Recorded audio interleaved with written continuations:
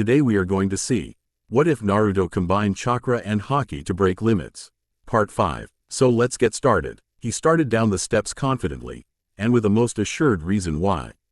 He finished making his way downstairs and saw her seated on a waiting bench across from the receptionist. She still appeared docile, but he kept note that she was a splendid actress when she needed to, and absent-mindedly hoped that this wouldn't come back to stab him in the back. As he approached her, she got up, and welcomed him with a hopeful, well. He retrieved the letter-sized document from out of an envelope he had with him. He gave it to her, and she quickly read through it. "May I see it when you're finished?" She finished reading it quickly when a grateful look graced her face. "I'm registered." He took it from her and briefly read it once to dedicate it all to memory. "Yep, seems so, Haku. It still looks like a temporary thing, so you'll need to have tea. He's with you until you're fully registered as a member of Konohagakure. He'll have the official thing done up within a couple days through the right people, and you should have your identification card by then, too. You're a civilian, until they can deliberate what to do with you if you still want to be a kunoichi." "Arigato, master." The boy ignored the gawking of the receptionist and quickly ushered the girl outside. "Yeah, duitashimashite. Kuso, I don't know how everyone's going to take this, master, thing." 5 years, huh? Hi, she answered. "Perhaps this means I will not be hunted anymore." Naruto face-palmed himself with the heel of his palm. He had had his suspicions as to why Zabuza had insisted that he keep her.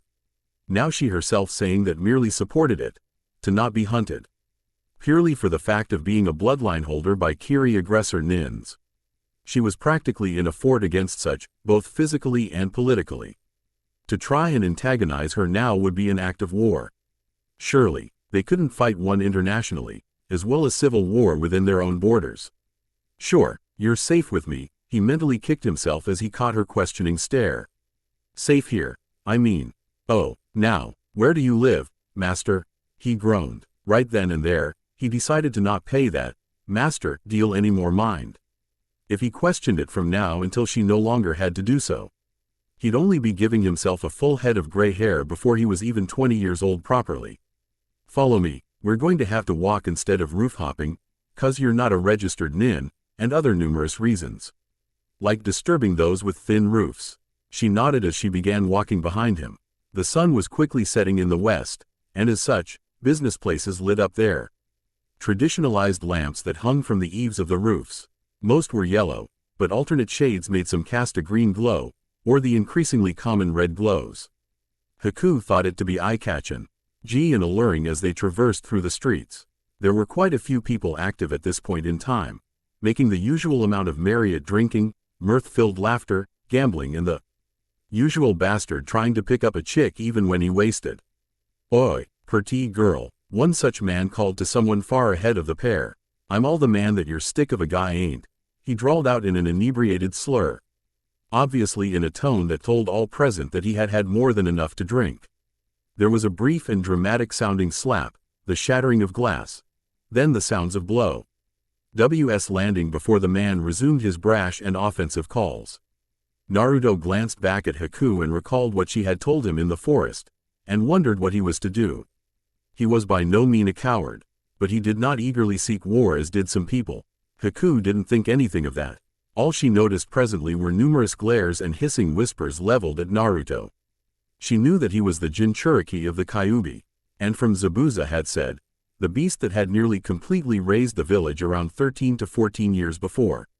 While Naruto himself vouched for the beast to be a bad character and she believed him, for the most part. She figured that these people did not know that Naruto and the beast was on good terms, and could perhaps apologize to them. "What world do I live in?" she thought grimly. Of course it wouldn't be that simple. They've probably lost property or loved ones to it. No matter how innocent the Kyuubi could be. They could care less, and my master's the medium for their rage. Indirectly, or directly, if these people are exceedingly ignorant and believe Naruto-sama himself to be the beast. This was unfortunately proven true while they continued as she saw a glass bottle heading for her master's head. Instantly, she created a one-handed hand seal in her right hand which was still at her side. She created a small and thin but strong, flat piece of ice at the apex of the glass bottle's flight. It was so subtle that only a few, Junin, in general, could notice a phenomenon like that, and she utilized it perfectly in a crowd of these people. The ice was not like a stopping wall. It was parallel with the bottle, and as the bottle reached it, she manipulated the ice to turn up a bit so the bottle slid off with its original momentum, like a ramp, and continued going further. Instead of coming down onto Naruto, it continued moving up a bit and crashing into a wall on Naruto's far side. The ice was then relinquished as a fine mist that could be barely seen. "Nice trick," Naruto muttered to her, surprising the ice user. It had all been done in his blind spot as the boy had continued staring ahead of him while the bottle approached him from his 8 o'clock in direction. "I thank you, but it was unnecessary." Reflex. She caught the hint, but she still shook her head. "It's my duty," she answered firmly. "Now you're being a bit too protective of me. In any case, I fear that you may have made things worse." Naruto intoned. "We should hurry. Just don't try to anything ninja related. They're dumb sometimes, and you're not a licensed ninja." "Why? That demon Brad just used demon magic." A fat drunken man slurred in exclamation. "I swears I just saw it." Naruto and Haku both sweat dropped lightly at the level of stupidity just heard in the man's yell. It didn't last, however, as what the man just shouted over the din was passed all around the crowd. The Uzumaki decided to make haste, grabbed Haku's wrist and tugged on it to emphasize what he earlier said. "Come on, while they haven't specifically located us yet." She allowed him to pull her and he weaved through the crowd with all dexterity he possessed. He managed to maneuver them both for another 25 meters, when the earlier person from the beginning who was making potshot calls easily spotted Haku in her pink kimono, and, "Hey, you, in the pink, wanna come back to my place to play, hide the beef? You can't lose. There's only 3 places you'll need to look." Naruto would have knocked the man's head sideways just for the worst pickup line ever, but gritted his teeth through it. If Haku wouldn't make a big deal out of it, then he wouldn't either. "She's got a mouse for a man," the over-muscular man mumbled. Naruto gripped the girl's wrist tightly just to make sure she didn't act up. Perhaps she could ignore affronts to herself, but was perhaps a bit too overprotective of him, as she had demonstrated a bare minute before. He turned his head to her to give her a shake of the head, but it was his first mistake. The man saw Naruto's face as he turned his head, and if Naruto was sure of one thing, was that anyone could identify him for his whisker marks.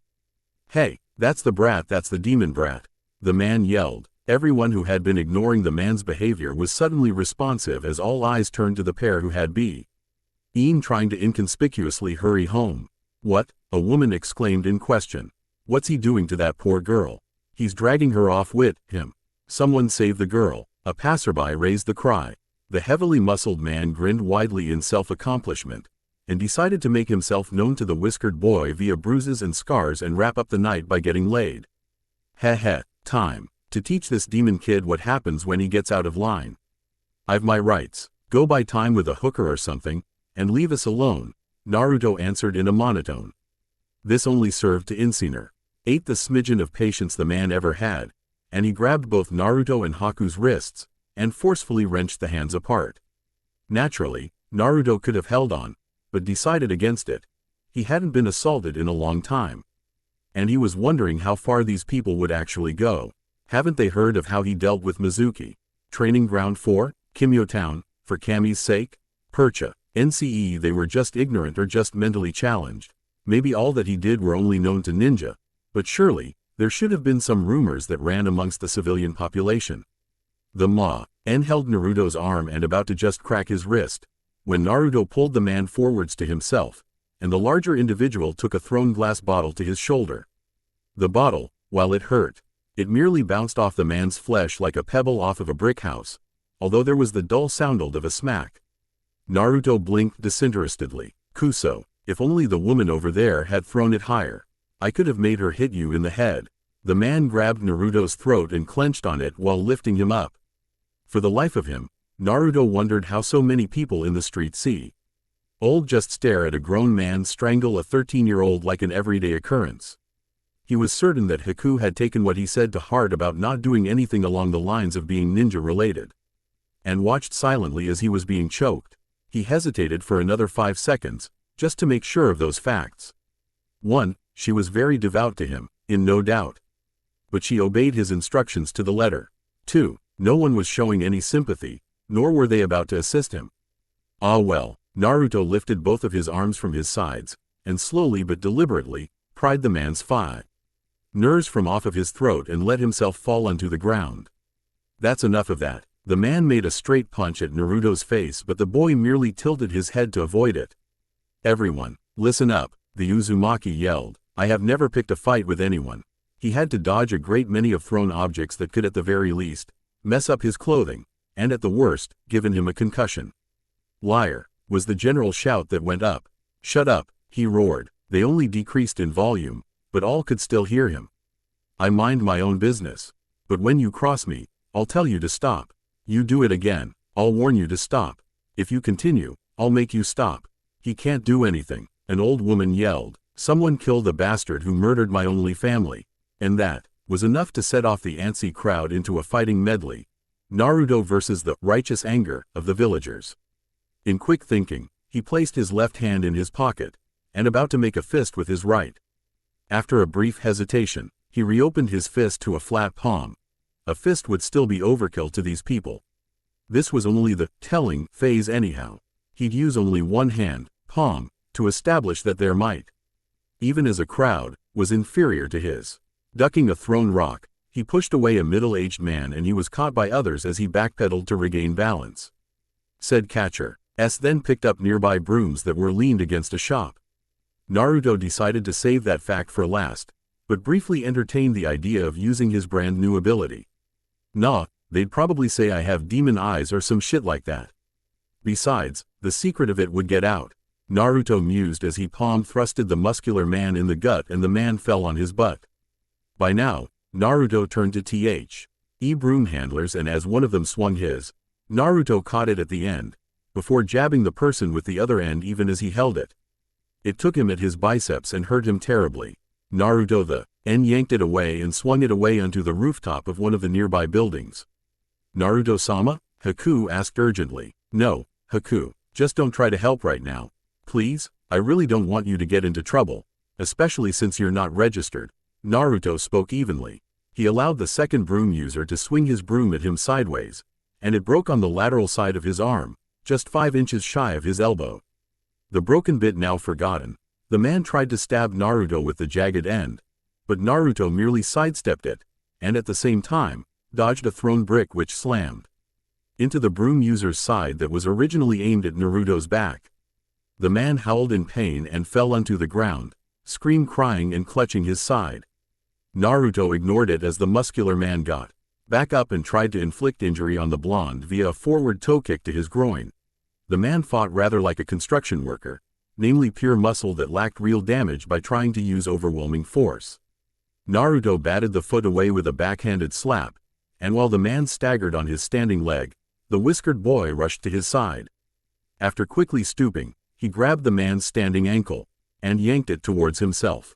The man fell onto the ground and felt his wind knocked out from under him in one solid release and glared at the boy who made a fool out of him. Naruto was completely emotionless as he released the limb to half-catch a brick-sized rock that would have smashed his face. As the rock made it to his palm, he altered the direction of the rock by pushing it to the side in a veer. It soon decreased in speed mid-flight and dropped onto a man's foot the very first with the hurt upper arm from the broom. A large knife, courtesy of a professional street evil cook, was thrown to the downed muscular man to aid him. By now, Haku had allowed herself to be pulled to the side by a concerned village woman, and now watched the events unfold. She wasn't learning anything in particular, besides that of the Uzumaki making the villagers beat up one another and themselves. A bit more than just regular street brawling, yes, but why the villagers persisted, she had no idea. He was using only the palm of one hand, after all. Didn't they realize how much he was holding back? The man took up the knife and grinned. Heh, let's see how tough you are now, demon, when it's blade against flesh. You do realize that I'm a ninja, and it's expected of me to carry a number of edged weapons?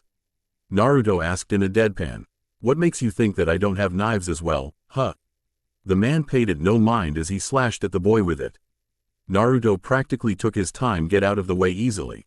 This only served to make the man angrier, and the boy more eager to wrap up this little conflict. He would still use the flat of his palm. Blade against flesh, the edge of his palm would serve him just as well, and send his message across. He was not to be trifled with. Naruto dodged another slash, and chopped the man's wrist to knock the weapon from his grasp. Settling in to finish the conflict, Naruto made an extra forceful thrust into the man's stomach with the heel of his palm. The man fell wheezing onto his knees, and after dodging the final stone, Naruto guided the rock to the man's forehead with his palm behind the rock while it was mid-flight. With a jarring impact, it drew blood as the man gave a throaty scream. That vocalism was cut short as Naruto slashed with the fingers of his flat hand across the man's cheek, laying it open from the side to the mouth by a measurement of 2 inches. Blood rushed from it in a welling up, but Naruto merely sidestepped a bit to the left and smashed the heel of his palm with a swing onto the man's nose, breaking his probable one good feature. He never even closed his fist. An elder man exclaimed. The man fell onto his side and rapidly turning the ground around his head red while screamed for his face. Without even a backwards glance, Naruto merely went back over to Haku, beckoned to her, and both left the now silent would-be mobbers to pull themselves together after what they had just seen. Does that happen often? No. In fact, they haven't tried to get physical with me since I was 10. Well, they might have tried, but the Hokage's Anbu countered them without me even seeing it. They finished making their way his home, amidst a myriad of debauchers that ran amok in his district. Entering the building, they both skipped up steps to get to his apartment. Naruto breathed a sigh of relief upon entry, seeing that his apartment was in the same shape that he left it. It was clean, at the very least, and anything she saw now wouldn't matter, as they were moving out the next day, anyway. Welcome to home sweet home, he welcomed with a half grin. He took her stoic features as a sign of disapproval, but she soon smiled a bit. It's fine, really, it's better than most places in which I've had to sleep in the past, she admitted as she wandered around idly, taking in everything. I can't even find something to pick up after you. He rolled his eyes. She really was taking this servant, slave, thing a bit too serious. I'll see what there is to cook, she mumbled half to herself as she wandered to the fridge in the corner. Naruto cursed to himself, nearly drawing her eye to his fit. He hadn't been shopping in ages. He always ate out, so his fridge had only been containing water and some juice that was sure to have gone vinegary by now. Before he could make up an excuse for her to not open the refrigerator. She did. Master, there's nothing in here. He groaned especially loud at this. I know. Hold on. There's an envelope here in the fridge door. She took out said envelope, and looked at both sides. It's addressed to you. Don't open that, he exclaimed. It might be a trap. He was beside her in an instant and grabbed it from her. He was about to simply throw it out, but briefly called to mind that placing a trap inside a letter envelope inside his fridge was pretty far-fetched. Who would? He sighed, before handing it to her. It's fine. She raised a questioning eyebrow before taking it from him. If it really is a trap, are you trying to dispose of me? No, I'm beside you, aren't I? If there's actually something, the proximity would catch me as well. She nodded. It was a fair point. She formed a sliver of ice and used it like a letter opener. Quickly cutting the envelope open, she took out a letter and an obvious storage seal.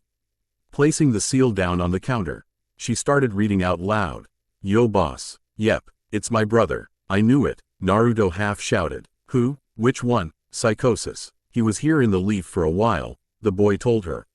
She shrugged before continuing to read. I came here to meet through the link when you called for a meeting. After we were done with the damn word slinging and boring details, I decided to get a bite to eat. Your damned furniture that was supposed to have food wasn't fulfilling its purpose, so when I was out buying up a whole mess of things to carry out to you, I shopped for some things for you to eat when you came back home. I don't think any of us would appreciate it if you starved yourself to death. The list of the contents are on the other side of this note. Narbure, here she visibly paused, giving off the vibe of a double take, turned to Naruto. Clarity was now reigning supreme in her facial features. Well, I learned some things, and now I'm confused about others.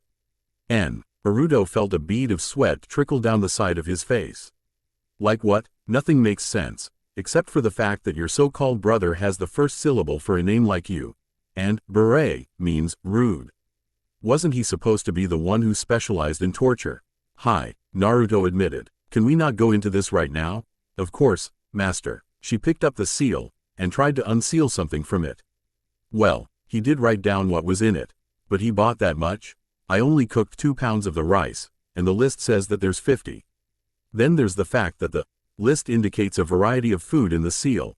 Normally, storage seals are far more limited. This is very high-quality paper and ink.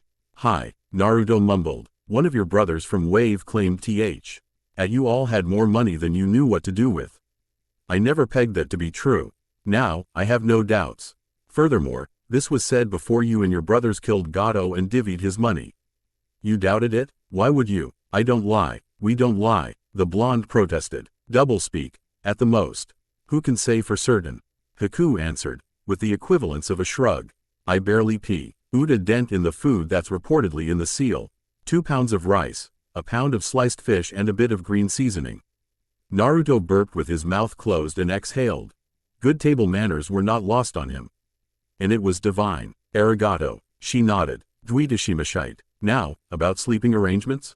It was fully expected. Naruto felt like he wanted to face-palm himself with a rock. 2 sets of clothes, huh?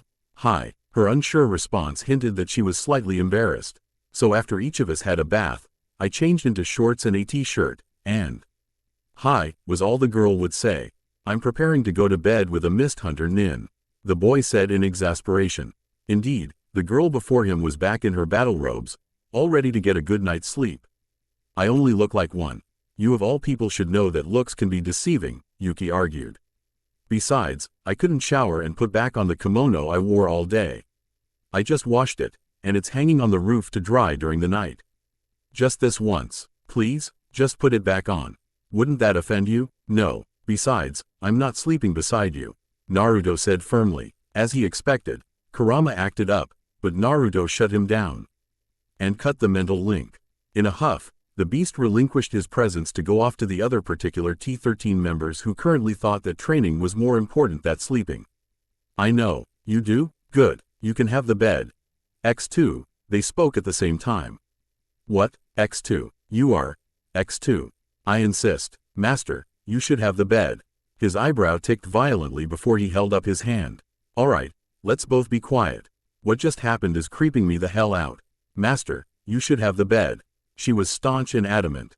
It is not my right to impose my own self in comforts that belong to you. Oh yeah? Well, I order you to take the bed. Oh he hesitated. After you borrow a pair of shorts and a nightshirt, I reckon.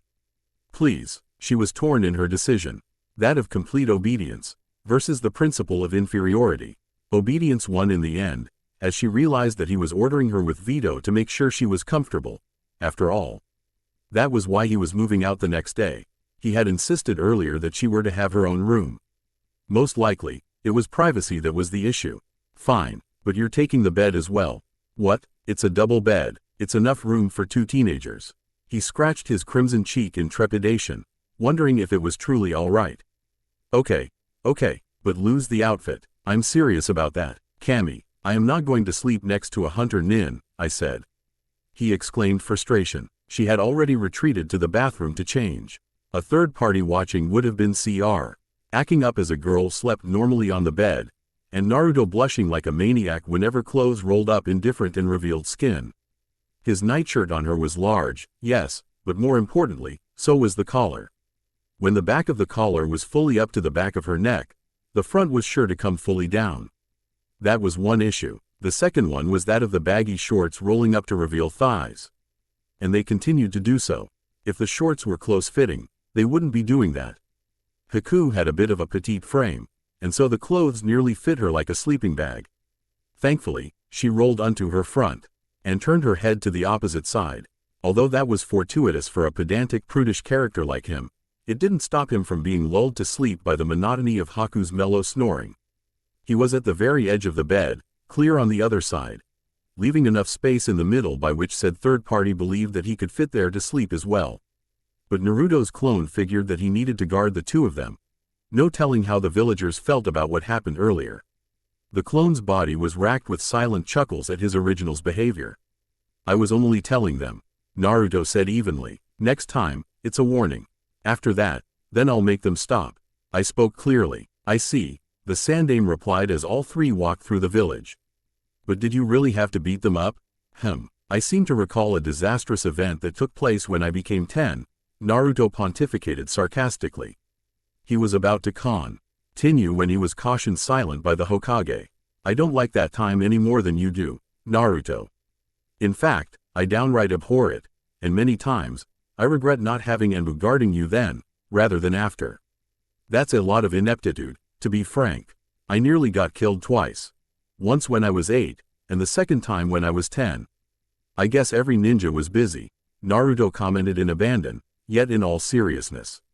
At least they're impartial. None of them came when I was defending myself with only the palm of my right hand. Hiruzen exhaled deeply as he stared out in front of him. He was taking the lead with Naruto and Haku just behind him to the sides.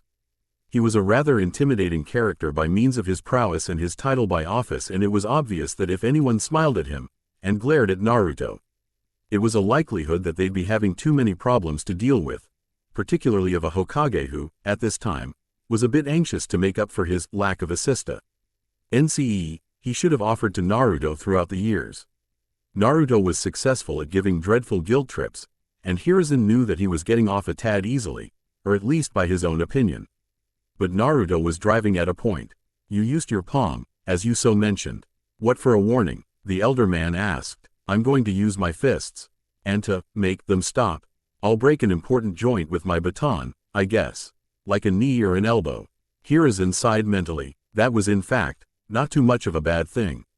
While those were horrible breaks to receive such a blunt instrument of brute force. At least Naruto wasn't going to kill them. Whether or not it was justified, a civilian couldn't be killed by a ninja, unless it was by execution by breaking a law that required their lives as punishment. If the case was absolute, then the civilian could be killed without trial. Although this was a military-esque village, the civilians had rights too. And according to reports, Naruto had fought with lower strength than one who wasn't trained in the ninja arts, much less, never even closed his fist. Naruto was hunky-dory, as far as it went, just like his earlier issue with the destroyed training ground 4, and if they persist beyond that, I'll break important joints. Plural, Hiruzen muttered. Well, here we are. You claimed that you wanted a house, not an apartment. You could just buy it, instead of having to pay rent every month. Although if he makes Junin, or turns 16, he'd basically have the keys to the practical fortune his parents left behind. I like it, Naruto said unexcitedly. Good location, it's in a good district, nearby shops, and apparently, this block is patrolled every now and again. I wonder why I didn't live here in the beginning. Quote, could you buy a house like the others here? Shinobi typically rent their homes, as their future is always in jeopardy. You were under rent like everyone else. That's fair. In truth, he could argue this point for days. But he didn't feel up to it. He merely stared up at the house, and noted that it was built with a small space between the other neighboring ones, like everyone else. It was only a passage at best on both sides. It wasn't a lateral house, it was a dorsal house. That meant that instead of having a house built with all the rooms extending to the side, all the rooms extended to the back. It was done to save space, and add more houses to a street. And the Hokage did mention that there was a backyard. How many bedrooms? 3. But you mentioned last night that you were fine with 2. Why'd you change your mind this morning? In case of anyone passing by, I'm not liberating Haku of a bed, and I'm not taking the floor. Naruto spoke in a firm voice. He saw the Hokage's vain attempts to try to suppress a smile, and decided to shut the man's thoughts down quickly. I'm not raising a family, alright? I can virtually hear you think the thought. Me? I said nothing. You said so, not I, the Sandaime replied, his smile growing into a smug grin. Let's go inside. A mere 15 minutes later, the trio had fully toured the inside of the house, and the outside as well. 3 bedrooms, 2 fully furnished bathrooms, a kitchen and a sitting room. And the backyard was enough. Not too much, or small. Just enough. A yard of grass growing, a fig tree growing close to the fence, and a veranda. 1. Perfect, Naruto muttered. Now how much is it? It just doesn't work like that, Naruto. The Sandaime rebuked. Forms to be signed, deeds, keys and money need to change hands, he trailed off, letting the boy know that it was easier said than done. Alright, I'll do the legality wrangling and I'll make some Kage Bunshin to help us move in. I want all of this done inside the hour. He glanced at the Hokage testily. Please. It was in fact 45 minutes later when Naruto paid for the house with cash he himself had withdrawn. A clone of the Hokage, who accompanied him to the place of general banking in the village and got him a place at the head of the line, and the brightest forced smile he had ever seen from the teller at her station. He had withdrawn twice the amount he had needed for the home, mumbling something along the lines of needing new furniture. Around a dozen clones went around buying the furniture, as well as scuttling his apartment for all that he wished to carry with him. In fact, they carried off all of his previous furniture to a homeless shelter, along with money hidden in aspects like cushions and pillows. Only the dirty people would sit in it, feel the money in cushions and investigate it.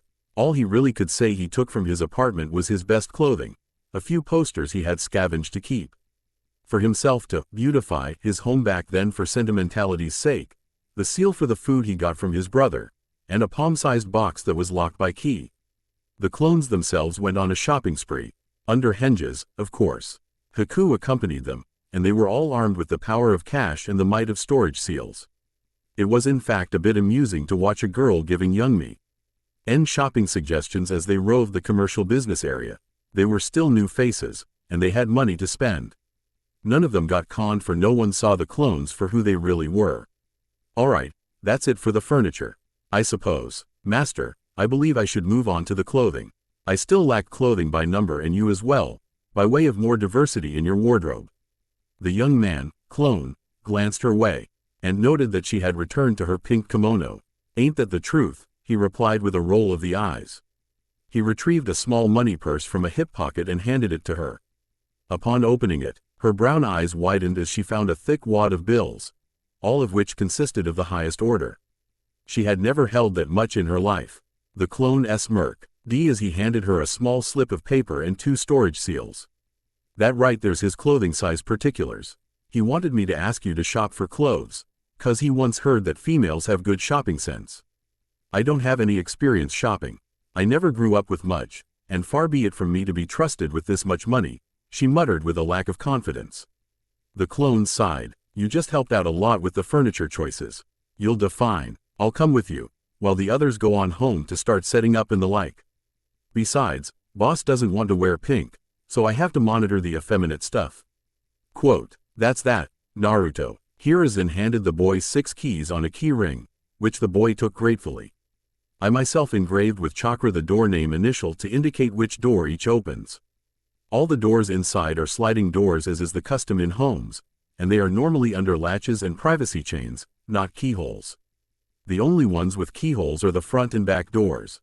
3 keys for each. I suppose that you would give the girl a pair as well and keep the last 2 as reserves or for emergencies you could set aside. The girl has a name, Naruto reminded. But thanks a lot, Saru Gigi. By the way, about last night. I'll look the other way this once. But you are not to be the instigate for the first strike. Nothing extreme. Yours is a special case, as no other shinobi had been provoked and antagonized as you have been. But I suppose there could be an exception for you, that you are liable to hurt someone if you're riled on repeatedly, as you've said before. It's not fair, and yet it's just. Naruto figured, not because they can't fight me, but they shouldn't be trying to in the first place. Exactly. This won't pass as law, but perhaps you could start a rumor. Quote, I thought that you didn't compromise yourself with dealings done under the table. I'm not, the man said evenly. This made Naruto think as to how that the Hokage wanted Naruto to start a rumor that he could get away with harmful self-defense, only as a bluff. He was in fact hoping that it wouldn't come to brawl or fistfight or worse, but should it happen, the worst Naruto could get is a legal slap on the wrist. Perhaps like some community service by way of a few D ranks, most likely, any of which could be nullified by using clones. I see. The boy then got a memory of his clones dispersing and grinned a bit in self-satisfaction. Well, do you want to swing by and see how everything looks? The Uzumaki asked. The last piece of furniture was just set into place. Already? I'm my own helper, and I've a helper. Shadow clones and Haku. He deadpanned. Haku placed the vase of flowers down onto the center table, and smiled broadly. Finally, this entire house felt like a home. A home. Such a term felt alien to her, and she couldn't help but remember a time when she used to be in one. A time before she was caught manipulating water and ice. And then it became a glacial and frosty hell. She shook her head to get rid of it, or at the very least, suppress it. It was a good day. The day was perfect, in fact. Warm sunshine, partly cloudy. Balmy breeze, the type of weather that people usually took for granted until it became terrible. Her years under Zabuza now consisted as nothing but memories and experiences, and she was grateful. Deep down, under the man that was composed of a killer, was a person she knew cared for her, and she was happy that he did. Perhaps that really was the reason why he had trying to sell the idea of her being subservient to Naruto. If for nothing else, the perks of being somewhere safe from hunter nins, for starters. Others, like not having to constantly be roving around countries in a perpetual flea, ran second. And so on in a listing. It could even be argued that the hunter nins pursued him extra fiercely because he was in the company of Kekkei Genkei holder. But now, she truly felt that her luck was changing for the very best, very quickly. In a single moment of desperation, she had sold herself to a person, while who did not want her as an inferior being, treated her with the very best. And it hadn't even been a month in which her servant-slave tenure had begun. Her new master only ordered her to do what he believed would benefit her by way of comfort and happiness, already demonstrated that he held her in high esteem and concern. The fact that she could get into trouble in the street, or the Anbu clash in the office, or when she nearly lost her life to a Sweden shark in wave. He had already demonstrated that he really wanted the best for others, and wondered if she herself was precious to him. Perhaps he could be one to her. Or he could be an overall self-sacrifice person who only came along once in a lifetime. And all of this reasoning came from less than a month in which she had first met him. It was funny how life worked out. She had a roof over her head, food availability for an eternity, her own warm bed, double bed, and her own closet full of clothes. These were all the necessities more than compensated for, not to mention luxuries like television. Perhaps a space for some gardening in the backyard, and the list went on. When it was all calculated, she was given to Naruto to be taken care of. Nothing was said like that, but the future wasn't dim at all. In fact, at the very opposite of it. "Haku, we're home," Naruto called. He turned his key and entered, only to find the girl looking as if she was lost in thought before he first called. Deciding to file that away as unimportant, he gestured to the sandame behind him. "I invited him to show him how everything looks. When I got the memories, I thought it was superb. You did a great job with telling the clones where and how to set up and place everything." "I thank you," Yuki answered. "You were impressed enough to show it off, I see." The Hokage smiled to himself. This girl was all right by him. Hell, ever since she came back with him from Nami no Kuni, he had noticed that Naruto had been of a somewhat happier countenance, and she had arrived only yesterday. Of course, there was fellowship in wave. Provided that it wasn't a brainwashing, Hiruzen chuckled at this. A girl of this nature was perfect. "It's splendid." He cruised around, before coming back. Naruto cleared his throat. "That doesn't sound like a traditional, 'Oh, I love what you did with the place.'" He spoke, using his fingers to indicate air quotes. "But yeah, it's great. I should have gone to Wave sooner to get the money to get the house." The aged man laughed to himself, before he felt a slight tingle. "That's fine, but duty calls, Naruto. And to be frank, it's too loud. Next time, next time." And with that, the man left through the door, and the near unnoticeable sound of a body flicker was heard. They two in the house took it as a sign that the man was gone, and the ice user made herself audible. "So what would you like for lunch?" "Master, I was going to cook something, but I'll make way for the better cook." Naruto supposed. "Please cook your favorite meal, if you feel up to it. I want to know what you like." Haku turned and walked to the kitchen, her smile invisible to him. There it was again. Best master ever. The room was quiet, save for the three's breathing. A mere instant later, the woman of them had her hand over her daughter's mouth. Once it was assured that the line of the girl's speech was not condemnable, the hand was withdrawn. "You can't be too careful, Hinata-chan. The walls have ears. The Hokage told us about the law when we met with him, and allowed us to speak freely to our parents. Were you afraid that we would get into trouble?" "Indeed, daughter, but it's not that. There are the younger of us Hyuga could be passing by outside. Like your younger sister." There was a scampering of feet to get away from the door, but the man's face didn't change quite so much as Hinata's, who was surprised to know that Hanabi was eavesdropping. "Gomenasai, I did not realize." "You didn't finish. She only knows that you said that Naruto-kun is the container. That's where I stopped you." Hitomi assured. "Your head won't roll, but I dare say that my Shujin should put up some ceiling to suppress the inside vocalism to escape through the walls of this room." Hiyashi formed the dragon hand seal for a brief moment, before he resettled. It is done. Now you may continue, Hinata. The girl nodded gratefully. Naruto-kun lost his patience with sensei. Again, Hinata-chan? I spoke to her several times about alienating him. Her mother started, a bit upset. What did she do this time? I can't recall the details, but Naruto-kun said that the Kyuubi had already apologized to her for killing her father. Hiyashi blinked, but Hitomi looked thoughtful. Ah, of course, she told me about that, but she was confused about it in the beginning. She finally came to the conclusion that Naruto was lying, or if it really was the beast, that it was that who lied. What happened next? The heiress continued on eagerly. Naruto allowed the Kyuubi to possess him, like. Both clan leaders had their breaths caught in their throats, but the girl paid it no mind. He spoke to all of us in turn, and he then apologized to Kurenai for her father, and that she shouldn't oppress Naruto on the basis that he was orphaned, and then lost his adoptive father. Hinata-chan, dare I ask what the Kyuubi was like? Was he threatening? Far from it. While he did speak with some foul language, Naruto's adoptive mother hit him over the head several times while telling him to stop. He soon conceded. Hiyashi couldn't believe this. The Kyuubi possessed Naruto, and allowed a civilian to cross him. He must have known that he was in the wrong. He even spoke to me. Hinata blushed a bit, but soon negated it by thinking of what happened when she was fighting at the cave entrance. What did he say, Masumi? Hitomi queried. To be straightforward, she hazarded a gulp. He told me that if I didn't like Naruto-kun anymore because he was its Jinchuriki, he was fine with it. He also said that Naruto is dense, and I would have to scream it in his face. Her parents were not stupid.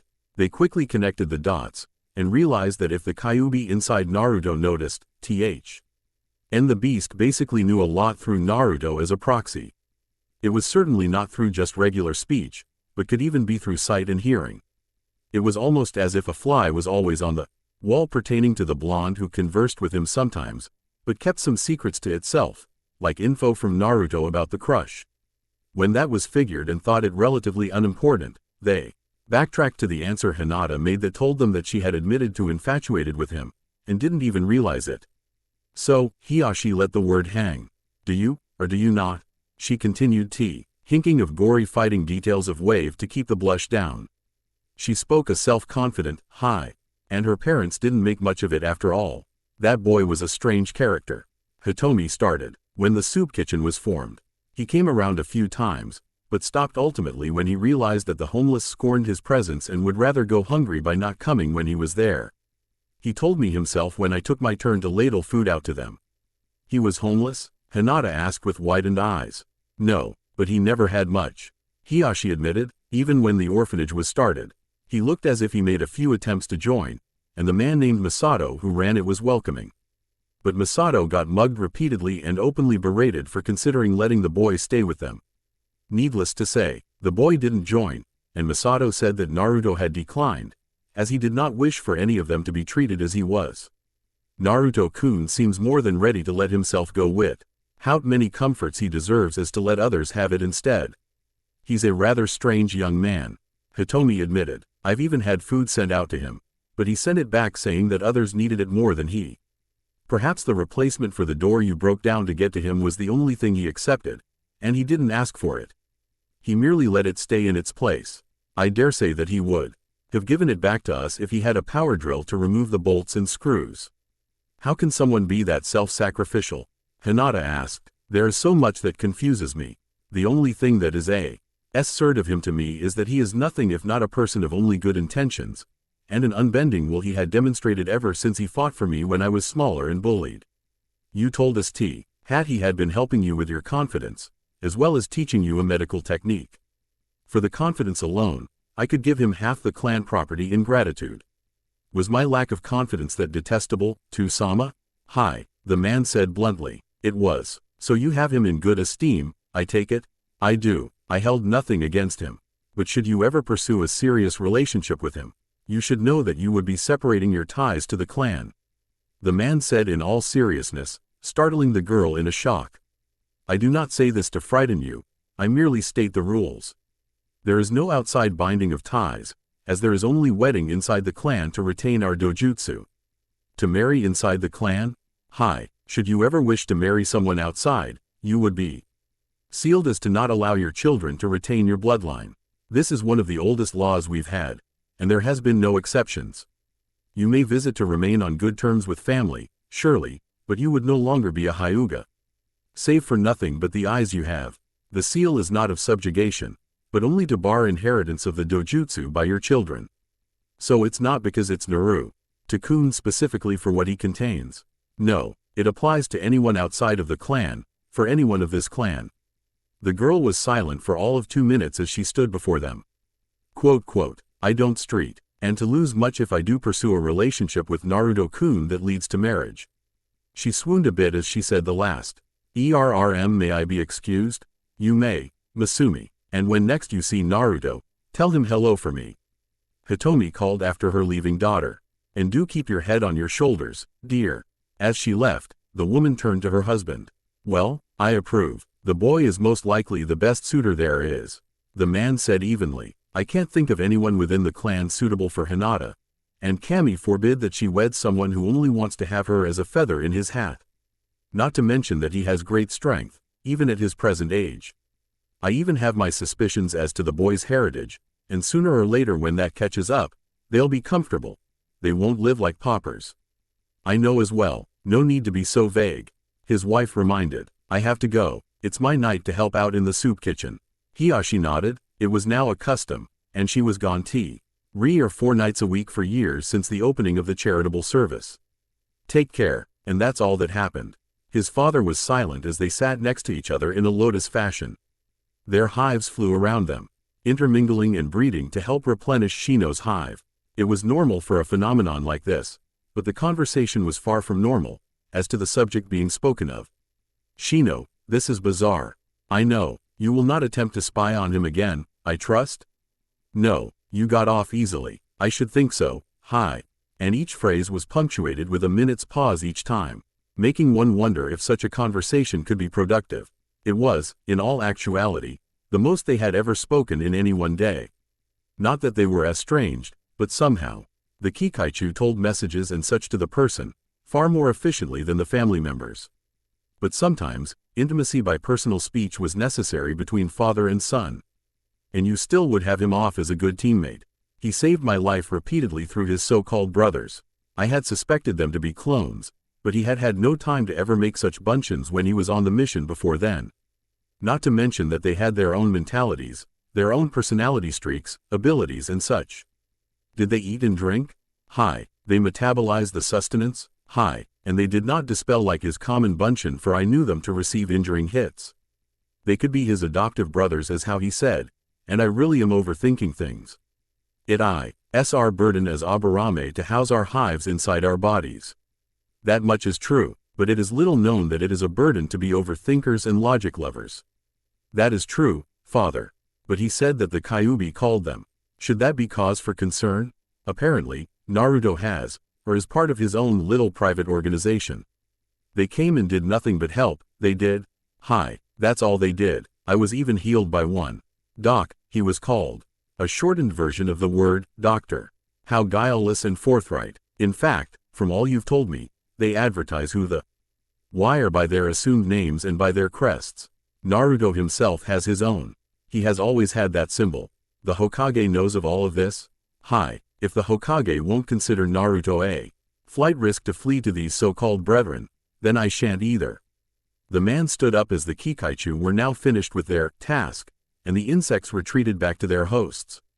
If Naruto, who has always had others' safety, levity and comfort in mind to willingly expose them at risk of compromise and question to himself, then he must care a great deal for the lot of you and others in general. It means that he's not trying to make a case to defect. Perhaps it also had to do with Kimyo Town when he could have left, but still remained to fight for the settlement and repress the Oppo Tion from destroying the place and freeing so many others from abominable slavery. Naruto has no wish to leave, and has Konoha's best interest at heart. But if he starts acting in a fashion that indicates otherwise, it would be best to inform someone like the Hokage or myself, although he's the better option. He has years of experience garnered that would guide him to the best possible decision. Hi, father, so you have Naruto in good esteem, I presume? If one young man could do so much for Kimyo Town, and then for Nami no Kuni, I shan't fear for him to be against you, or the village. I'm not telling you to monitor him as a hazard for what he contains, or for his questionable history. He has everyone in a place before himself, and even if he cannot do so in the village, let him do it elsewhere. I say this because he's a young man of the highest moral caliber, and you are fortunate to have him for a teammate. You should listen to advice and instruction from him and look out for him. For I'm convinced that he'd do the same for you as well. People like him are exceedingly rare, nowadays. Definitely the most the man has ever said in a week, or even a month. And all he had to do was give the affirmative. Instead, he gave his reasons. For a man of little speech like his father, to go that far meant that he was probably giddy that someone like Naruto was on his team. Even in his quiet and stoic way. I see, father. Arigato for your advice and instruction. Will that be all? Hi, the man replied after a half hour. All in all, they had been conversing for an ample 4 hours. Kurenai paid no attention to the hoots made to her by the brash males as she walked on past. She was lost in thought as she made a beeline for her usual table, the one her fellow Junin sat at whenever they felt the need to converse, or to just waste time. At the table, she saw Asuma, Guy, Anko and Yugao. The last came as a surprise to her, for she rarely saw her more than twice a month. It wasn't usually around this time, so she must have done something or another to get, or take some time off. It was Asuma who saw her first and hailed to her with a, "Hey Kurenai." She didn't answer straight away, but instead plopped herself into an empty seat. It was normally Kakashi's to sit in, but he wasn't here. "Good night all." "Night," Anko said shortly. "Kurenai, you look like someone whose past just caught up to you." Kurenai shared a look with Yugao, and the Anbu woman nodded, before she answered in her place. "It did, really?" Asuma asked, no longer just feigning passing interest. "What happened?" Naruto apologized. Again? The man asked. There was only one other instance in which she had ever claimed Naruto had apologized, and it was about her father. "About your father? Whoa.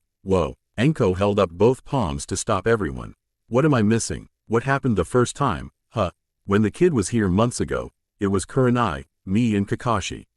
He was buying some food, and he just ups and says, 'Sorry,' and it was done on behalf of." Asuma held up a palm of extended fingers, before quickly folding in his thumb to show a sum of 9.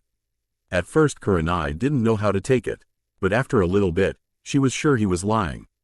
She just knew that some element was true, and some other part of it was a lie. The boy's eyes wandered a bit to the left only slightly, but if I know Kurenai here, is that she's a lie detector, almost better than Kakashi. "What did my eternal rival say?" Guy asked seriously. He knew that when he was speaking pertaining to what could cause his head to roll if he yelled, he was calm and spoke with conviction and calm. It was a little seen side of him, but for now, it was absolute. Kakashi said the same, although he said that it seemed that the apology was genuine, but some element to the supporting reason was false. But he apologized again. Yuhi reminded everyone, this time was the real deal. While in wave, he loaded or he to take control for about a minute or two to talk to everyone. After he called me a bitch, Anko started to snicker, before it became a belly-thumping laugh that extended to the others as chuckles. The red-eyed woman let it be, because she deserved it. Both the insult, and to be laughed at. "Oh damn, that thing's pretty observant, Kurenai." The snake mistress elbowed her friend in the ribs in her mirth. Yeah, Kurenai agreed offhandedly, and then he himself apologized. "It's a he." When it was fought, no one had seen any genitalia. Guy spoke up. "Damn good thing, too." Asuma mumbled. "With a so small, it would have been awkward to fight with a giant cock on its underside." "Or if it was a female," Anko spoke up. "With a big ol' pussy under there. Naruto once told me that it considered itself a male because of its mentality, likes, and things like that. Basically guy stuff, from the gist of it. Since it was like that, it considered itself a he, and from the base that Naruto got when it was speaking, I can't think of it otherwise." Yuhi volunteered, interrupting the lewd line of speech. "But even so," he apologized, "what does that make me, I suppose I should just move on. I can't pretend that my father just isn't in existence anymore because of that. We've all lost people to death." Yugao spoke firmly. "You should count yourself lucky. You actually got an apology from the killer. Even though it didn't just set out to kill your father, I suppose you're right. I plan to make my apologies as to how I snubbed him over time.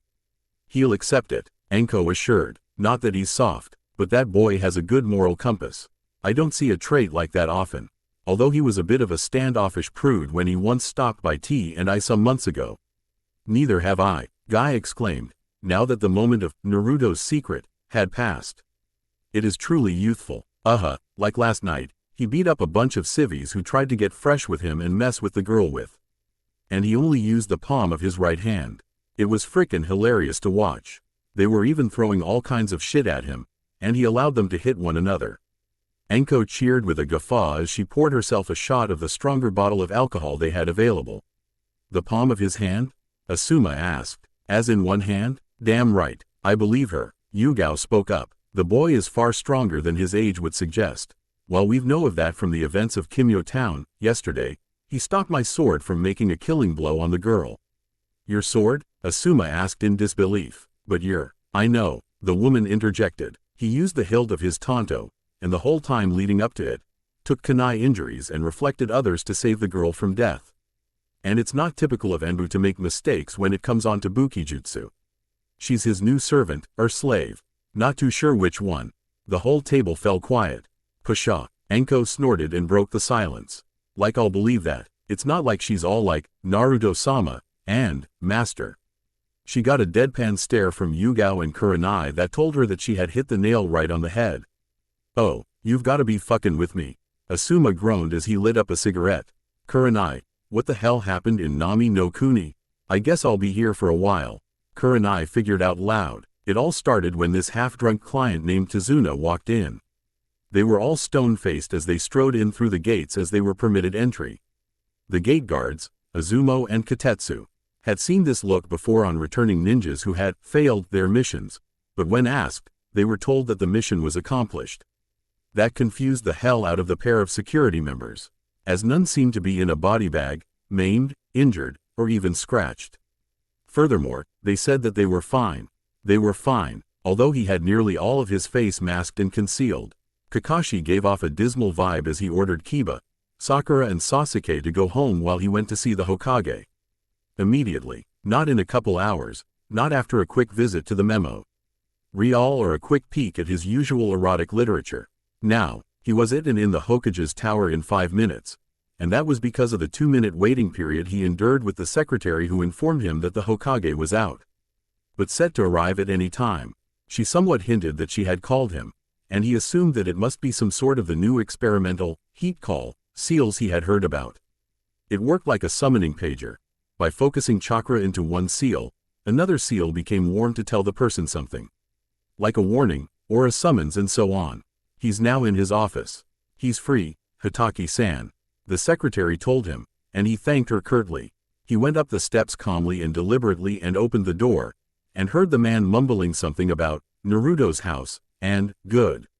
Whatever that was about, he ignored it as he greeted the man. Hokage-sama. The escort for Sumiga to his place of business was achieved. Hiruzen took a moment to regard the man. He was normally Kakashi. Now, he was acting more like Hitaki, if that made any sense. As of now, he was behaving a bit too formal, and that actually worried him. I see. What are the details surrounding the escort? Seeing that you had to see me so urgently? The details, Kakashi trailed off. Flashback. It's so hot, Sakura complained. We should have taken the one to Takigakure, sensei. Quit your griping, Pinky, Kiba growled. You're getting on my nerves. Sasuke and Kakashi said nothing, but Sumiga merely grinned, before telling Sakura that she should have expected that it would be of a dry, hot climate. In fact, they were traveling for 3 days, and he had been warning her constantly that she should have better prepared. Prepared was a strong word. What he meant was, get ready to choose your lesser of two evils. Kakashi was fine. He had endured worse. Kiba decided to retain his jacket and pants. It helped to keep the hot, gritting sand off, and out of his person, if you caught his drift. Sasuke went as is in his shorts. He was determined to keep cool by having as little clothing as he would dare, so as is. Sakura she also went as is, because she didn't know there was a choice to make. Judging from how everyone was still dressed the same, it was an honest mistake, made by an assumption. But then again, she still couldn't make up her mind if she hated the infernal saw. ND creeping and grating on her flesh in her clothes, or if she hated the hot oven-like temperature, or the sand that constantly got in her eyes. She was like a nagging wife who went off every 5 minutes about a new complaint.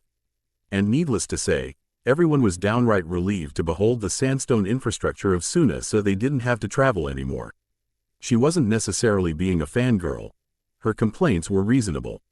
To be fair, she had insisted on Takigakure, for she wanted to see the waterfall after which their village was named.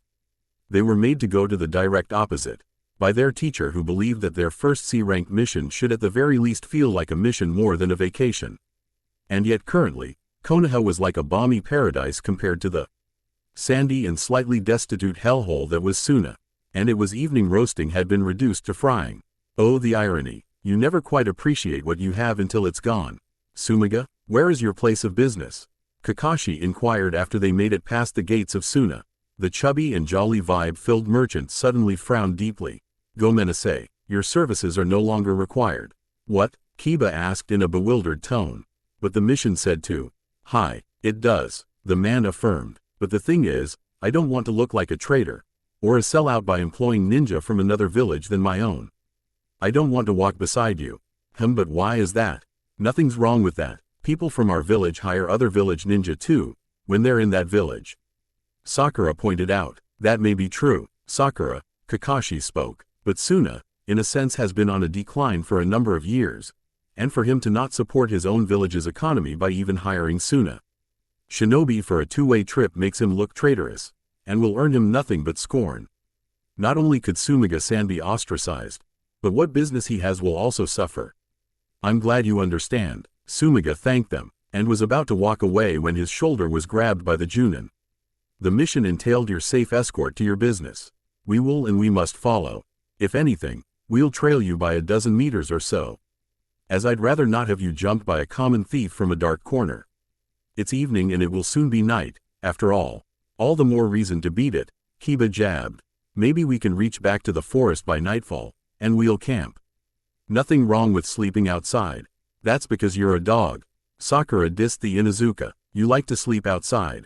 Why, I ought to plug your mouth with a fist. That's enough. Kakashi raised his voice to get their attention. I'll pay for a room or two for the night. For now, Sumiga-san, we'll follow. I trust that it's not far. No, the man sighed dejectedly. If the word ever gets out, we'll try to be discreet, Kakashi said with an eye smile. Kiba, smell anything suspicious? Yeah, Sakura's funky breath, he said dryly, but I guess that shouldn't be suspicious after all. 'Cause it's common knowledge. Your mouth is right under your nose, dog breath. She muttered. Focus, you two, Kakashi chided. This mission is all about garnering experience in the field. If you insist on insulting each other, I'll see to it that you two never get promoted. What about Sasuke? Kiba growled. Haven't heard a thing from him since we left the village. Have you? And no, the Inuzuka admitted. He resumed his sensory, sniffing, duty, but couldn't help but notice the lack of people out of doors currently. There were next to none. In fact, only Team 7 trailing the hurrying merchant were traversing the streets, the now darkened streets, and the man seemed rather overeager to reach his destination. Is this some kind of curfew? Someone finally noticed. Kakashi mumbled. You've got a good head. I noticed too, sensei. I just didn't say anything, Sakura defended. So you don't think T had a lack of any activity in the late evening and early night is disconcerting enough to tell your own team? The man gave off the vibe that he was far from pleased, and Sakura decided to just be quiet and try to rub away the goosebumps on her skin. The cold nights in the desert were a complete opposite of the fiery heat of the days, and she was still exposed. She was seriously considering getting an outfit change, as well as one for her entire wardrobe for clothing more versatile. Suddenly, the merchant far up ahead came to a sudden stop, and started backtracking with his hands out in front of him as if to mollify someone. Kakashi feared that the man was being attacked, and in a burst of speed was at the man's side, while his students raced to catch up. Upon their arrival, all 5 POWs watched in horrible fascination of a red-headed Suna native with a gourd on his back, who appeared to be of their genin age, venting his discomfort in a screaming groan, while sand circled him in a violent maelstrom on its own. The full moon retreated from its cloud cover to lend the spectacle an eerie glow, as well as reveal the sand to be logged with old and new blood all around. Kakashi had decided that they had seen enough, but wasn't feeling the need for confrontation. Whoever the boy was, he was definitely connected to whatever had just happened, and in the worst-case scenario, was just the cause of it.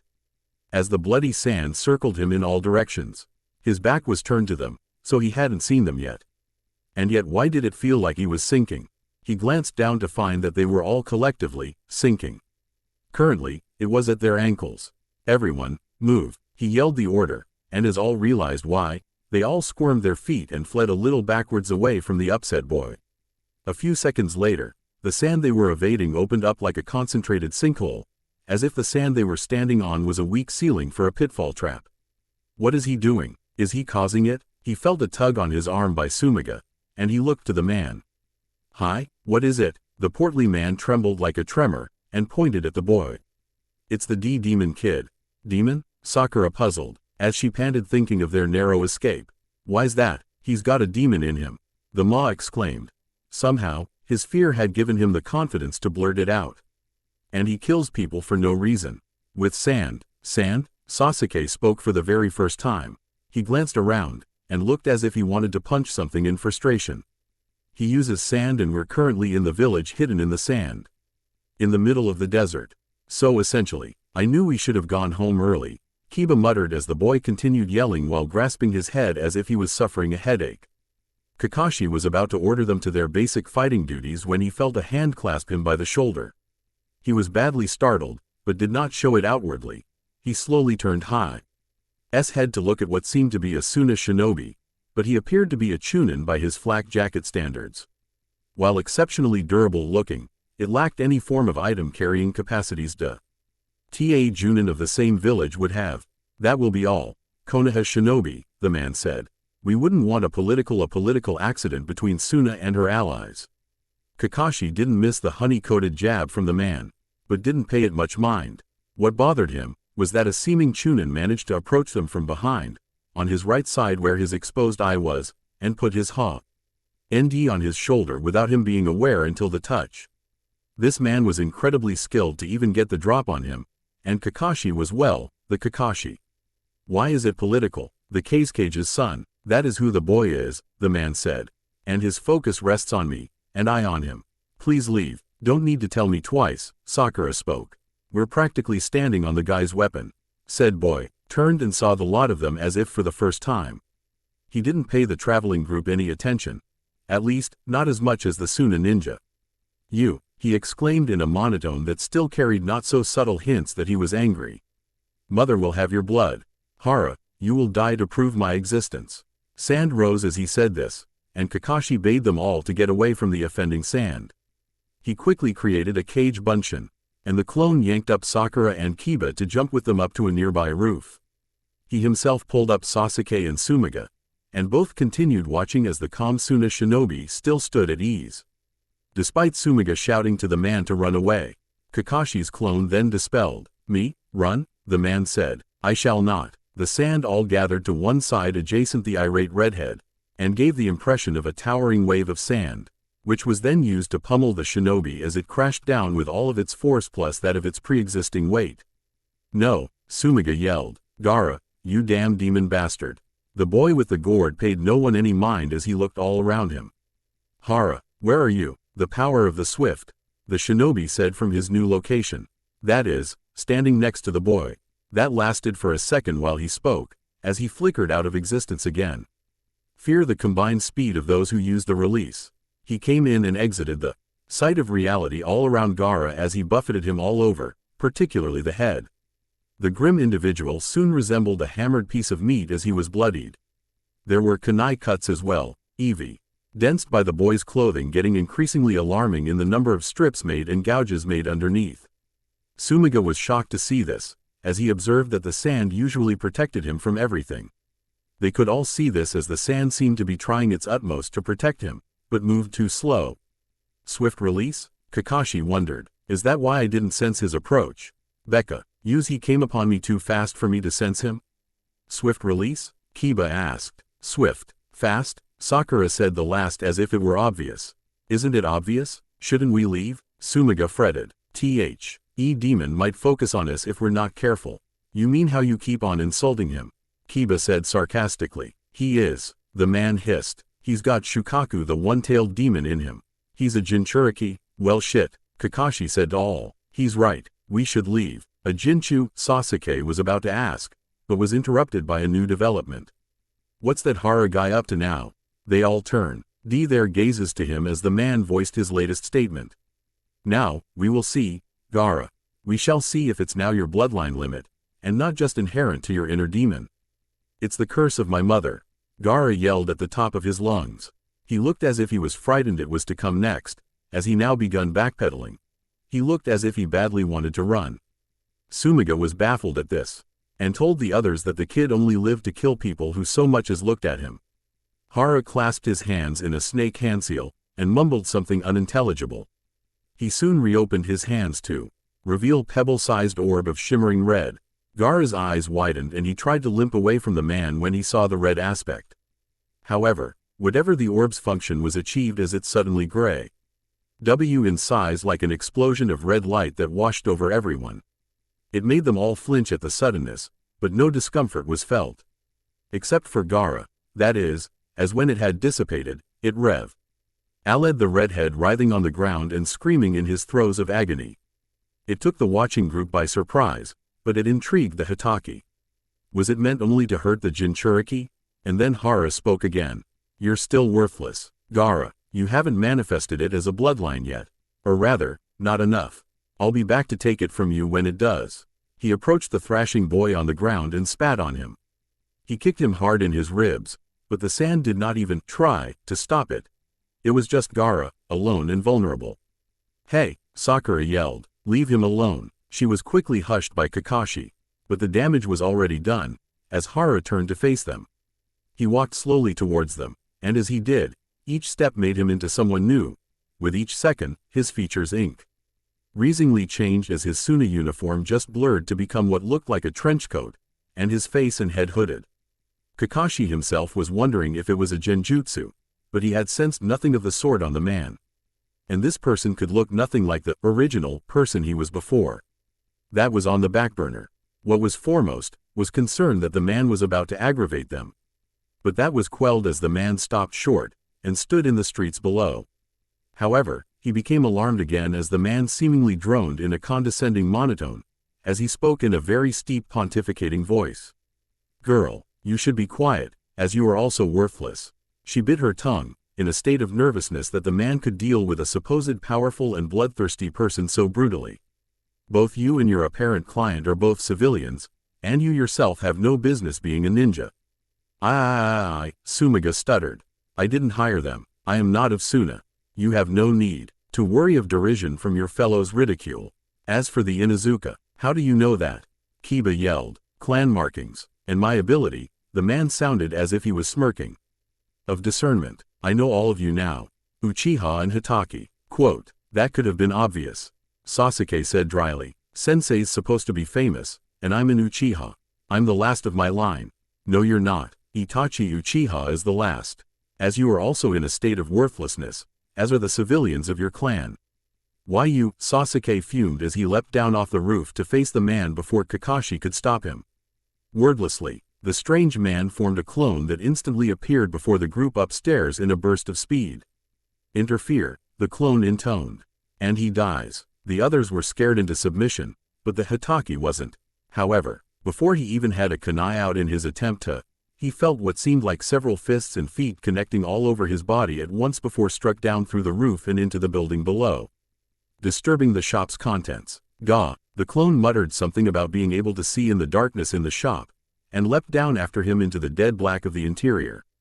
As time progressed, all could worriedly hear Kakashi's groans and heavy blows landing, before he was knocked straight through the door at the side into the open again, a beaten mess. His Hitai-8 was wrenched off, and one could see a red eye in the space he had always hidden. He struggled to stand but the clone reappeared next to him in a show of speed. As he stood again, the man full on piston punched the man in the jaw and knocked him clean through the air and back first through a doorway across the street. And then he was left alone. The clone sighed in disappointment before it dispelled in a poof of smoke. And all refocused on Sasuke still trying to stare down the man, even after his teacher's thorough beat down. You are worthless, the man said again, making the boy grit his teeth. Itachi has completely advanced, and you are nothing compared to he. From my discernment, you haven't even activated your Sharingan yet, while Itachi has fully manifested his. Shut up, the onyx-eyed youth yelled in his growing fury. He went through hand seals as quickly and as best he could, before announcing his technique. Kaden. Gokaku no Jutsu. He blew a streaming fire at the man. But 10 seconds later, when he stopped to gasp for breath, he felt a hand on his shoulder from behind. He froze in a startle as the feeling was known. Don't you think it's a waste of chakra to put in such an effort only to fail? Although the effort was pitiful, in the very least, the man walked from behind him and calmly to the shop where Kakashi was. After 3 seconds, Kakashi was hurled out to Sasuke, where he came to a roll at his feet. Itachi wastes nothing, his movements controlled and precise. You're no better than the civilians at your compound your brother saved alive. Memories of the civilians calling out to him made him fume. He was to be better than them. I'll kill you. No, Sasuke-kun, don't. Sakura and Kiba shouted from the rooftop. They called too late, or it was too ineffectual, as he dashed at the man with a kunai out to liberate the man's tongue from his mouth. It had said too much. Far too much. The man gave off the vibe that he was smirking in, yet disappointed as he watched the boy run at him to try and kill him. Halfway towards him and without warning, Sasuke came to a full stop as his face flattened in his mid-step, although nothing had seemingly stopped him and the man looked as if he hadn't even moved an inch from his place. The Uchiha suddenly grunted squeal as he squirmed about his nose. Gomen, I'll try to beat you senseless more gentler and slower, the man said condescendingly as he started walking to the boy. Although he soon developed his Sharingan from the desperation of his situation, he had still gotten beaten unconscious and subsequently had to be admitted into Suna's hospital alongside his teacher, where they whiled out the month in recuperation under constant care to get them released as quickly as possible. This is most troubling, the Hokage muttered. Is indeed powerful. Did he have a forehead protector? None that I could see, Hokage-sama. He even went further to say that he was not of Suna. It was only because of this claim why we were tended to in the hospital, I believe. Suna could have been buying our silence with medical help so we don't make a fuss of how an enemy ninja made it inside their village and attacked Gaara several times over time, as well as go versus us. Not of Suna? No hit I ate? The Sandaime puzzled over that info. Is it Sagan? What did he wear? It looked like a trench coat, like Ibiki's. He also wore full-length pants, gloves like mine. He even had a hood and a mask. Everything was all black, the Hitaki described. Now that I think about it, if Naruto wore this coat, he'd look like this person. A miniature version, at least. But that is the exact description of Sagan, or whoever he is.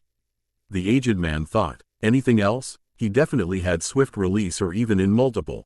And from what was said and done, swift release? This was getting interesting. Perhaps that was how he defeated the Kumo kidnapper. Please continue. He nodded and began again. From what was said and done, I believe he somehow determines who has Kekkei Genkai, and is able to steal them by some means. What? How can he? He said so himself. He called himself He bloodline thief, right before he left. And apparently, the Jinchuriki Gaara would manifest his ability over sand later as a bloodline, and he was trying to take it from him, but he wasn't ripe enough, so to speak. Like an unready piece of fruit, when it was yet to be fully developed. The man became baffled. The bloodline thief. That's preposterous. But he left you and Sasuke alone, thankfully. Although you both have the Sharingan. Someone like him would have favored it, surely. He said that my eye was a knock-off, and my Hitaki chakra was inferior to others he had seen.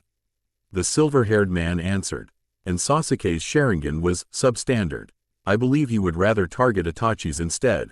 Anyway, I did some digging, and I found out that Hara, the self-same Suna Chunin, had the ability to see in total darkness. While I was in the darkness of the shop, fumbling with my senses, he fought me well. He looked like Hara before he changed, so I suspect he can impersonate anyone as well. If he has the means to steal their abilities. Perhaps he even stole the swift release from someone, and he's collecting Kekkei Genkai to make himself stronger. The Hokage, felt increasingly old. This is honestly the biggest pile of shit I've ever had on my plate. He's already insanely powerful, and he's collecting the releases? It's what I believe, Hokage-sama. But you speak of this not in just disbelief, Kakashi observed. but as if you don't expect this from this person in particular. I do know him, Hiruzen stated in a form of admittance. He has met me and Hiyashi 3 times total in the past. Or at least, I think it is him. Kakashi raised an eyebrow as if to say he would like to know more. The Sarutobi obliged him. He was the one to save Hinata from the Kumo kidnappers. I'm sure you heard rumors of someone strange intervened in her favor. He called himself Sagan. It's been told among the Anbu how a man disabled some of their number quite easily. Hi. Kakashi answered. But why? The Sandaime held up his hand to stop the man from speaking. Let me finish. After he did so, he claimed to not be affiliated with any village, and on his second visit, he asked for 2 favors in return. They were actually desirable and charitable, as you may know them as the newest orphanage in the soup kitchen. On his 3rd visit, which wasn't that very long ago, He insisted that we make some more improvements, like putting down bedrolls for homeless people who frequented the soup kitchen. We essentially promised to try, and he rewarded us for the last effort with his services. 1 apparent summoning seal each, 1 for Hiyashi and 1 for me. I still have mine. Frankly, you should get rid of it. What if that's how he infiltrates villages? I don't think so, although that's a good point. Hiruzen answered, if he can impersonate people, he could walk into the village, or for Kami's sakes, run past the guards, and they would think it's the wind. That's why I consider the swift release to be so troublesome, but his seems to be the most developed as I've ever seen or known of. You're right, this is a big pile of shit, but why would he be so charitable here, and yet volatile in Suna? Is it even the same person? They sound the same, look the same, but the ideals and morals are vastly apart in comparisons. Hiruzen said tiredly, and what if this person is connected to Naruto? They seem so uniform. Did he have T13 writing anywhere on his person? Any sort of crests? Blank. Should I assume the worst? Or give Naruto the benefit of the doubt to know he's not associated? If I don't, then Ibiki himself by extension of clothing would have to be suspect as well. We'll respect Suna's wishes to keep this off the books, as they did use their most advanced of medical care in a month, no less, as well as try to cover up their leak in security. C rank? Kakashi asked. C ranked, but you will receive a rank pay nonetheless. Impri. SS on your genin that it's to make sure they keep their mouths shut. He ordered. Hi, Hokage-sama. Kakashi decided to just go home and think to himself. This Sagan character sounded awfully shady, and he refused to believe that the man was mostly good intentions. Hell, maybe he needed to pay a visit to the orphanage and soup kitchen. He stopped at the orphanage first. He visited the fairly large building, and it appeared to be recently renovated. He paid that fact little mind, as the Hokage must have really come through on his supposed promise to improve on that. He knocked on the front door, and didn't wait long before it was opened. Tenten? He looked down to see Guy's student. You're an orphan? Didn't know? The girl muttered. Are you here to adopt me? No, sorry. He didn't try to pull one of his trademark eye smiles, but kept his serious and cool demeanor. I need to speak to the owner of the orphanage. The bun-haired girl shrugged her shoulders before yelling off into the house. Masato-san, what is it, Tenten? A faint voice answered, presumably from the backyard, if there was one. What's your name again? Tenten asked. Just say Hitaki. Someone named Hitaki's here to see you. She bellowed her reply. Send him in, the faint voice answered. Come in, she invited. He spent a total of 2 hours going over the place methodically to find anything suspicious. Or even anything that didn't belong. The only thing that seemed unusual was the fact that the orphanage owner, Masato, gave off a rather pleasant vibe. As in the issue of Too Much, he supposed that it was a good thing for the owner to be affectionate to all the orphans under his care, so perhaps he worried over nothing. He soon left with some apologies and thanks for their time, and made for the soup kitchen. There, he saw nothing unusual, except for the fact that Hitomi Hyuga, the clan head's wife herself, was serving out food to the destitute and the dregs of society. He didn't dare make a scene, so he soon left. He also felt a bit of paranoia there, but he shook off the feeling that the stares of some of the less fortunate were just making him feel self-conscious, and somewhat guilty for appearing callous and uncaring as he only came and watched. The man walked through the streets, unable to find proper peace as he headed towards the field with the memorial set up. Perhaps if he spoke to his teammates at the memorial stone, the answer, and more importantly, a bit of soul-searching would be accomplished. If he was just going through the motions at this time, Koa. Sting on his father's errors and his personal notoriety and only to be beaten so soundly and easily. What was his purpose for living? He'd better find out, and get back to training. It had been too long. References to past information of that man equals chapters 4, 7 and 12. So, how long has it been? Only 3 days, Hinata answered. Naruto stretched out to his full length while standing on his toes. Not long enough, he mumbled through a yawn. I've been kinda busy ever since we came back from Wave. How so? You know, killing a rich guy, took his money, bought a house, moved in. You bought a house? Shino asked with a raised eyebrow over his shades. I'm happy for you. Your previous place was a dump? I know, Hinata-chan. The Uzumaki finished. I'm sure you noticed. Maybe you both could swing by to see how it looks. I didn't want to say anything, lest I offend.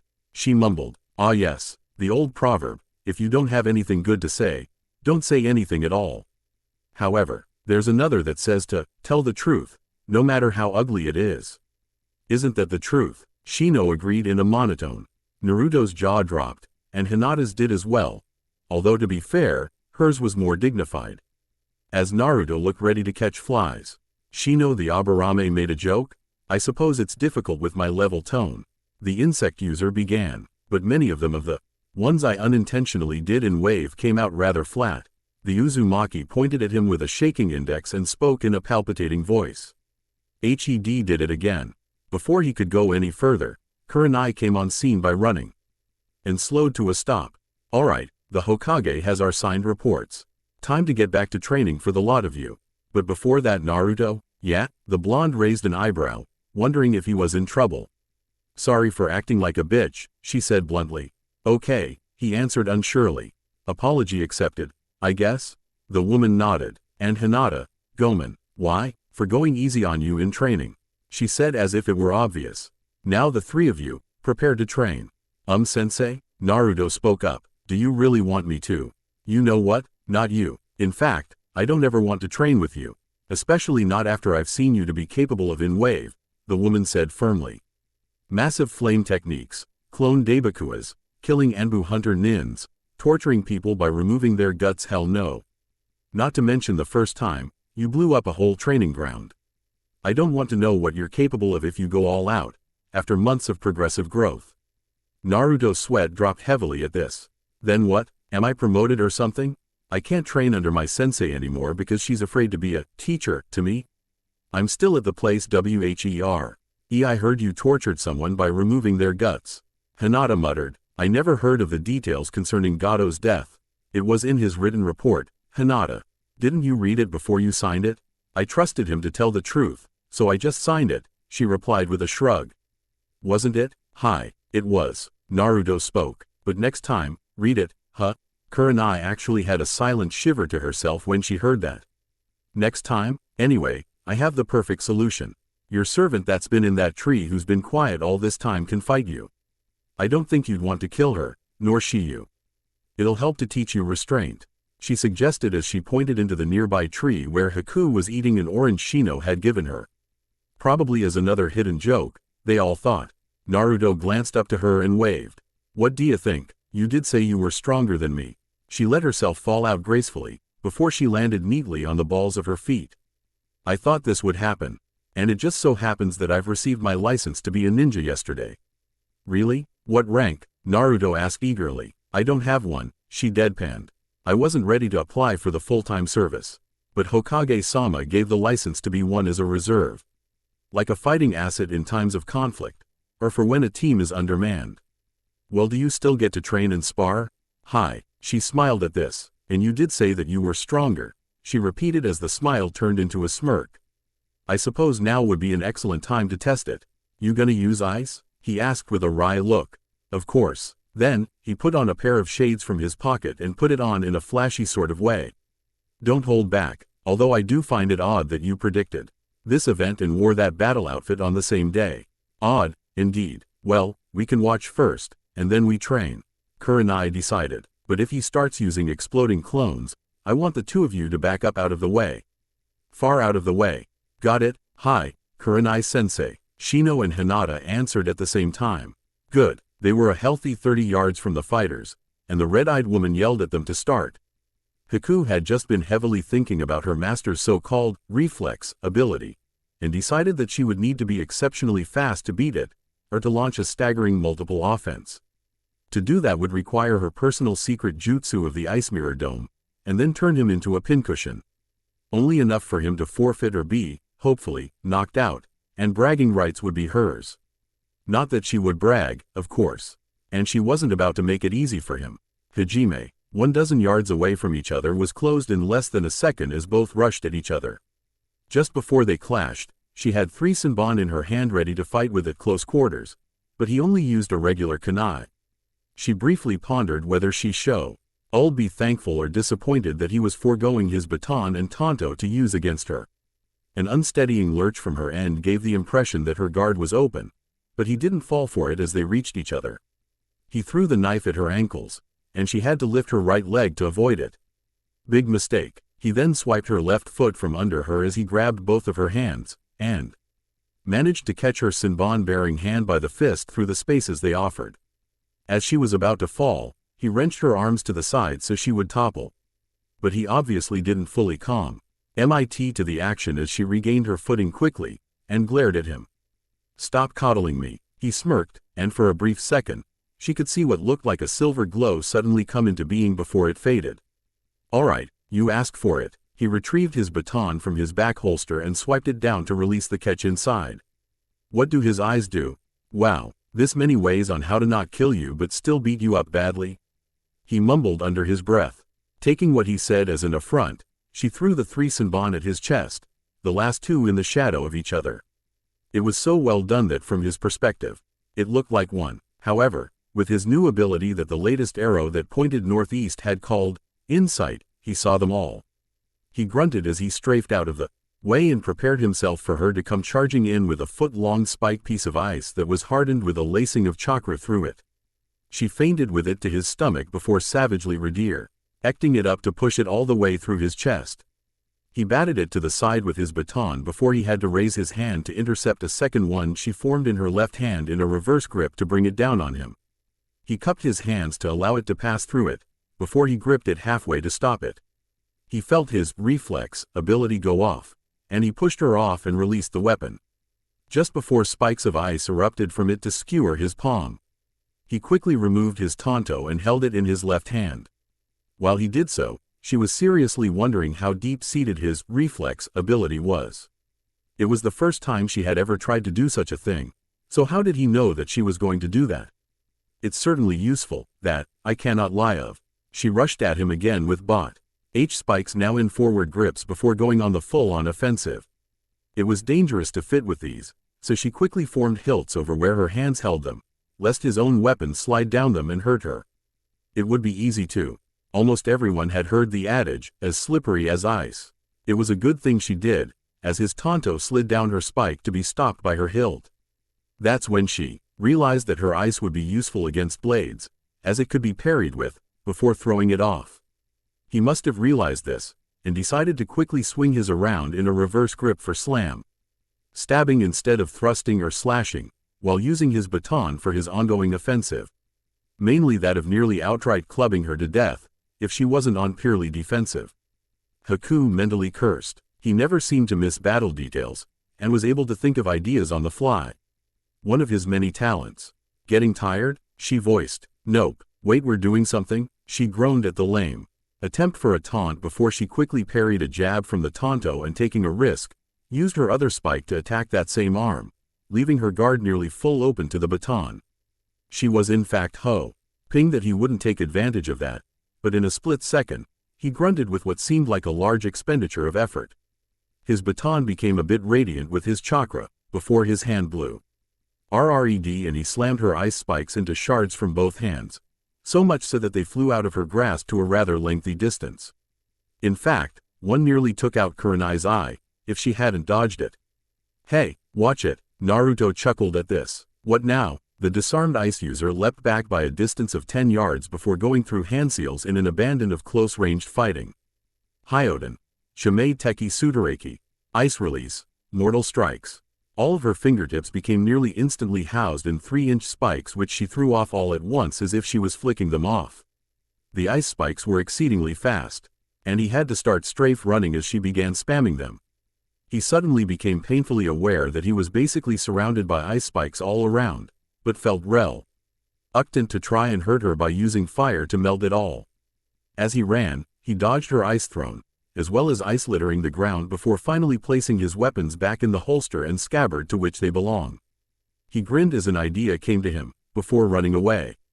Straight to the river. She was about to chase him down to get to a site of a definite advantage, but she hesitated as she recalled what he said in Wave. Because my body is aware of all danger and reacts as such. Because I cannot miss. Because I have millions of battle ideas going through my mind every second. Haku decided to chance it. To use the water from the river to aid her jutsus would be a strong plus, help her to conserve on chakra, and… Did he just jump into the river? Indeed, he just did. Well, he just committed tactical suicide by her standards. He hadn't re-emerged and she cautiously approached it. She didn't dare venture to the very edge, but she didn't have to as he climbed back out on the next side and grinned cheekily at her in a taunt. She ignored the diss before she glanced into the river from where she was. There was no telling what he had done in there, and in the worst-case scenario, he had just taken a piss just because he couldn't wait by holding it. Her eyes narrowed as he merely stood there in an akimbo fashion. You're toying with me, and you're yet to use any offensive jutsus. He frowned. Well, Naruto-sama? She chastised via the question, as how maternal figures tended to do. Fine. Can you heal your injuries when I'm done? What, exactly? He quickly created 2-3 bunshin, one of which sank into the earth next to him via a Chikahira, one of whom dashed towards across the river at her, and the last, along with Naruto, who went through a brief phase of hand seals ending on dog. Suddenly, a curved earthen wall rose up a bit downstream and diverted the water towards her. It was a redirection in flow, but why would he actually give her the practical fuel for her techniques? Futon. Daitapa, they both muttered, before blowing a gale force that made a dramatic increase over time. The rapidly approaching clone was stopped in his tracks before glowing orange and exploding in a fiery great clone explosion, just as river water began flowing over her immediate area. As the explosion was in a close enough proximity to harm her, just before the force and heat caught up to her, Haku formed an especially thick ice mirror and huddled behind it and watched breathlessly as the explosion passed around her. That can't be it. He's planning some The water began heating up, but Naruto wasn't done as he created 6 more Kaden clones who began streamlining fireball techniques to practically turn the water into steam. She wasn't about to risk getting cooked, so she retreated into the mirror she had hidden behind, now augmented heavily with chakra. It was a bit difficult, seeing as how it was practically standing on top of a metaphorical cooking area. Without any preamble, she formed another ice mirror on top of that, and then across, traveling practically like light between her creations. None too soon, she had Senbon, effectively used against all of Naruto's clones and he himself, but he actually dodged it. The earthen wall downstream broke apart, and the river resumed its intended course, leaving its boiling BYW eye of itself to scald the area before it receded below the earth. Well, that actually looks pretty cool, Naruto observed as she was standing in her mirror that was above him to the front. You look like you're in a drawing. Or a sketch, you know, 2-dimensional. How did you get so flat? She ignored it before she began pulling on a lot of her chakra to form ice mirror behind him to take him by surprise. Failed, but her secondary plan was achieved as he was driven closer behind her and to the river by extension. Without further ado, she went through hand seals unique only to her and announced her next technique. Haku no Haijutsu, Makio Hyosho, Haku's secret jutsu. Demonic mirroring ice crystals, water rose up dramatically from the river in all directions, and formed more of the same ice mirrors he had seen before. But more was the key change, as he now found himself inside a dome of them. She raised her hand, now holding 3 Senbon, fully expecting to see him cowering. He wasn't, but decided that a little monologue was in order. There is no escape from this, my most powerful technique. There's enough of me to turn you into a veritable pincushion. Even my former master, Zabuza, the demon of the hidden mist, paid it a healthy amount of respect. And fear. He momentarily took off his shades and stared at her with his unique eyes. I can see that there is only one of you." He then put it back on and grinned. "And obviously, you've never heard about what happened to Training Ground 4. Kurenai must have heard what he exclaimed, as she yelled at him. "Naruto, don't you dare, you can't keep destroying training grounds just because you can get away with it." Haku felt a sense of foreboding. A whole training ground? Destroyed? Mass-produced clones with the more potent form of the Kyuubi's chakra. "Daibakua," he answered as if he was stating that the sky was blue.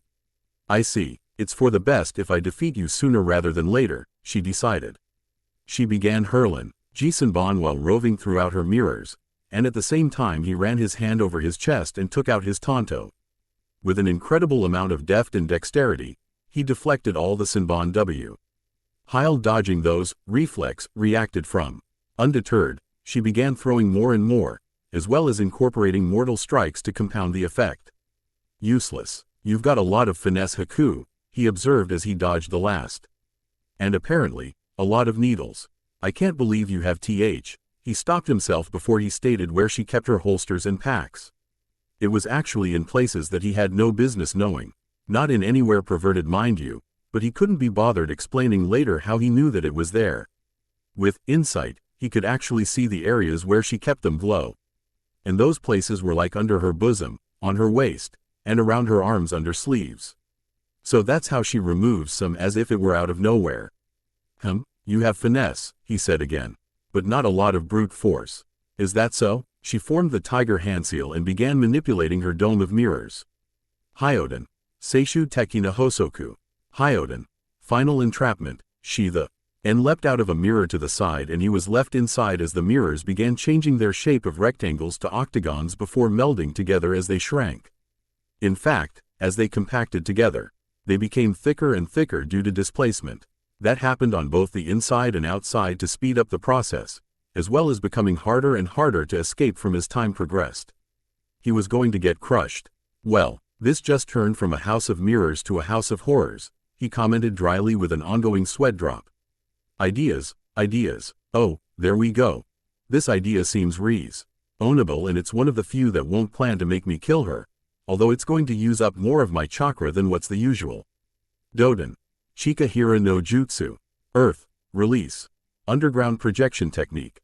He sank beneath the earth, and gritted through the pain of the hot water-logged soil from his earlier technique. With haste, he made his way underground to escape the crusher technique. From Haku's perspective, she had seen him go below ground to escape just before he was crushed from all sides, and released her jutsu. For the most part, it turned into water which she then allowed to flow into the soil where he supposedly was. Then, it was a simple matter to try and freeze it with him underneath. It was slow, and all she did in all actuality was cool down the temperature. He mentally made a note to ask if she could do air conditioning later, before he quickly rose up a ways from the jutsu clashing. About 15 yards, and by now, they were around 50 yards from the others who were watching. They came up a bit closer to watch, and that they did as they gazed at Naruto remove his baton from his back holster. Once more, the blunt instrument of stopping power glowed with his chakra. "Haku, I am so sorry," he exclaimed with a quivering bottom lip. I didn't mean it. I thought you would block it. Did you really need to break my arm?" she said through gritted teeth. He didn't have to, but when the time came, he bomb-rushed her with 2 Kage Bunshin. While she was able to stop the shadow clones, she still hadn't taken the necessary measures to Avenue. Getting the radial bone in her arm broken almost in two with his baton. It was one of the double bones close to the wrist, and she was about to take some time off from serving him, so to speak. "Well," he trailed off. "I expected you to stop it." "You expected wrong, master," she said with a sigh. "If I could go back in time, I would create a few Hyoden Bunshin to intercept yours. What if I had spammed clones? Or if the Kyuubi had lent me his more potent chakra? I suppose along with it, I could do another Gokakyu like I did in Wave that you saw, but 3 times bigger." She groaned. "Ah well, master, you're stronger. I need to train more, after this. After some healing, that is." He put a hand around her shoulders as they exited the hospital. He did not miss the pink tinting of her cheeks, and briefly wondered if what bug Hinata might have had was contagious. "Let's go home. I'll cook this time to make it up to you. I don't need coddling," she said firmly as she too Rned her head away from him to hide the deepening hue of red. I know your favorite now, he said with a smile. So are you sure? Cook, please. He wiped off the knife on the body of his now deceased best friend and returned it to the drawer where it was kept. He would mourn later, he reasoned, but the need was too great and it needed to be assuaged. Money was needed. He stepped back in, to the growing pool of blood of the dead, and without any remorse or prior ceremony, started searching the man's pockets. After a while, he found 518 ryo and smiled in his glee. He hadn't held that much in a long time, but he supposed that was his doing and fault. To stoop so low to kill his best friend for a little cash to finance the bliss of a drug that drove him mental because it kept him sane. It must have been the other way round, as the drug made him slip into the welcoming arms of pleasure, while sitting in the hellhole that was his current shack. His woman left him when he first developed the addiction. Then he lost his job, then he sold his possessions to buy more, instead of feeding himself. Worried friends fed him, but that only made things worse as since he was getting food from them. Why would he buy more, when paradise beckoned to him? And then he sold his house, and got so hyped up on it that he was hospitalized. Didn't he learn his lesson? No, now in a one-room shack, of all things. And all of this digressive plummet took place in 1 year. It's the blessed opium's fault. He yelled. It's the kiss of Kami. He shouted at the top of his lungs. But it's better with my heroin toxins from the Shinigami. He had finally gone over the edge. That he realized, as when he stood up, he was looking at the body of the best friend who had always stuck by him and wished well for him. Trying to help him get past the temptation and tribulation, and failed. The price of naivety and looking through rose-tinted glasses. To get stabbed multiple times in the chest, only to have his corpse robbed of his shopping money. Hya. Wah? The addict looked all around sharply, looking around for the sudden noise that took him by surprise. Was that? Who's there? He went back to the drawer, leaving a trail of bloody footprints, and back again. Kuso. Hya. The noise came again. The blood-curdling sound was as alarming as it was scary. He must have really gone off his rocker. Who's there?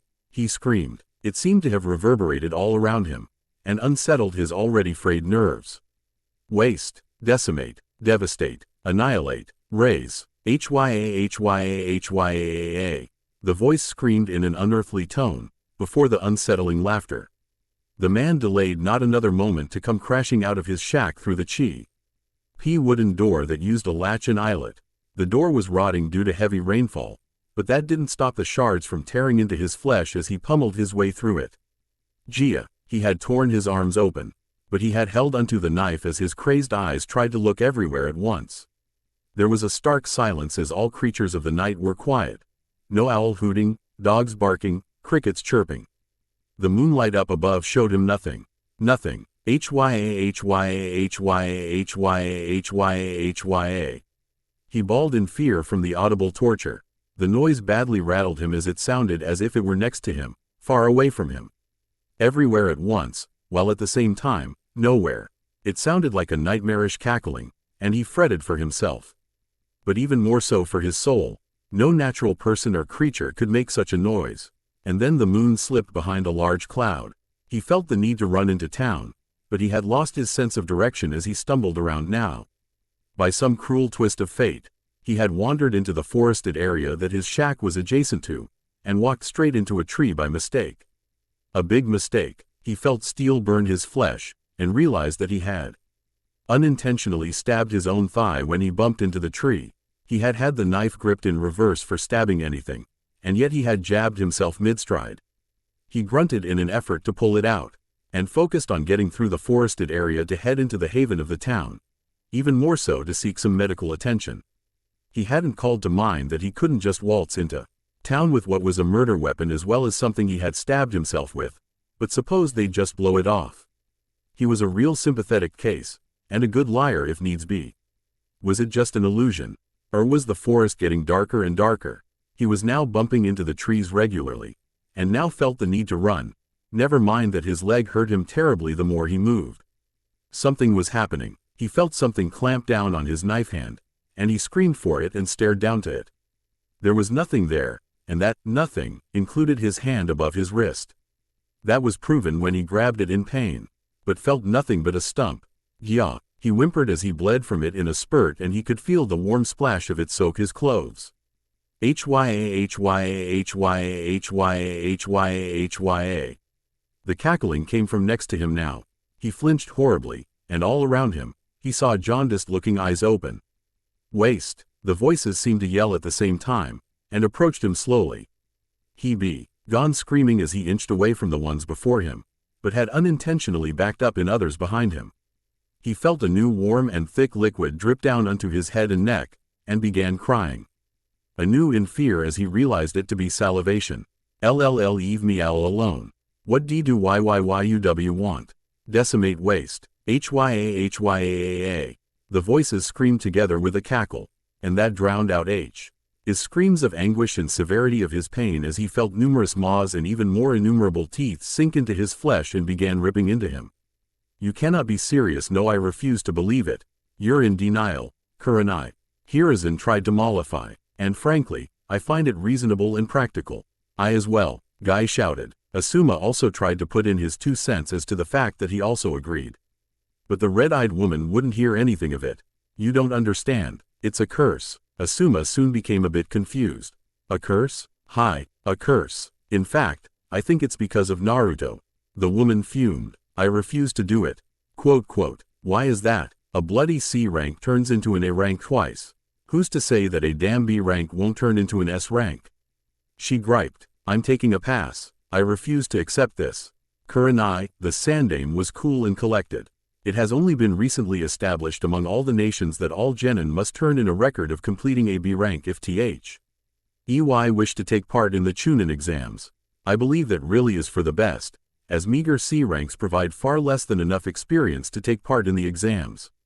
Of course, it can be argued that your team has already done an A rank. But it's only Naruto who has completed 2 of them. As it so stands, all your team has to its name is a single A rank out of the village, and not even half the Amo of these that Naruto himself has accomplished. Kurenai sighed. I'm fine with Naruto, alright, but the 2 times we've had 2 C ranks, his part in taking the mission directive has caused it to elevate to an A rank. First Kimyo Town, and then Wave. Well, everything turned out for the best in Kimyo, thanks in no small part to him, but Wave, he has family there, called in some bizarre team, go. TA servant or slave or whatever kind of service she's catering. Hold on, there a slave? Kakashi asked, hearing this for the first time. And what's this I'm hearing about Wave? He has family there? Believe me, it's not the right fucking time, Kakashi, Kurenai mumbled to the one-eyed man. My head still hurts from it. You want a pass, I take it? Hiruzen asked curtly. Yes, please, I just don't want the risk, Kurenai begged. I admit, we can get along, but I swear to Kami, the kid's giving me a migraine. High up in the rafters, a small sound akin to that of chortling was heard, and only Kakashi really paid attention to it. He could only assume that it was Yugao's. The voice certainly matched. There's so much to Naruto that we don't know. Perhaps I could be caught up to speed if I accompanied Kurenai on another mission that requires a pair of Junin. It would give me a chance to learn more about Naruto from her, while at the same time, train at my own pace. At this, Guy started yelling to himself about how his eternal rival was training to preserve and increase his power of youth, but everyone chose to ignore it. This is disquieting, Kakashi, the elder Sarutobi commented. Why not speak to Naruto himself? He probably has me in a sort of manner as he had Kurenai not too long ago. Chances that he'd speak to me is close to nil. This is mostly my own fault. Yet, he all screwed up when it comes to teaching him a clone jutsu way back when, Asuma volunteered decidedly. Even Dad was in the same boat. I'm surprised that he's come to terms the fastest with Kurenai, 'cause what we did all those months ago in the dango shop was half-hearted at best. He's probably wary of us. That's not surprising, given how he was raised, and an orphan to boot. Guy snapped his fingers when he heard this and thought to himself fervently. Finally, a true solution. Why didn't I think of it before? It's perfect. If I could get Naruto to get along with Tenten, I could get her to finally heal. From what I've seen, she has bonded with Masato, and her own past keeps holding her back. To think, another recent mission nearly became disastrous as Tenten froze up yet again when she was trying to create explosive seals. To think, if I were a bit slower, She could have perished in the explosion that would have claimed her life. She keeps reminiscing uncontrollably and it's distracting her to the point of endangering her own health and life. Perhaps if Naruto was to relate about his own life, then it would let her know that she's not the only one to have a horrible past, not to mention give her a friend to bond with. Given Naruto's morals and personality as I've heard so much about, I'm confident that he could be the one to help her to move on. If the others could hear his thoughts, they would probably think that a plan of that nature was foolish and pure gibberish, but they didn't have to. Guy practically had smoke coming out of his ears. Guy? Asuma asked. Are you alright? He's thinking again, Kakashi mumbled. Last time saw him like that, I woke up to find myself chained to a boulder, and he was telling me to race him when he was chained to another as well. Kurenai elbowed the scarecrow in chastisement before speaking up again. Anyway, it's clear that Team 8 has to do a B rank in order to be eligible to compete in the upcoming Chunin exams. It's in around 6 weeks from now, but two things bother me: we've done at least an A rank before. Why can't they take part, even if I wished to nominate them to? It's a technicality, plain and simple, Asuma answered in place of his father.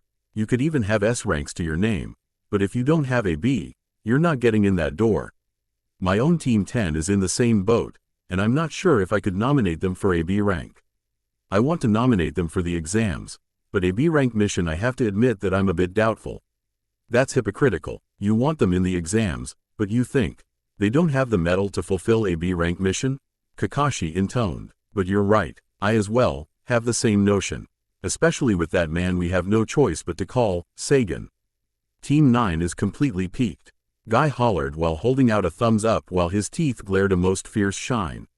We have fulfilled our quota, not mentioned doing all within the springtime of our youth.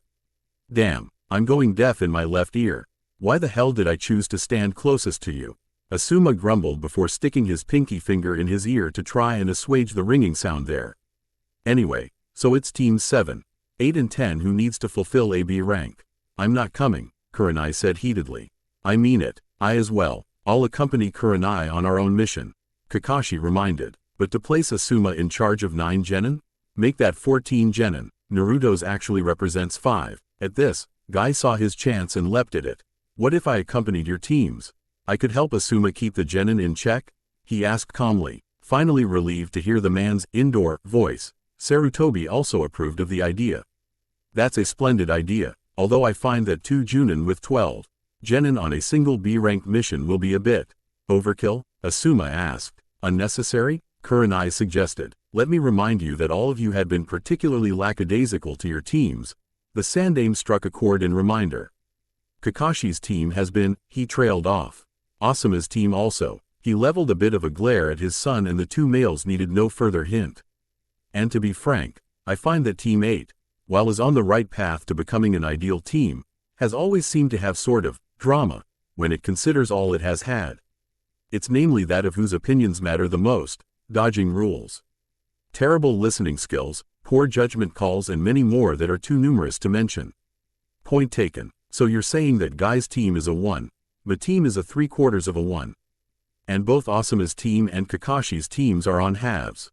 So instead of having a complete 4, instead we have a 2 3/4. Although my team has accomplished the A rank set before it, while Team 10 has accomplished 2 C ranks and Team 7 has a tad too many D ranks. Along those lines, hi, Kurenai, the Fire Shadow affirmed. So I approve. The technicalities have no disapproval for joint missions. So I believe it's fine. Furthermore, this is mainly to Team 7's and Team 10's benefit. Since when is this a competition, you braggart? Kakashi asked Kurenai sarcastically. Besides, who's ordering that my team has to do a B rank right away? If only we had an A rank to our name, but I have to be silent about Suna. You're hitching a ride on the backs of other people, Kurenai said snidely to the Hatake, who had the decency to look a bit repentant. He was over it fairly quickly, though. Besides, Naruto's no mere genin. Hell, I'm even hesitant to train alongside him. What kind of teacher is afraid to teach their own student? Kakashi exploited the exposed crack mercilessly. The kind of teacher that barely survived a training ground full of Kyuubi chakra augmented exploding clones. Yuhi replied matter-of-factly. I believe that Guy really would be a good teacher to Uzumaki. He can keep up with him. Oh, Maida had forgotten about that. Did I really, ma? Such a wise choice when it comes to a person who utilizes explosions to console and comfort, someone who's sensitive around things explosive. I can and I will. My team will accompany yours to show them how it's done. The Hokage sighed deeply. This has grown from bad to worse, and the complications are even more relative. Allow me to explain, Hokage-sama, Kakashi offered. Basically, all of us want our teams to participate in the Chunin exams that are around 6 weeks from now. Unfortunately, there's a new rule and technicality that demands a B rank in order to qualify. Team 7, 8 in D10 does not meet the specifications needed, and we're opting for a joint mission in our own reasoning to dodge the rules. Team 9 is also accompanying the mission to have an edge of having experience. CED Genin who will be able to teach the younger generation how to perform. Kurenai and myself, out of fear and other such personal reasons. Fear? Kakashi ignored the irate woman's outburst and continued. We'll partake of another mission out of personal reasons, while Asuma and Guy will lead the team of 12 genin on said B rank. Hi, I believe that sums it up nicely, Hiruzen said in a mock congratulatory voice. Now for you to pick your poison. I'd rather Iruka get it for us, Asuma decided. He hasn't let my team down when it comes to mission distribution. Well, I've had no such luck, Kurenai replied. But he might as well. As far as I'm concerned, I'm not going to go on this mission anyway. Fine, but Iruka's on his day off, Hiruzen said. He took a day off, and I've no inkle. I nation to do digging around in the missions log for one to give you. Frankly, I've my own paperwork to deal with. Perhaps you should take today to brief your team on a joint mission that may well be taken tomorrow and that they should prepare. Pack for things necessary and such, not to mention garnering a proper mindset. Finally, the elder man lit up his pipe and sighed in relief after drawing in it for a lengthy period. Good things came in a means of accumulative poisoning. Iruka took a day off? I wonder where he is. Kakashi asked himself. Yeah, it's a fantastic house, Naruto. Not to mention, it a house. I still have to rent an apartment. You know, like most people. Is that jealousy I detect, Iruka ni? Just a smidgen, the scar-faced Chunin admitted. I guess this means that I can crash here a night or two if my landlord kicks me out, right? Well, Naruto trailed off. I guess that's fine. I was only joshing you, Naruto. Iruka laughed a bit at this, having to speak in between his mirth. I never forget to pay my rent. I don't forget anything, Naruto boasted carelessly. Sure you do, Iruka rolled his eyes. I remember when you had to walk around with a notepad just to remember what day it was. Your memory's pathetic. Whatever, that's all in the past. Whoa, Haku. What are you doing? Naruto queried, now seeing the girl enter the room with a small TRA. Y in her left hand that carried 2 cups of a steaming beverage in them. The 2 males sitting in the living room stared at the girl for 2 utterly varying reasons. In general, one was gawking at the fact that Naruto had neglected to tell him that he had a girl over for company, while the other was thrown off due to the fact that he could have sworn that Haku was going to take some time off. At least in this case. It may have been too much to hope for. Chamomile tea? Anyone? Master, would you like any? If Iruka's eyes were wide before, they were now the size of dinner plates. Naruto paid his adoptive elder brother no mind. What he was focused on was Haku with her right arm in a plaster cast complete with a sling that doubled around the back of her neck and shoulder, and the fact that he believed that she would actually let up to take some time to herself. He really should have known better. Haku, I thought. No need to worry, Master. I'm ambidextrous. You did all of that with your left arm? Indeed. Hold up. Iruka boggled with a positively dreadful eye twitch. I'm still at the place that you've got a girl in your house calling you master. You know what, I see. And even believe that I overlooked the fact that you have a house. What the hell happened when I blinked? I suggest that you take a cup of the tea, Naruto suggested. And cancel any plans you have for the rest of the day. It's 10 a.m. Oh, sorry, I guess this means you'll be going home late tonight. You were exaggerating. It wasn't so bad. It was only a half hour. That was on. Leave the description of the journey to Wave, Naruto answered with a sweat drop. There's more than that. Well, you managed to kill most of my day off. It's now 3 in the afternoon. But thank you, Ms. Yuki. I didn't say it earlier, but you make splendid tea. Duitashimashite, Iruka-san. Haku answered with a smile. Yeah, it was good. Naruto volunteered. Anyway, that's how Wave went. How Haku came to live with me and how I got the house. Well, I wouldn't phrase it in that manner. But I, in all actuality, sold myself to him. So he said. Yumino stroked his chin. Well, I wish you two the best. Hopefully, you both will check yourselves in the nearest mental institution before the end of the week. It's not that bad, Naruto defended. Haku frowned slightly. Quote, are you saying that it was bad to begin with? No, damn, it's not bad. Sure, I wish I could say that you're not a slave or servant. But, Naruto let that hang, and Haku filled in what needed to be said. It's for the best, not to mention that I'm grateful for all you've done for me, although it's ironic, pertaining to the fact that I'm the one who should be serving you. Naruto looked down, before he grinned. You're welcome. I blinked again, Iruka deadpanned. I missed something important, but I'm not going to allow it bother me. Anyway, Naruto, I have reason to believe that you will soon have a B-rank mission to do. A B rank? Really? How come? Why? It's now a requirement to enter the Chunin exams, Iruka replied with the air of someone knowledgeable. At that Kurenai and all the other teams who haven't done one will be sure to try to get one soon. I'm guessing your team, 'cause I bet that if you could do what you've done to Training Ground 4, Kimyo Town and how you've described Wave, Kurenai will be sure to try and nominate your team to enter. Just because it's me? Naruto asked, slightly flabbergasted. Just from what happened in Wave alone should make you all qualified and able. But that's my opinion, anyway.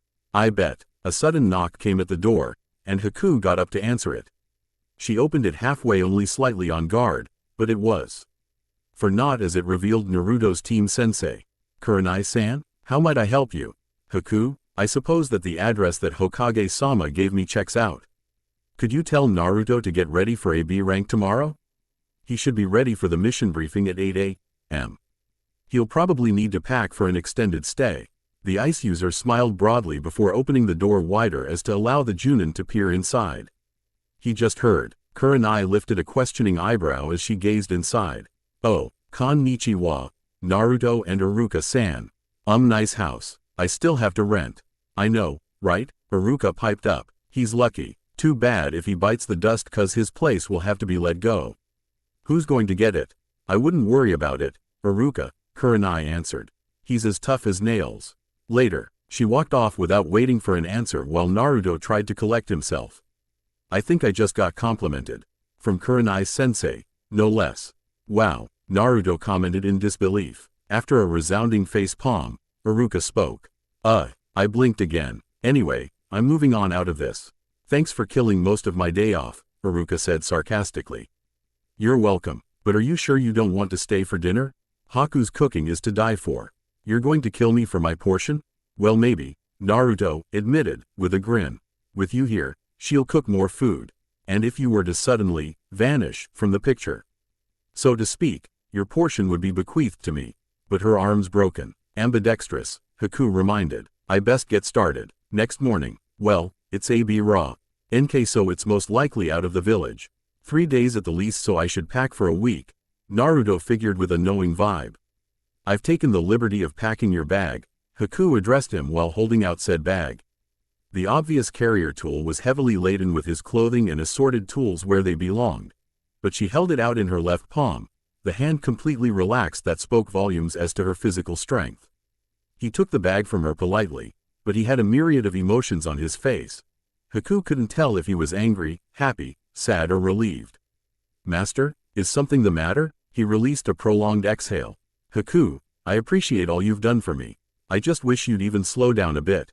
Your arm's still broken. Are you upset? No. Well, at the very least, my departure will give you some sort of respite. Even though we've moved in, you've yet to completely settle in. When I'm gone, you won't have to, do what you usually do. I understand. Good, he answered gratefully. Since you refuse to take a break, me being gone will force you to do so. Go walk around, meet people. I've even heard you mumble about wanting to do some gardening. Go do that. Hopefully by the end of it all, she'll find other purposes and she won't want to bother sticking out for the whole 5 years. She needs to branch out. You deserve it. I do? She asked in a confused tone. I haven't done much. Nevertheless, I'll do as you instruct. That's good to hear, he answered in a relieved tone as he checked the bag. clothes, kunai, shuriken. And oh, he took out his baton and his tanto in turn, only to observe his pristine reflection in the blade and the baton thoroughly maintained. Did you even sleep last night? I slept well, was all she would say. Although Naruto could tell that she had missed at least some of it, he hoped that she would still take what he said to heart. Well, both the baton and tanto can be checked off. He placed both of them in their holsters and scabbards before putting on the bag. Storage seals for potential use, and what else? He hesitated, wondering if he should say the next. A goodbye kiss? Red tinted her cheeks as blood rushed to her face. I'm joking.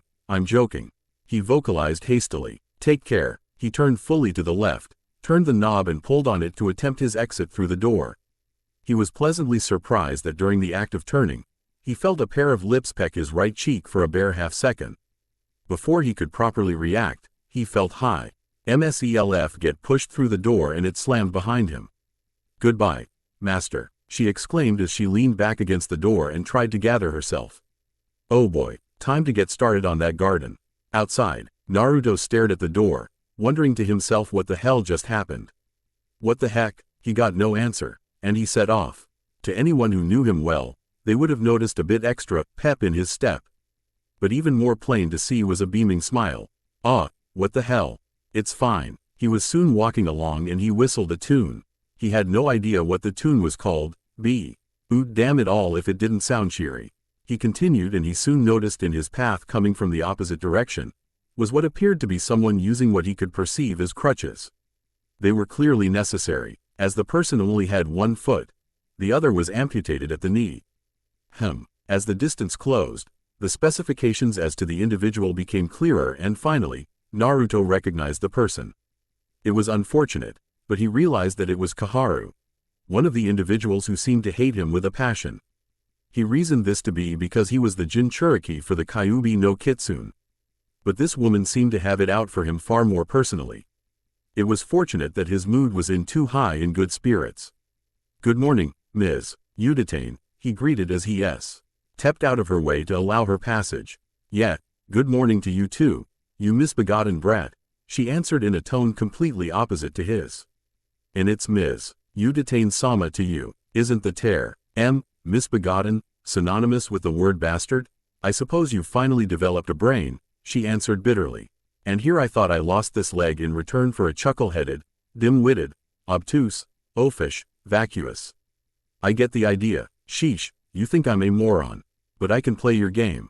Personally, I think you're acrimonious, embittered, rancorous, resentful, discourteous, impertinent, inconsiderate, ill-mannered, contemptible, deplorable, despicable, appalling, atrocious, horrendous.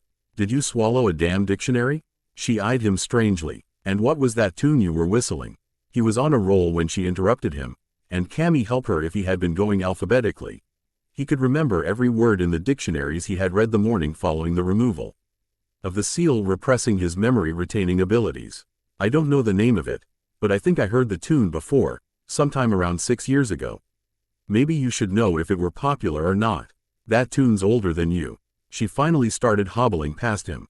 I believe I once heard Ito whistle it, long ago. And he was the only one I've ever heard whistle it. I don't see how you could possibly know it. You mendacious bastard. Likewise, you decrepit old woman. You're fortunate I'm in a good mood. So I'm afraid I can't play your games anyone as to where descriptions are considered. And just so we're clear, I'm not a liar, Naruto said with a grin. The old woman, HMPHED, before going on her own way, and Naruto went on his to the Hokage's office. All the while, he started to seriously wonder where, how and why he knew such a tune if it were older than him. Strange, and I should be able to recall where I learned it. It must have been floating around in my subconscious.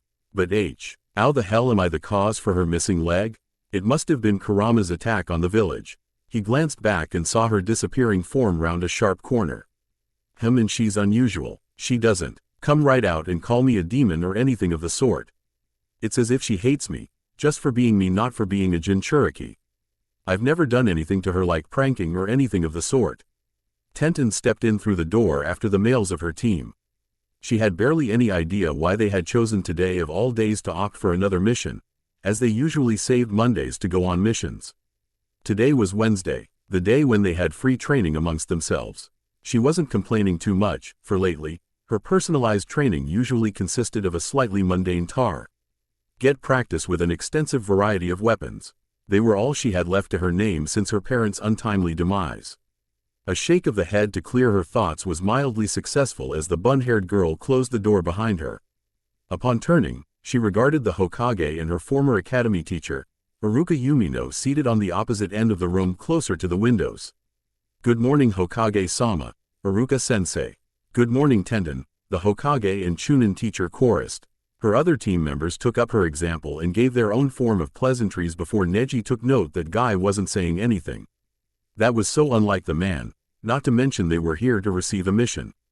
"Guy-sensei, we're going to undertake a mission, are we not?"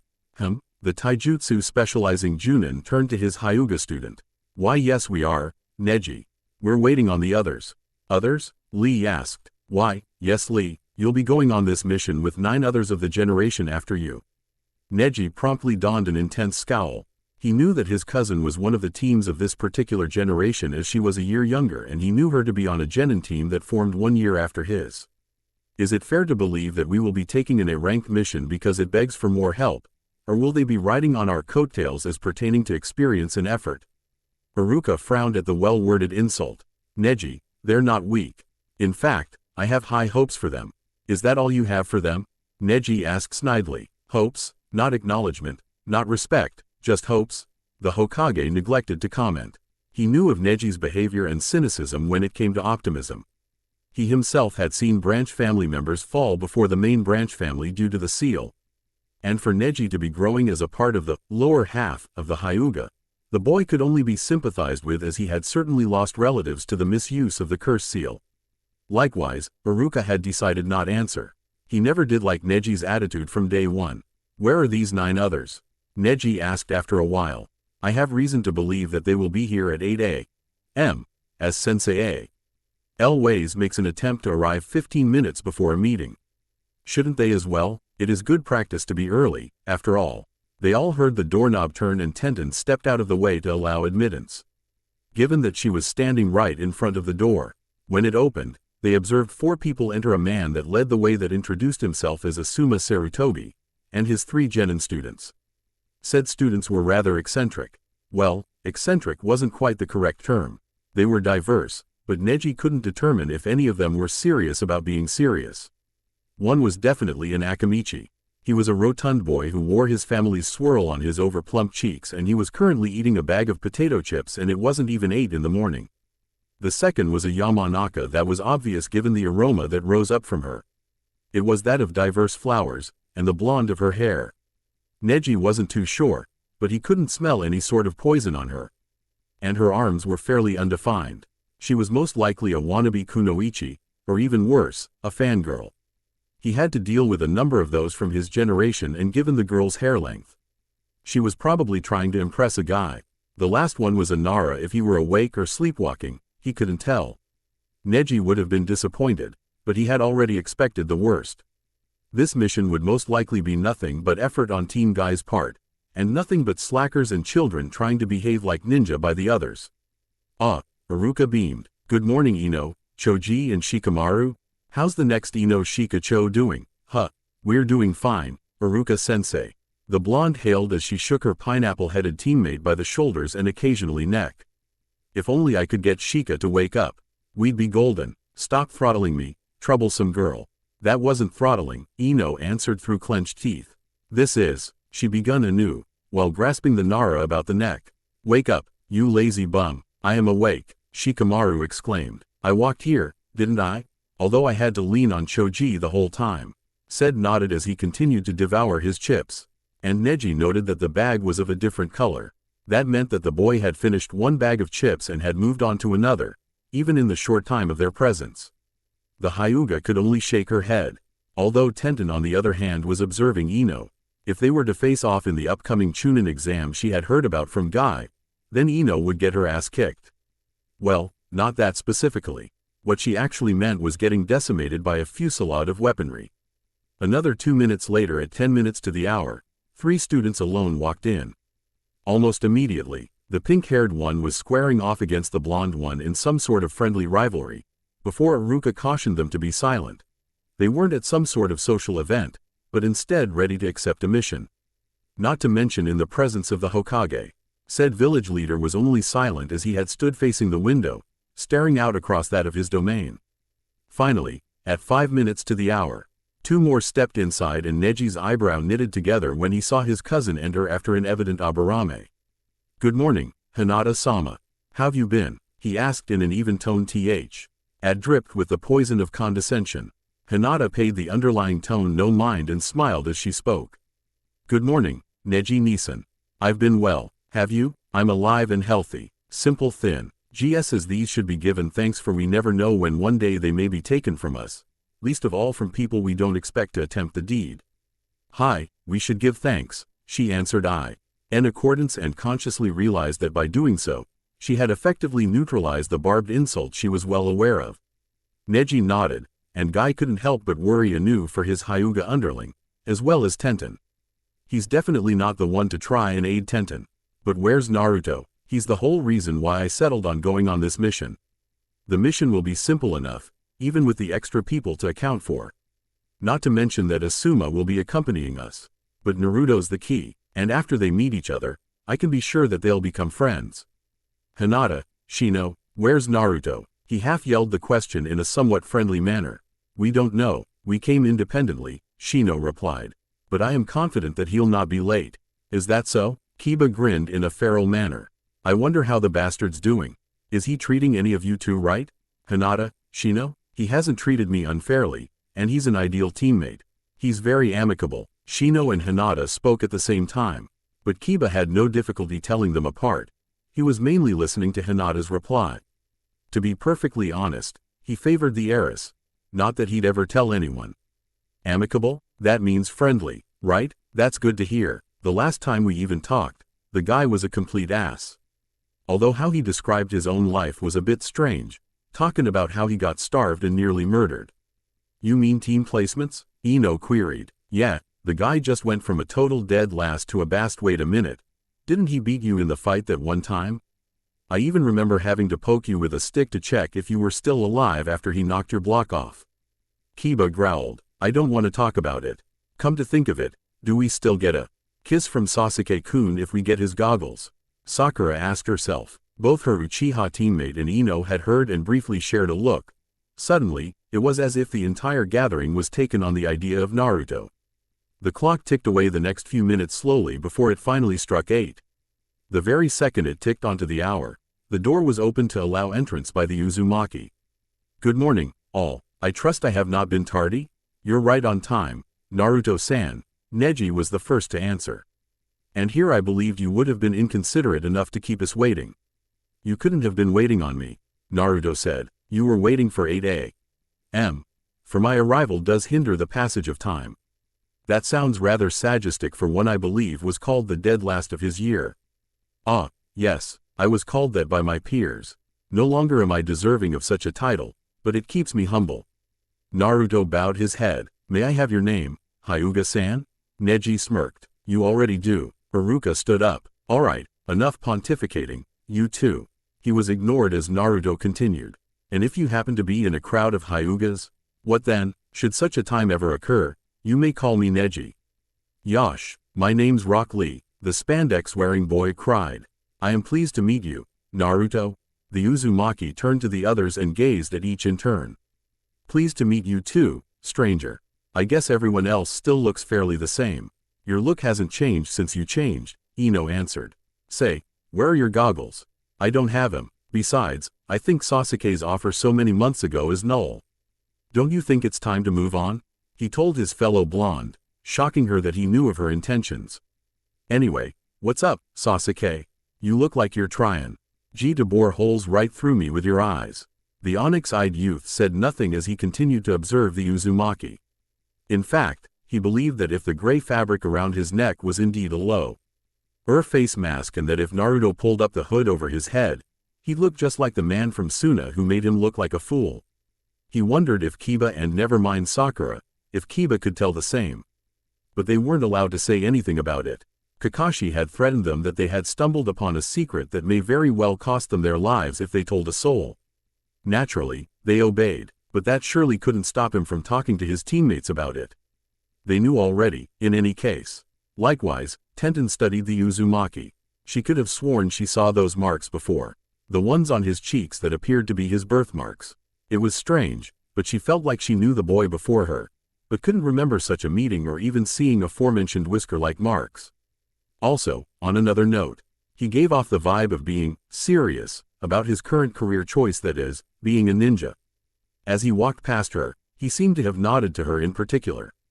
Although Hinata and Shino were to his opposite side, now being behind him, she saw a short blade weapon in a scabbard on his back that slanted slightly over his left shoulder, and what appeared to be a holster that had a stick of some sort pointing to the direct right.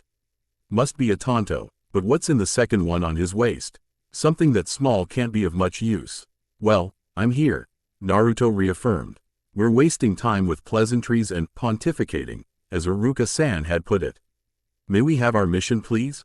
Said Chunin nodded. It was time for business, so Naruto couldn't very call to him as if they were familiar all the time, in the same way he wouldn't behave overly cordial in the presence of the Hokage when the time deemed it necessary not to. That's right, Hokage-sama, may I? That's fine, Iruka, the Sandaime granted. He was already preoccupied with thoughts that haloed the character of Sagan, but he wasn't about to have his mind and body operate on two very different fronts. It wouldn't be fair to these hopefuls, but discreetly wondered what was becoming of Team 7 who witnessed the man, and Naruto's general personality. It still took him by surprise. Huff it had been settling in for months. His patterns of speech, his vocabulary, fighting prowess. All of these reminded him of his successor and his untimely demise. It also reminded him of his son, but he'd rather not go there. Well, I can see everyone, so we'll start. Today, you'll be administered a B-rank mission, as you were told previously by your respective senseis. Iruka started and gone to settle in as if he were giving a lecture. The location is Ryasu Town, and it's almost 30 miles east of here. I believe that Asuma knows exactly where it, for he has had a mission there previously, according to records. That's true, the Sarutobi agreed. Although nothing came of it all 5 years ago. What's the mission about? Kiba asked eagerly, much to Shikamaru's annoyance and Neji's chagrin. This was merely fuel to the notion that this generation was full of immature children, but he couldn't say much different for his generation as well. His own team was the only full one left. The others either had dead squad mates or those who resigned when they realized that they had bitten off more than they can chew. It could even be for this very reason why they were taking a B-rank mission with them. It's purely investigative. Asuma's eyes widened a bit. Don't tell me that it's the murders are starting up again. Iruka finished. This mission was and probably still is very, very difficult to solve. And it's for this very reason why it has been elected for so many of you to go when this mission was turned in again a few days ago. Those who can solve mysteries, find clues, and he general like Aburame, Inuzuka, Hyuga, Nara. He nodded to each clan member in turn as he mentioned their names, and heavy hitters. He stared at Naruto in particular, and everyone took note of that. For when you actually find the person, or thing responsible, thing, Ino and Sakura parroted dumbly. Tenten was also entertaining doubts herself, but she didn't show outwardly. Thing, Asuma repeated. When I first went to investigate, all that's left of the victims are bloodstains. Just the stains where they died, and by all means, it wasn't even a full 10 pints worth of stain.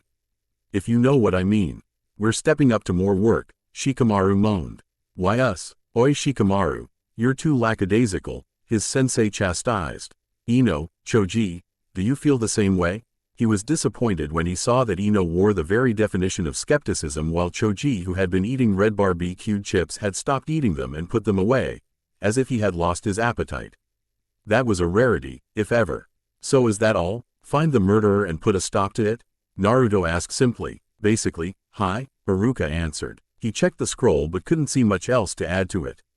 You have 10 days to return, and it's more or less a day's journey to get there.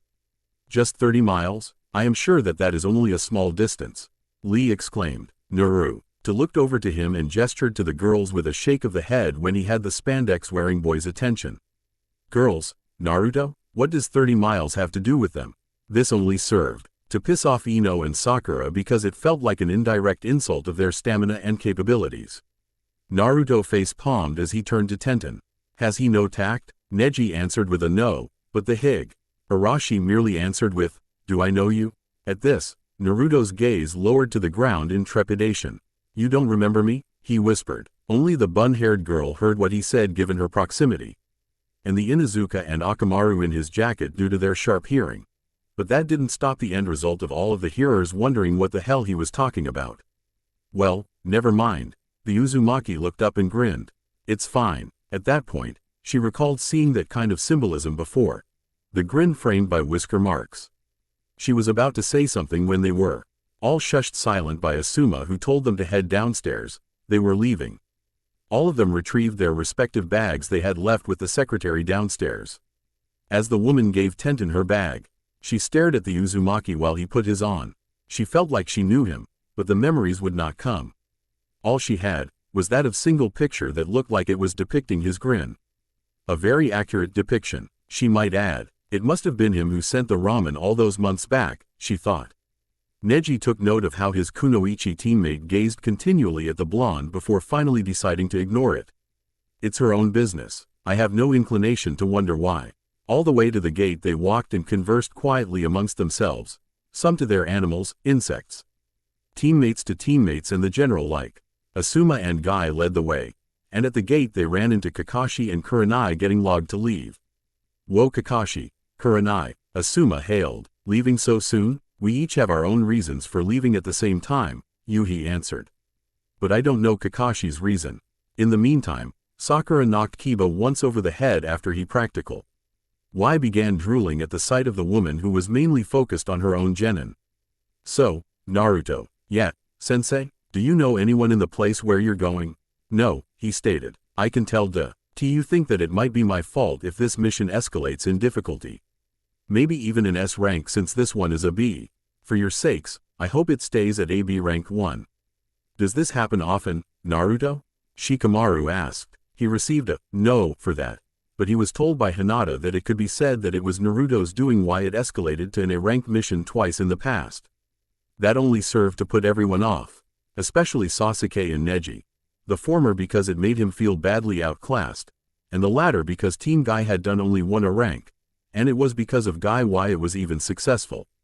Kotetsu groaned when he saw Tenten. Oh damn, it's the Higurashi girl again. What? The brunette answered in jest with a wide smile. I didn't do anything. Azumo, it's your turn to check her seals. Damn man, every time we have to check out her whole arsenal. His fellow Chunin guards sighed. Just let her go through. You know what? Let them all go through. It's too early for this shit. Any of you guys trying to smuggle out anything? A myriad of no's rose up and the two men nodded. Alright, now each of you sign your name and go do your mission, for Kami's sake. Tent. N grinned and held up a V for victory, using her fingers. Don't worry, the amount I use will only increase in the future. The men's eyebrows possessed a furious tick when they heard that as they shooed her away. It always takes nearly a damn hour to inspect the contents of all the seals she uses. Naruto paid that particular tidbit of information some mind, while he had neglected to make sure that she was fine, specifically. He knew that she was taken care of at the orphanage, not to observe how she got on in a wide range like how she trained and such. He knew Masato, and the orphanage owner knew him too. They had a right to. After all, given Naruto's selfless deed. Stay safe you three. Kakashi cautioned Team 7. Make sure you look out for one another. You three do the same. Kurenai said to her own team. And do as you're told. I don't want to hear any complaints when next we meet. And with that the combined team of 14 left in one direction, and the two Junin in the next. I say tree hopping. It's basically a forest all the way there. It's perfect, Asuma argued. He didn't really have to, as Guy had agreed to it at the very second of its mention. He never really had it in him to walk, or to take it easy. He was always enthusiastic for a challenge to push him past his limits. But he had a presence of mind. If he had a mind akin to that of a beast, then it was like that of a serpent. Or a mongoose or a fox. Speaking of foxes, we're tree hopping, all. Asuma and I will lead alongside Neji and Lee, then the members of Team 10 to the left, Team 7 to the right and Team 8 along the middle.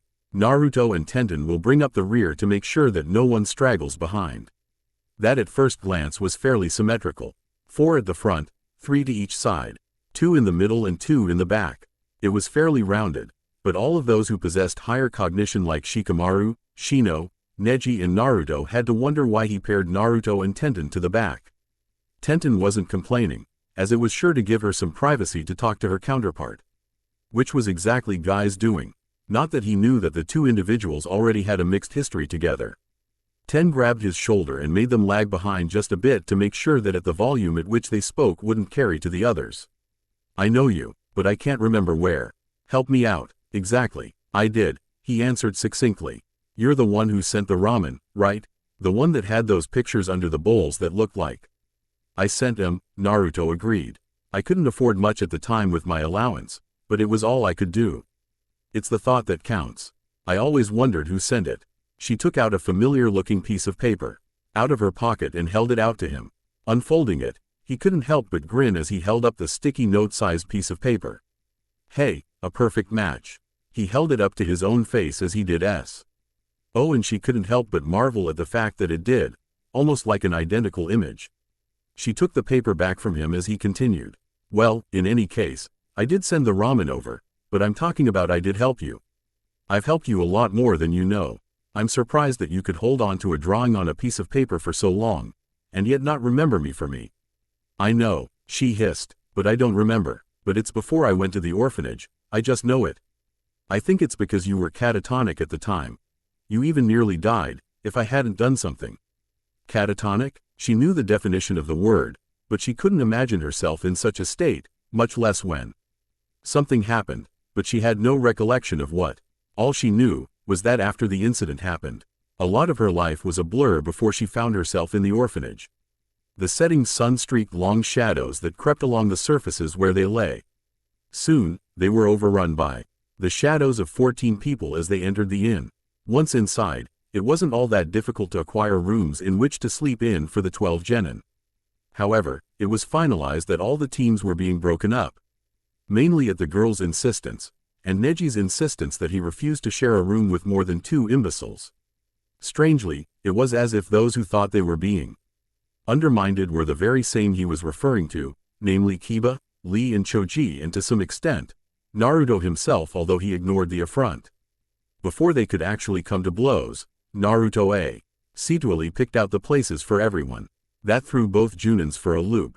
The Sarutobi of the two started to wonder if Naruto really was all that which his father had made him out to be. That is, one not to be taken lightly, nor one to be judged to be nothing more than a simpleton. Alright, let's just go with Naruto's idea, Asuma ordered. Ino, Sakura, Tenten and Hinata will take room 10. He handed the key to Ino, but not before a warning that they better take care of the room. As if, she became upset at the caution. If anything, tell that to the boys. Boys are slobs in general. Besides you know who, of course. Whatever, Guy and myself will take room 11. Neji, Shino, Lee and Kiba will take room 12. Finally, Naruto, Shikamaru, Sasuke and Choji will take room 13. Room 13? Damn, it's starting to feel like I'm in a story about my whole life with everyone else as supporting characters, Naruto muttered. Which floor is it? It's 10 rooms to a floor, so I'm guessing. So, the girls are downstairs closest to the staircase and all the males are upstairs to assure them privacy. Also, you and Guy-sensei can just go down the stairs or the girls up the stairs quickly so it's as if the rooms were right next to each other in case of an emergency. Right? He asked demurely. That's right, Naruto. How the hell did they call you a dead last? Asuma asked aloud, completely bewildered. My mind was pathetic. It no longer is. Is that so? Neji studied the Uzumaki, searching for cracks. Why would you term yourself in that fashion? It's the truth. That's why, Naruto answered the white-eyed boy dryly. Now before Choji asks, where and when do we eat? He just ran out of chips, given by how he keeps pulling up used wrappers searching for a snack he hasn't eaten yet. He's very observant, I'll give him that. Shikamaru wondered, where has this Naruto been in the academy? He misses one day of schooling and he comes back in a new outfit, a low haircut and some weapons. Not to mention a whole lot stronger. Maybe I can ask him later. TCH, maybe not. All of this is too damn troublesome. And if people are leaving the town because of the murders, the guests will leave the inn first. That's why we got 4 rooms so easily and cheaply. But why did Asuma pick this inn specifically? Experience? Food? Yikes. How the hell are we going to feed all 12 of you for a week? Asuma mumbled. Not to mention Choji. It's like we'll be feeding 24 of them for a week, or was it 10 days? Shit. As soon as the statement left the man's mouth, Naruto pulled him aside, telling him to feed them tonight. Then, he told the man to have faith that Kami would provide. Not too sure what Naruto meant, the man acquiesced to the demand. After all, Naruto had pulled off wonders in Wave that got Team 8 fed. He suspected that Naruto was up to something, but he wouldn't look a gift horse in the mouth. Fewer headaches that way. Kurenai hadn't done that and lewd at what happened, afraid to go on a simple B-rank mission with the Uzumaki. Although this B-rank in and of itself was far from simple. This canteen has variety, I'll give it that. Choji hemmed in satisfaction. Now for a bath. Me first. The girls yelled and made a break for the bathrooms. Before all others could do the same, Naruto cautioned Tenten discreetly to walk with him. Not completely sure what his aim was, she assented to his request. Alright, what happens now? You're going to have to remember. Remember what? All of this was becoming increasingly bizarre to her. EY had only been walking for around 10 minutes while Naruto had gone here and there, asking around for a bank. Currently, she had no idea what this was all about, but Naruto promised that if they didn't find one in the next 5 minutes, then he'd go back to the inn. How would you remember how to get back there? We've made so many twists and turns and I could barely keep track of them. How would you remember where it is? He tapped his temple. I can't forget anything. At this particular phrase, her head began to hurt her severely as she was racked by a splitting headache. My parents. That night, spotting an overreacting episode, he led her aside by the shoulder and wrist under the awning of a closed shop, placing her to sit on one of the chairs left behind next to the closed entryway. He had to hold her up by around the shoulders in a side hug to keep her upright as she flailed a bit in her woes. The explosions. Shish, the Uzumaki cooed. Just think clearly, and try to remember. Somehow, his repetition of this had a mild hypnotic effect on her as she began to think with stark clarity, nearly reliving all of her purposely blank past. Flashback. Tenten kicked at the pebble angrily. Unfortunately, it didn't give under the force of her foot, but at the very least, the pebble only offended the sandal and not her toes. She was about to attempt another kick at it when she was stopped by her mother as they trekked through the open-air market. Don't. We didn't spend money on those sandals just for you to destroy them before their time. The money's already tight this month. Ka-chan. Quote, that's enough. Besides, we should just hurry home before anything else. Why? Is it because of those men who wanted money from you and San? Hi, Masumi. Mrs. Higurashi realized that the sun was setting quickly and hurried even faster. In the mother-daughter haste, they accidentally knocked a young boy to the ground when going around a blind corner. After pausing to help him up, she realized that it was the Jinchuriki and quickly let go, also pushing him back down in the process. It's you. Damn it, the 8-year-old scrambled to pick up his backpack off the ground and tried to sling it back on. Seeing him having some difficulty, Tenten helped him insert his arm into the strap, just moments after her mother realized that her daughter was actually helping the boy instead of shunning him. All it earned the youngest Higurashi was a slap in the face before her arm was nearly yanked from her shoulder as her mother resumed her speed to get home. Looking back behind her, Tenten saw the boy's eyes water up before he ran off to a nearby wagon in motion and dove inside, hiding there as the wagon was waved past by 2 bored-looking ninjas at the gate. She never quite understood this, but she didn't have time to mull over it as she was virtually dragged home before the so-called night men came after them. Oh, no, what did you do? I didn't have any money. They'll be coming for us. Tenten listened at the door, hearing every detail that passed between her parents. She was told to go to bed, but curiosity, worry and confusion of the day's events kept her fully awake. First, there was the usual morning of practicing how to throw knives so she could go to the ninja academy. Then her mother asking her to follow her to the market in the early afternoon. That was also fairly normal, as she was another pair of hands that could carry the goods home. However, there were half-dozen men who accosted her mother, asking for money. She had just completed their shopping, so naturally, they had none to give. What happened after was not pleasant to the hearing sense, or the sense of sight, as Tenten was forced to watch her mother get assaulted about the face. even after both of their pleas to let them go. Alright, we're not animals, one of them stated coldly. We'll be coming for what is owed to us tonight. You're going to have to either let go the land or give us the payment. You've been behind the payment for a whole year. We'll pay it back. Sure you will, the man sneered. One way or another. We don't need the eyesore house, though. And all of that was said seemed to fit in with what her parents were arguing about now. They don't want the house? Her father asked. They must want the money. How are we supposed to come up with that much? I knew that the blacksmithing would come up fruitless, her mother complained. Only Tenten-chan uses them and that's for practice. We have too much blacksmithing on petition and we owe those men that mortgage money. What do you want me to do?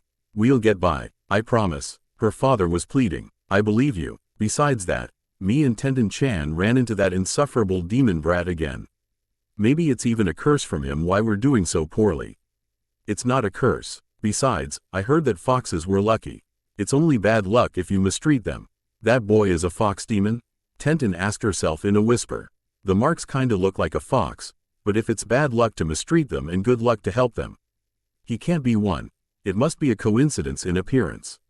She had no time to finish that line of thought as her mother continued speaking to her spouse. Maybe we could have a high promotion sale for the weapons. When has that ever worked? If Annette, Hing no the Uchiha police force are dead. If only that son of a bitch Itachi had only killed himself alone, we could just go to them and complain. We could even get some sort of special attention to get protection. Maybe we should go to the Anbu. It's not like those night men going to kill us. It's like a bank statement. They'll only try to rough us up to remind us that we owe them. Besides, if we get the Anbu involved, it might make things worse. Those bastards gave me a black eye. If it were you out there, do you think you would have gotten off so easily? I'm a woman and you're a man. If anything, they'd stab you. The last time you ran into them is the reason why you only have half of your left ear. Downstairs, Tenten could hear loud thuds landing on the door, just moments before a heavy impact. One must have knocked the door down. In the bedroom, Tenten could hear her parents squeal in fright before the door opened and nearly struck her in the face, had it not been for her a forte. Hot to stand 2 or so feet away from it from the beginning. She had ample time to react and to place her hands up to stop it. Tenten-chan? Her father hissed as he saw her. Come inside here, quickly. He grabbed her hand and pulled her inside the bedroom her parents shared before locking the door behind her. Get under the bed, he screamed whispered. Her mother was in full agreement with Fran. Tick nodding as he pushed her under the bed when she seemed to have frozen. Quick, a moment after she had accomplished the action, the bedroom door was kicked in by a thickly muscled mountain of a man, soon followed by his comrades. The shadow of the bed held Tenten hidden from view, but she had sight of everyone's ankles up close and up to their waists with distance. She had gone into a form of unresponsive shock as time slowed down. Watching. Flashback end. My parents got butchered. She sobbed in hysterics as she recalled the night. She had been on memory-suppressing medication for years since her mental evaluation. But she had never recalled their demise being this graphic. This wasn't my intention. I only wanted to know if you remembered me, Naruto stammered. But if it means anything, I can only offer my condolences. She half bit the back of her wrist. You said that to me already. But you ran away. You smuggled yourself out of the village. I saw you. Memories are out of sequential order, Naruto muttered. But it's getting late. We should go back. I don't want any of us to become a murder statistic. And you shouldn't be out on the road in your condition. Don't talk to me as if I'm crazy. Tenten had all of the appearances of someone who was frazzled and she had a wild look in her eyes. Naruto could tell that she was in hysterics. I'm not crazy. The psychiatrist may think I'm dumb. The academy teachers may think I've gone off the deep end. Guy-sensei think I've got too much emotional baggage and I don't want you of all people to think I've gone batshit crazy. I would never think that of you. The Uzumaki promised. I'm merely thinking of our safety. We're out here on mission to find and stop the murders, whoever or whatever is causing them. She paused at this, giving it some thought. Soon, she broke out in a wide grin. That's all right. I've got a strong bodyguard to make sure nothing happens to me while I remember my forgotten past. Somehow, the statement had sounded completely sincere and sarcastic at the same time. Naruto himself had a hard time trying to pick apart the difference, but she went under again as her eyes glazed over. Flashback. Her face was frozen in a grimace as she watched her father's steady, lifeless eyes seemingly stare at her when its rolling came to a stop at the foot of the bed. She was as silent as her now. Dead parents as she subconsciously listened to the men mill about downstairs. Ready those god-damned explosive tags. I want this place turned to rubble in the next 2 minutes. Hi, boss. Make S. You put the bombs at the foundations, and on the inside of the corners. We don't want to get the other houses nearby caught in the blast. Hi. Gathering her wits, she crawled from under T.H. E bed and she regarded that of the bedroom of her parents. Blood was splayed everywhere and ran in rivulets in the corners where it didn't quite reach. Her body moved on autopilot as she hobbled to T.H. E window next to the bed and let herself out onto the sloping roof outside. It was hazardous, but she was fortunate enough not to slip and slide as she shuffled to the far end of the roof and let herself sag down onto the edge, letting her legs dangle in an effort to get her feet closer to the ground. Once that was achieved, she pushed herself off with her hands and took a rough tumble as she fell to the concrete nearly a dozen feet below. She fell improperly and felt like she sprained or perhaps even broken her ankle. Even more so, her whole upper torso had slapped against the ground. Now it felt like she had broken something around her gut area, something painful. She pushed herself up, but somehow, she didn't pay any attention to the pain. It was as if her mind was still in the bedroom with her dead parents and apparently didn't find it appropriate to register pain in her body. It was all she could do to manage even a limp as the house exploded from behind her. Glancing back, her nerves shattered as she watched the house get caught up in a myriad of explosions that razed it to the ground, signaling it as the life she knew. With that thought in mind, as she wandered off into the welcoming embrace of the night, there's nothing left, all that's there are ashes. The daughter, Tenten, somehow limped all the way to Hokage's tower and from there, got herself carried immediately to the hospital. Did she see anything? We don't know, she's been asleep ever since she got here. Ask her now, she's awake, given by how she's staring at us. Oh, Tenten, how are you doing? She made no attempt to respond. Rather, all she did was let tears stream down her cheeks as memories of the previous night before. No pain in her body that she felt currently would ever measure up to even a tenth of the emotional one that racked her entire being. Flashback end. Well, do you remember me completely? Or is that just a pipe dream? Dream? I see what you did there. Tenten got up off of the chair and stretched. Just take me home. Home? Back to the inn. You said that you remember where it was. In fact, I remember how you've told me that quite a few times and you've never disappointed. She mustered a good-natured grin as she took her hand in his. Come on, friend, lead the way. So you do remember me? Not quite fully yet, no, she admitted. But I'll get there. I think Naruto's up to something. Naruto-kun? He's fine. I believe he's with Tenten-chan. It's hard to believe that they're already hitting it off. Guy added the last in though. UGHT before returning his attention to Asuma. Well, I have a feeling that we're going to get some money or food or something of the sort between now and tomorrow evening. If you see anything of the sort, just ignore it. It'll probably be Naruto's doing, and I don't want him to think that we're onto him. Why would you suggest this? Do you remember what Kurenai said about Wave? Asuma pontificated. Before pausing to acknowledge Guy's potential response, he continued. Naruto has this knack for pulling off wonders out of nowhere. While I might find it suspect, so long as I don't have to fee D12 genin 2-3 times a day for a little over a week, I'm not going to question him about it. But I wonder why he and Tenten have left. Is she in on what he's planning? I don't think so, the taijutsu specialist replied. To be frank, I approve if she pars with him. You know as well as I do about the trials she's gone through. And you think that Naruto is better than a trained psychiatrist? Better than Inoichi, even? I never said he was better than them, Guy answered wisely, rather unsettling his fellow Junin who thought it was out of the man's character. But the difference is that the two are in completely different leagues. He looked up as he cocked his head like a listening dog. I hear them returning. Tomorrow, we will continue with the mission. But I read your mission report, at Hokage-sama's request. We should warn everyone about the murders. There's one case every 1 or 2 days. The Sarutobi trailed off as he removed a cigarette and lit up to draw a toke on it. I dare say that there will be one tonight. I hope I'm wrong, I really do. Why the fuck did you pick the meeting at night, Hagomi? The damn murders are starting up again. We shouldn't even be out at night. Calm down, ya yellow bastard. We need to discuss this, and tonight's the best night. Besides, you know that the murders can happen in the day too. Your own wife is proof of that. Gomi's words only served to make Hafu upset. But he soon placated the irate man with smooth talks of extravagant profit to be had.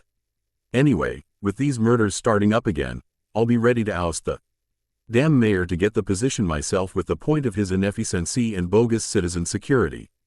And with him out of the way, why the hell would you want the position? Hafu asked, growing confused. It's a thankless job and I know the mayor personally too. Went in with a full head of black hair and not 2 years later he looks like an old man. That's 'cause he's working too hard. Me however, Gomi trailed off. I know to go with the flow. Besides, the town's already mine. All I really need is that position of power to assume my right to run the town from a so-called legal standpoint. He guffawed as he said this, making his meeting rather awkward. The laughter echoed slightly from the board-made warehouse that was as big as a barn, but completely empty save for the men, 3 of Gomi's lackeys and large crates that held hollowed dolls, stuffed completely with opium and heroin. Why this location? Hafu had no idea, although it begged the question why they were meeting in the first place. So what is it do you want from me? Surely it's not to discuss the mayor's gray hairs. It's not. I'm buying out your doll factory. My current dealer can't keep up. Dolls? What the hell do you want my factory? It's all I have left of Warui. She died and left the factory to me, not just so I could sell it to you. Knowing what you sell, you don't have any need for the dolls. I don't want the dolls. I only want the disguise they offer, Gomi pontificated. Customs don't check your dolls. Your factory has had such a wonderful track record and full customer satisfaction guarantee. Had your crates just get waved past the checking line with a damn smile. My dealer doesn't have that, and it's becoming a pain in the ass to bribe a new person in customs every week to make sure they don't check the dolls I already have. You want to smuggle your shit inside my dolls. Hafu stated simply. No, think about it. Gomi went on the offensive, smirking as he saw his associate flinch. I'll soon be mayor, and I'll be able to take your business to fantastic new heights. All I'm asking is for you to scratch my back, and I'll scratch yours. I know what you've done. I know your type. If I scratch your back, you'll only stab mine. I ain't selling out, and when I become mayor, I can't assure that your 2x4 spread factory will remain open. And for your information, your whiff, Iwarui was going to sell me the factory all those years ago.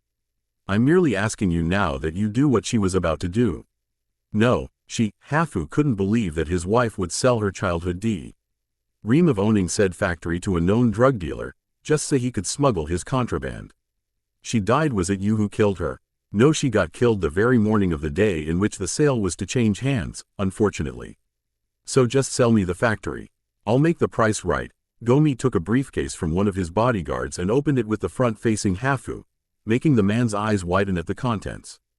That of it being packed to the brim with Rio bills of the highest order. You see this? I know that your little hands-on factory has to stay open for 24 hours for a month straight to make this much. And what you see here is merely the first installment. I'll continue paying as long as the factory works and my goods go through. The offer was tempting. Basically, he'd be earning 2 months' money in a single month for the rest of his natural life. It doesn't start as much, but it was the difference between $1 million in 6 months, and $2 million by 6 months.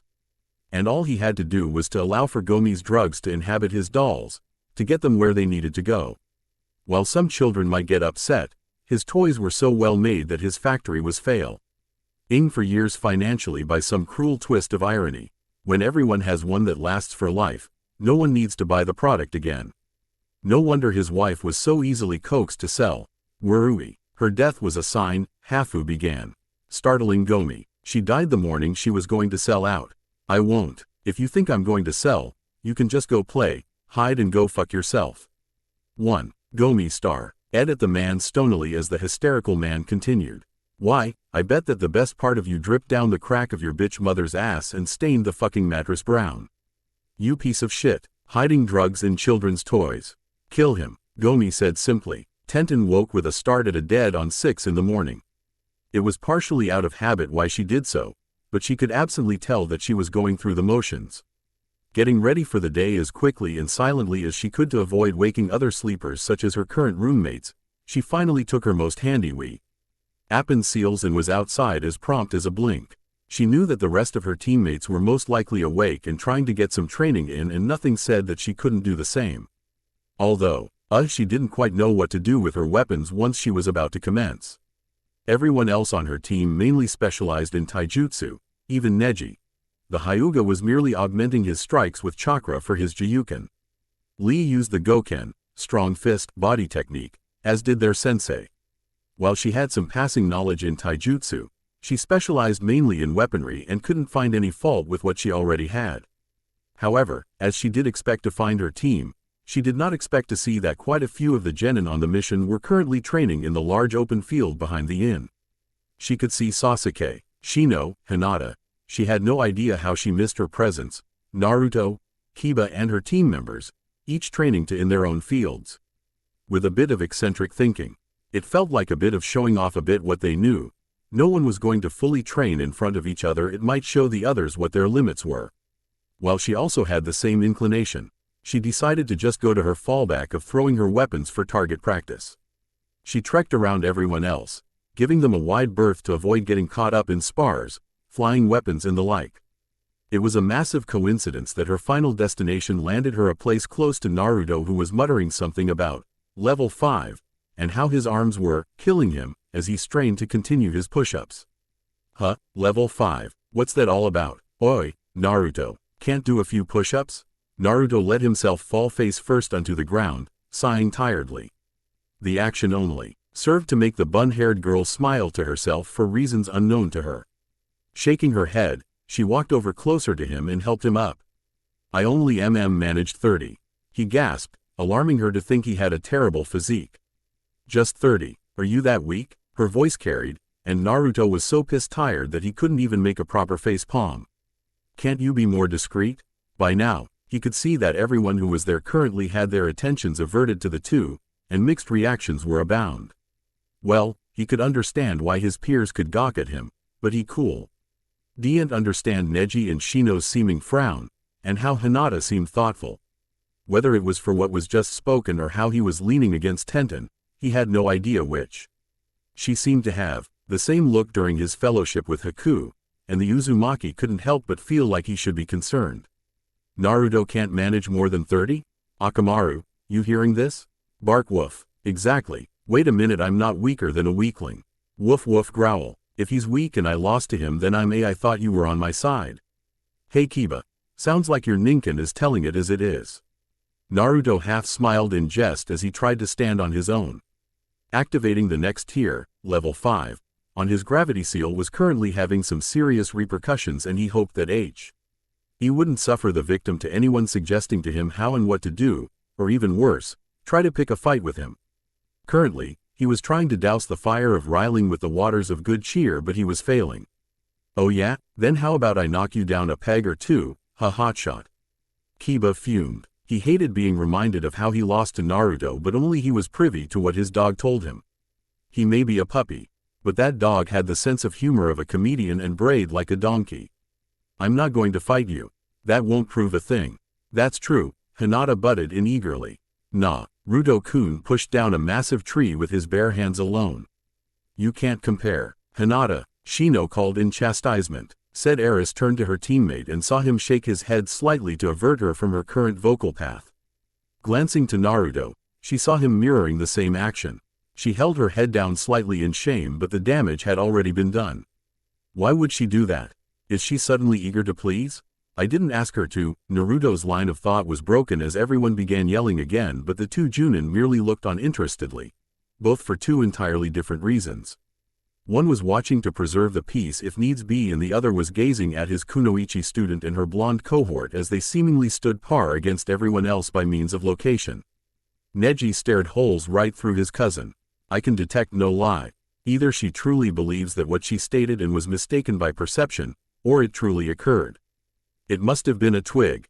Kiba grumbled as he watched his other teammate grow bored and return to his training. Ain't no way Naruto of all people could do something like that. Hinata-sama, are you sure you saw such an event with clarity?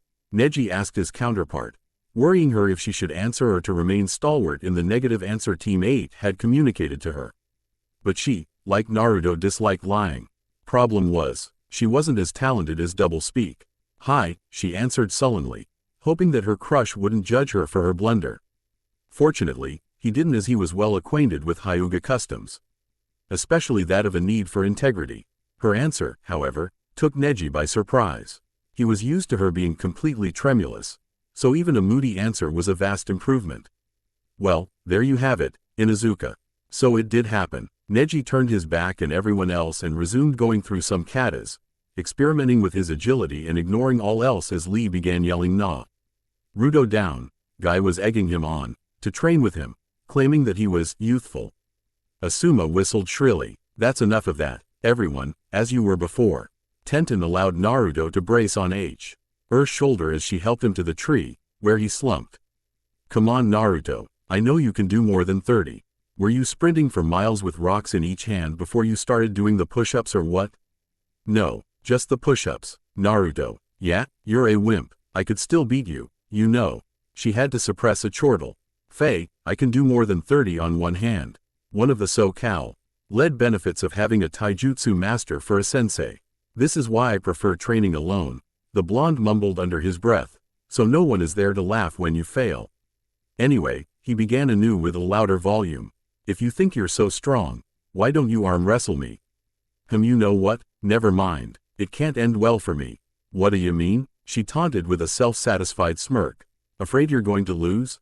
No, if and when I win, people are going to say I only have enough strength to beat a girl. If I lose, then yeah, I'm a wimp. So you're afraid that people will think lesser of you? Because I'm a girl? Oh shit. Naruto gaped at the rapidly growing upset weapons mistress. I did not think this through. You got that right, mister. Smooth move. What the, Kurama? When did you get back? Shortly after I sensed that you were getting utterly wasted when it came to stamina. I thought you were in a fight to see if I could get some excitement besides watching Narmizu practice his water technique. But I guess I was wrong. It's more interesting watching your brother practically drown each time he tries an attempt at his A-rank jutsu. Maybe even Narbare testing out HAI's invented galvanic touch on animals to make them insane, just to have some cockfighting. Naruto shook his head. Meh, that sounds like psychosis to be sure. I assume he's invented a technique that alters brain mechanics. Don't try explaining to me. He tried to do that for a whole hour before I had to tell him to shut up. The Higurashi looked on silently as her friend's eyes had seemingly glazed over. Hey, Naruto, talking to him again? Naruto came to quickly, registering her question. Yeah, hey, is that Tenten? Kurama tried to peer through his container's eyes. She's growing up. Damn, it's like looking at a before and an after picture. Tell her I said hello. He says hello. Hello to you too. Anyway, Naruto, just arm wrestle me. Damn, what do you have to lose besides? My dignity, money in a bet, general street credibility for morals and standards, respect from my peers, not much after those, the boy deadpanned. This level 5 tier is no joke. Why would it go up to 10? 10 must be suicide. It's a goal worth achieving. Don't you remember how much ass you kicked in wave at just level 4? Perhaps by 10, you're not even walking on the ground. I will run like the wind. Naruto muttered. I will even outrun it. That's the spirit. Anyway, I'm outta here. I'm gonna go check on the weapons user. He's over in his blacksmithing place close to Iron Country. He's mass-producing a lot of I'll let him tell you when he's ready. Kurama's voice faded with his last words and Naruto perked up at the realization that his brothers were training like mad. Who was he to remain stagnant? I gotta get to training. Heaving up himself, Naruto once again resumed his plain exercises, trying to get used to the seal's added effects. He could feel his muscles aching and his bones creaking, threatening to break but persisted nonetheless. Tenten merely watched interestedly at the boy, wondering how every ounce of effort was costly, even if it were only a single step. It looked rather pitiful, but if only she knew how the world felt like to him. I don't think I want to arm wrestle you anymore, Tenten remarked coolly. Why? He strained out. 1. Your palms must be sweating like crazy. 2. I'd probably break your arm. What with how weak and fragile you must be. What happened to you? Don't lecture me, Naruto chastised. Just talk normally so I can take my mind off of this. Flashback. Alright, Tenten-chan, your new family, the long blonde-haired man suggested to the 9-year-old. Their names are. She didn't even listen to the man as he introduced her brand new parents to her. What? Her new parents? Where were her originals? All that was left of them was cremated and the ashes laid to the winds to scatter. She didn't even recall her second parents' faces as her home was razed again. The night men were relentless. They needed the land. They wanted the land. They needed her dead and buried. Who's to say that the death of the Uchihas affected only one individual? It affected all in the village suffered. Ninjas weren't licensed to keep the peace, but they were encouraged to. What no one had yet to realize was that it was very easy to bribe a ninja to look the other way when he didn't have to risk his neck for it. Only values. A ninja didn't necessarily have values, nor did they really have morals. They might have a conscience from time to time, but that was it. Tenten had it all figured out. She was no dunce and her catatonia provided her with time and quiet necessary in which to think. Unfortunately, all she really did was to mull over the fate of her parents. That and the fact that she matured quickly enough to realize that the ninjas of the village wouldn't necessarily turn to help another in trouble. Especially when the perpetrator could be another ninja. Thus, the night men who killed her parents tracked her down and her new parents decided to wash their hands of her, right in front of her.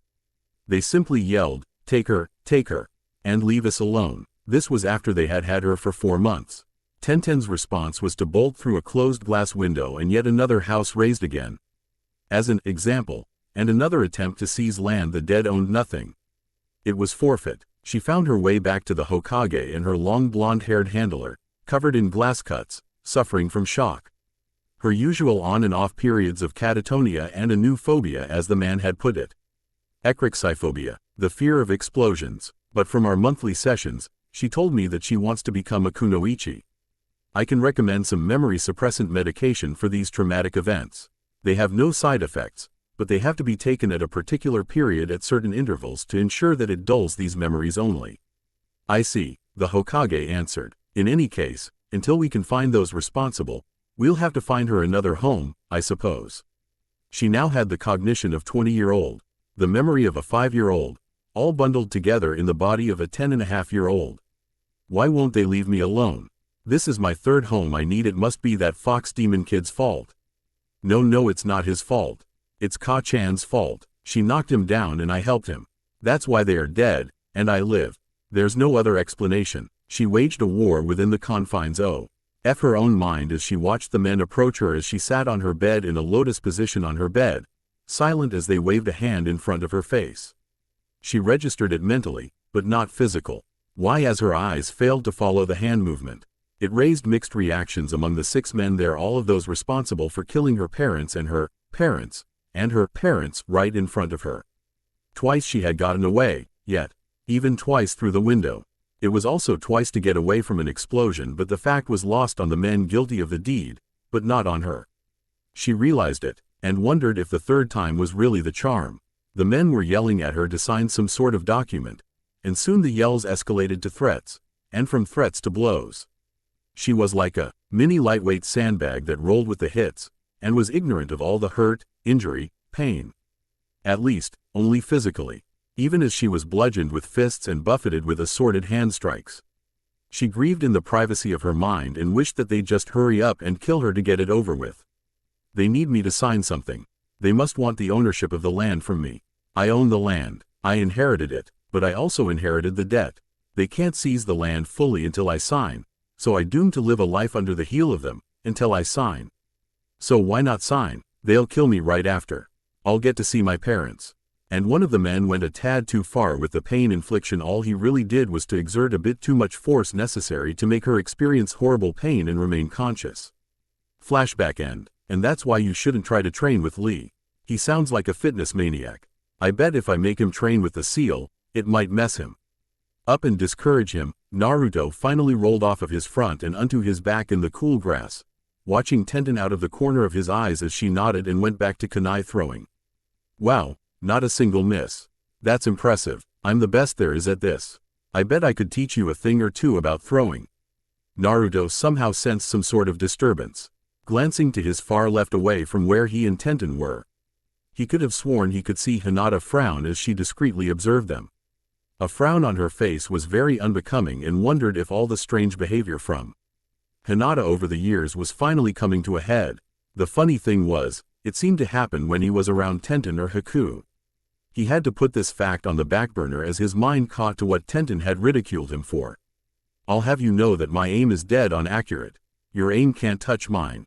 Oh yeah? Well, I know that I've the best aim as a genin. I'm probably on par with a junin. And my aim is better than Kami's. He answered carelessly. Finally deciding that he needed to rest his body before it sublimed to mush, he, as best and stealthily as he could, lowered the seal to 4. Of course, this wasn't normal, as in no restrictions, but it was to him. Besides, the respite he got from lowering the seal could compare to when he removed it completely what few times he did in wave. Pa thinks he's such a hotshot when he can't even support his own body. Have you even been eating? I gave up a lot, Naruto mumbled. So that you could. Flashback. His home was fine. It had taken a proper month to get his home back up to proper conditions. He wondered if his departure from wave was all that necessary in the first place. The 9.5-year-old certainly didn't regret. At going to wave he now had some family to call his. What he was pondering was how that he was finally getting some attention to get his home back up to snuff so he could live in his home without having to worry about the plumbing, the furnishing and things like that. While it was cheaply done, he could tell that the village was seeing some tough times. He had seen it, read about it, heard about it and generally lived through it. The Sandaime still provided him with his allowance. The allowance money was increased by a decent margin and it served to benefit him when the price of living was increasing. While not terribly so, when other people's wages had frozen, his money had increased accordingly to keep up. He didn't know why, but who was he to look a gift horse in the mouth? No one really took notice of him. Crime was visibly on the rise, but he stayed out of trouble. His home had been raided far too many times and everyone knew it to be empty of all things valuable. They didn't know he was finally bettering his own previous living standard and it bothered him. He didn't miss being antagonized and riled. He could certainly do without that. What gnawed at him was seeing other people who were actually worse off than him. He was eating, they were unfed. He was drinking, they thirsted. He was safe, and they weren't. For once, things were turning out well, although it meant the suffering of others. No one would rob him, for they thought he had nothing. No one really bothered him, they had their own problems. No one stared at him well, that could be because he was using a henge as a poor beggar. One of the many useful things he learned in the documentations, courtesy of IU, whoever those initials belonged to. It was also the selfsame person who had provided him with his tanto in the same seal. But the baton, however, he found one in the dumpster behind his house when he was 6. He had never pegged it for a weapon at the time when he found it, having only used it for miscellaneous purposes around his home. He had lost that one a long time ago. What he couldn't understand was how this so-called IU could have left a brand new one in the seal for him. Scary, but he was going to use it properly, should the need arise. Just a swing and not to miss. And then at the same occurrence of the thought, he saw 2 men carrying a girl between them from a house, while 4 others walked just behind them. Naruto tried to ignore the happening, but he couldn't tear his eyes away from the bloodied form of the girl and the men quarreling amongst themselves. He couldn't quite see their faces, but they were in a hurry, with every pinpoint sense of his mind screaming for him to walk away, to pretend he hadn't seen anything. Every fiber of his being screamed even louder to do something. To do something, to aid, to help. He was walking towards the 2 men in his henge. They would surely meet as their paths would cross. Naruto was merely on his way to Ichiraku's and once there release his henge. But that was roughly 200 meters away. What was about to happen now was a meeting between him and the 6 men plus the girl. 10 feet, 8 feet, 6 feet, 4 feet, 3 feet, and Naruto lost his nerve. Good night, gentlemen, get the fuck out of our way, you piece of shit. The largest man pushed the old beggar, Naruto, out of his way. Fucking stinkin' bastard came too close to touching me. The men stomped past him and Naruto grew rapidly upset, both for losing face, acting stupid, and the fact that his psyche was close to breaking him apart in chastisement for not doing the right thing. Who are you calling a piece of shit, you oxygen-stealing, coffin-dodging bastard? Naruto yelled, the words shocking even himself. What surprised him even more was the next stream. Your bitch mother fucks for bricks so she can build your 2chan a manwhore house. 2. All of the men stopped and turned to Naruto, who seemed to be brimming with the emotions of the moment. He could feel the Kyuubi waking up in the seal and egging him on as well to do the right thing as soon as he caught up to speed from the boy's short-term memories. That's it, brat, teach those bastards a lesson. Kami, I wish I could take control. What do I do now? Naruto asked the beast worriedly. The best thing to do is to pick up that kerchief on the ground next to you, Rel. Ease your henge into your younger form and wear it. Past experience tells me that it's best to do everything with your identity intact. and then try to kick some ass so you don't get killed. Naruto B. Hardly had the time to register all of this when the men charged him with cutlasses, knives and axes to maim him. Snatching up the kerchief, he darted away to escape the male's fury, but he was grabbed by the clothing by the closest man and swung back closer to the others. His hinge broke and he was revealed to be his 9-year-old self, but luckily, his face was face down in the dirt. Well, it was fortunate that they didn't know who he was, but rather unlucky that he now knew what the soil tasted like. He spat to one side and slightly angling his face down while he tied the kerchief. He was promptly kicked in the temple with a thrusting kick that sent him tumbling away. He was seriously doubting the logic of his actions to put on a kerchief for a mask in the middle of conflict. If something like this ever reoccur, he'd better have it close by. Wait, reoccur? Hey, it's just some kid playing ninja. The largest man scoffed. I don't care, I'm gonna cut his tongue out of his head. He first offended fumed as he rushed over to stomp on the downed blonde. Said boy barely had the present state of mind to roll out of the way and finally dart out of the killing zone of a swung cutlass that was aimed to decapitate. However, his dodges soon came to an abrupt end as 6 rather well-built men proved to be too much, especially as it counted to his inexperience. Getting badly struck with the broadside of an axe, he toppled like a shaky tower of uneven blocks and collapsed onto his front. Blood ran from a wound just at his hairline close to his ear, but it went ignored in favor of staring at the motionless girl who seemed to have come to and watched his failure to intervene in a good turn to aid her. He wheezed feebly as dust clouds rose from his impact and made its way into his lungs and watched as the men laughed at him. It was like the cackling of despicable beasts that mocked all who heard it, namely him and the girl not 5 feet away from him. Kyuubi, I need help. The kid soon was thoughtful in his cage as he observed his container's predicament. I think this would put the number in the 70s, like 72. Kyuubi, he yelled mentally, begging for assistance. I see. No aid in the manner I would prefer. I lack the proper medium necessary for the mutuality. However, there is another solution. Prepare yourself, the demon fox warned, only seconds before Naruto's canines grew behind his makeshift mask. His whiskers became progressively more pronounced and his nails lengthened. With the visible transformation hidden by the night and incognito precautions, he fell. His sustained wounds heal and an accompaniment of a boost of physical might. The feral state boiled in him as he stood up before the confronters, surprising all who watched.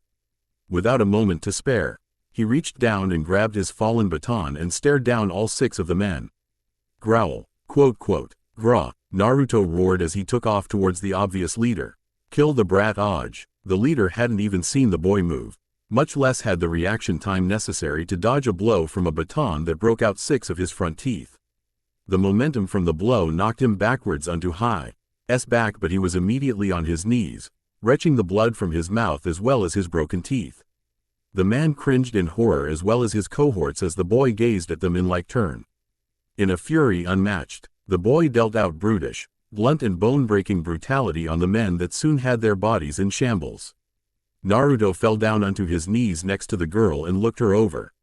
Grasping what knowledge to hand with his ability of understanding, it wouldn't go far, but he could reason to hand that the girl was principal to the men, spying a rather important-looking sheet of paper that she clutched.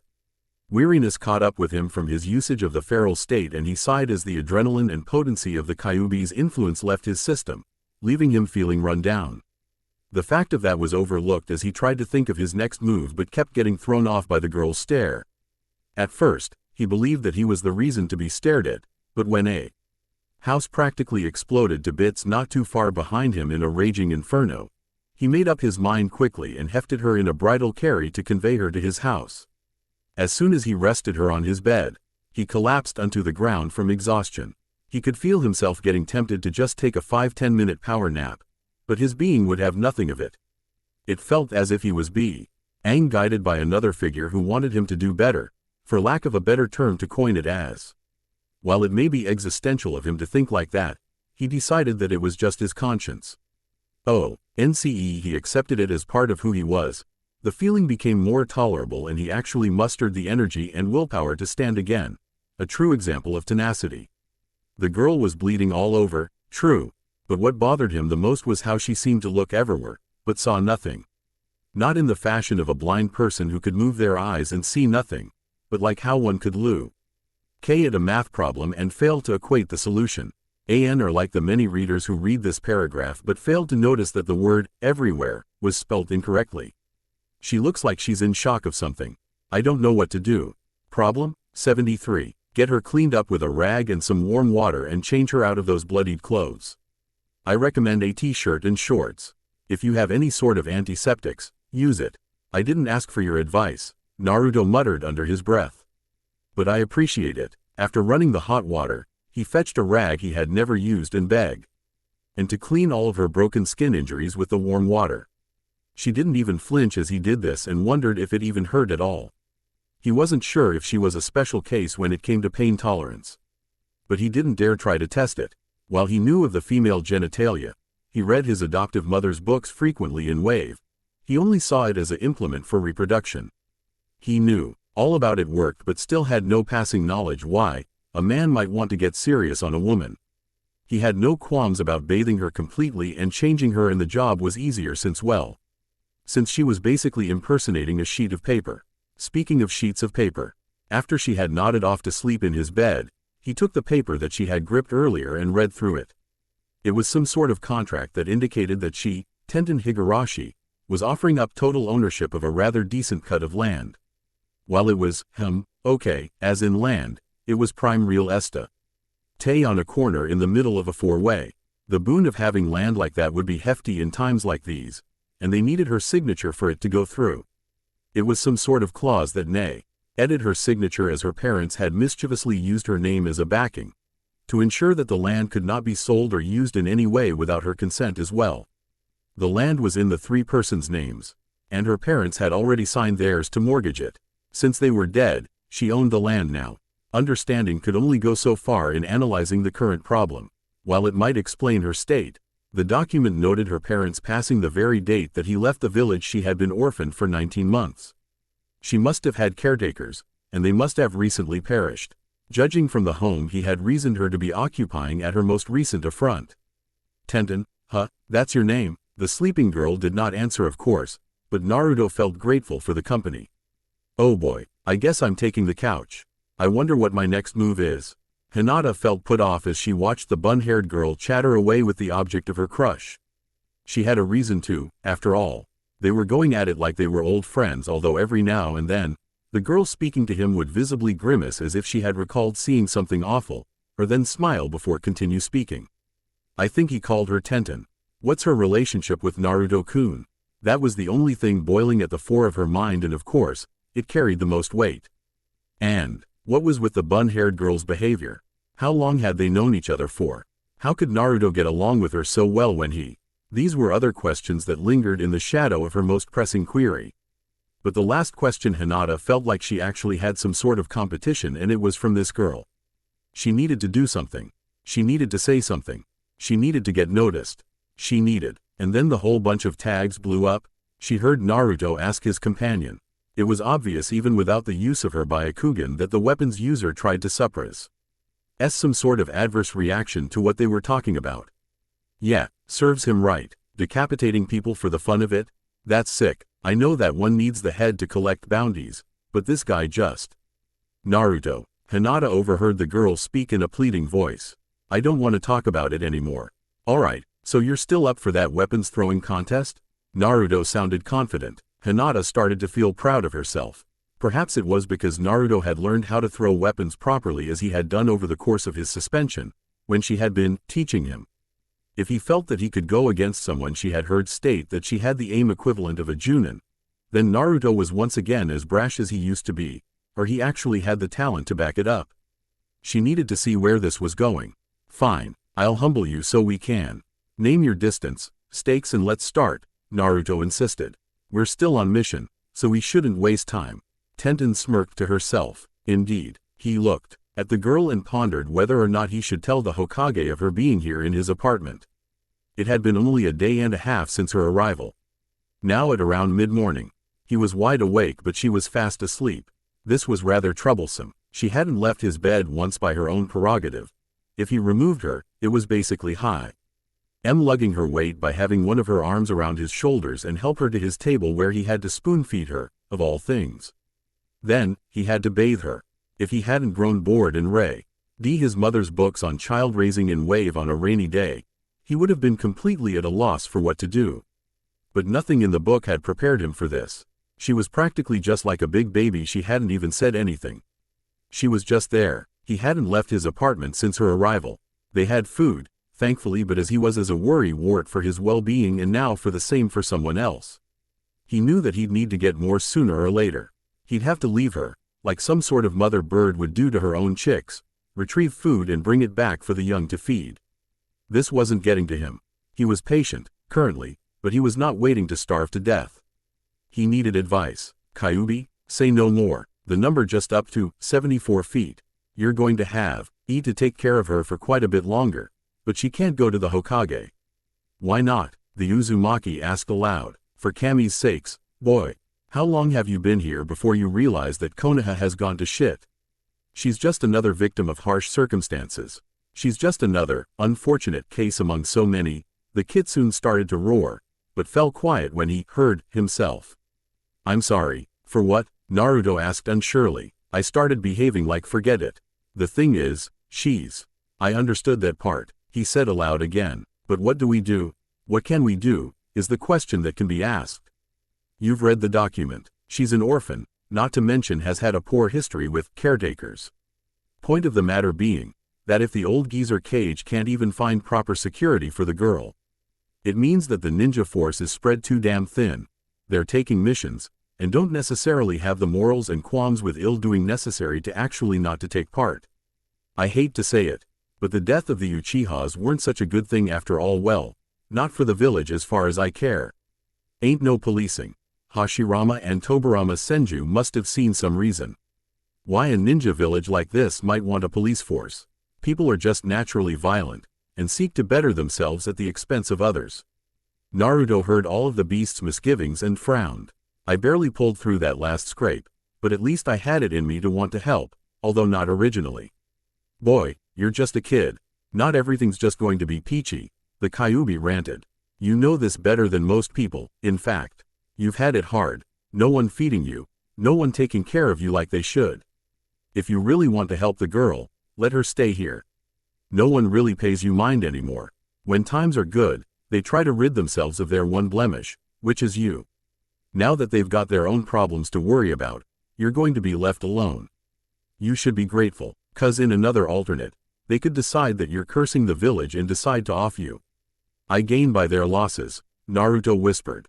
But I don't want that. Yeah, and I wish that I could exist as my own person without being trapped in a seal. You're lucky I don't have anywhere I need to be before your eventual expiration. Naruto grinned to himself, again with the dark humor. But if times are hard, then how come my allowance stayed the same? The Yuki clone that replaced me here didn't even eat. He saved that money. Even now, I'm getting the same allowance I always have. It's compounded, basically. Privy to his own thoughts, the Kyubi was silent. That Sandaime must be trickling his allowance from his inheritance, most likely. It's not going to put a dent in it at this rate. But I suppose it's for the best. Perhaps this way, Naruto will learn to appreciate what little he has. But the allowance could always be a bit more. His money is streamed from a large money pool. Everyone else has to scrape from, however, wherever and whatever they sell or do. Are you ungrateful? No. Good. But seriously, what do we do about Tenten? Are you a fox demon? Naruto heard a new voice ask. Rigidly, he turned to face the girl that was lying on the bed, her eyes open and staring at him. However, he didn't read into that as much as the next question, though. Who are you talking to? That one felt easy to lie to. I was talking to myself. He answered easily. Liar, she said matter-of-factly. That simple accusation threw him off badly. He didn't know why though. Before he could muster a comeback, she had lapsed off again, eyes closed. The event was so sudden and brief that Naruto entertained the idea that he was daydreaming for a bit. Until the Kyubi yelled at him for talking out loud. Bad habit, Naruto chuckled nervously. You'd better break it, or growl fuck. What the hell, boy? Didn't you remember to not speak aloud? Geez, it's just a habit. Anyway, it looks like she was half asleep. Maybe later I can convince her that she was dreaming if she remembers this and tries to push it. He felt badly disturbed again and wondered why his being felt as if it was being abraded by the active thoughts of lying. This might become a problem later. Let's look past that. If anything, other people refuse to try and help other people. Then I guess that I'll have to do something. Don't try to get smart, the fox chastised. The people 2 nights ago nearly killed you. What if I couldn't help with the feral boost? If not for that small burst, you could and would have perished. I can learn. I'll improve. I'll better myself. I can train. You're speaking out loud again. Gomen, the Uzumaki apologized mentally. As he did so, he eyed the soiled black kerchief that he had brought home with him. Smiling as an idea came to him, he decided to go out on an errand after all. But first, he needed to make a list. Finding a pencil and a letter-sized sheet of paper, he wrote. Buy food to last a month.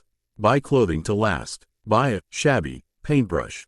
Buy red and black paint. Buy ninja tools. Find the necklace. Wish for better, and act to attain it. Morals shall not perish. Here idealism is not a dying trait, least of all within me. With the jottings completed, Naruto decided to make a run to the store Hine. Edited to hurry back before Tenten woke up. He had no idea how everyone had gathered around the two of them. It's as if somewhere, somehow, someone did something that they wouldn't normally do and that caused everyone to group around Naruto and Tenten in a half-circle. In fact, he was sure that people who were previously still in their rooms had assembled outside where they were and suddenly everyone was competing. This was probably the fault of Naruto and Tenten practically letting the other know who was better at throwing weapons very loudly.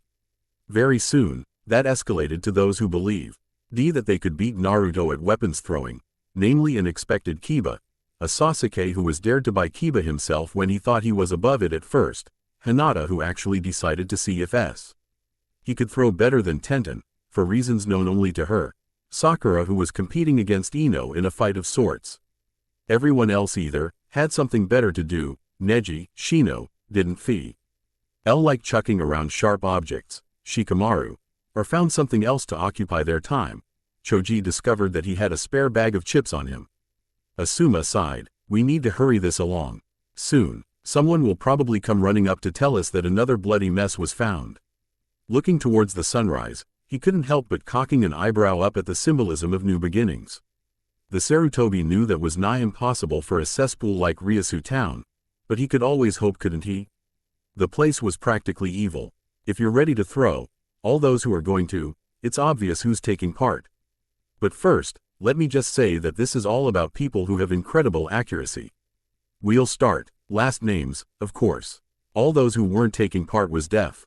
A nightly watching as the competitors sauntered up to the gouged line in their own unique gaits, but it could be said that the most confident-looking ones were actually, they all looked pretty damn confident, even Hinata. This threw almost all of the non-Team 8 members for a loop as they had known the girl to be a more withdrawn type. A rather introverted wallflower to be precise.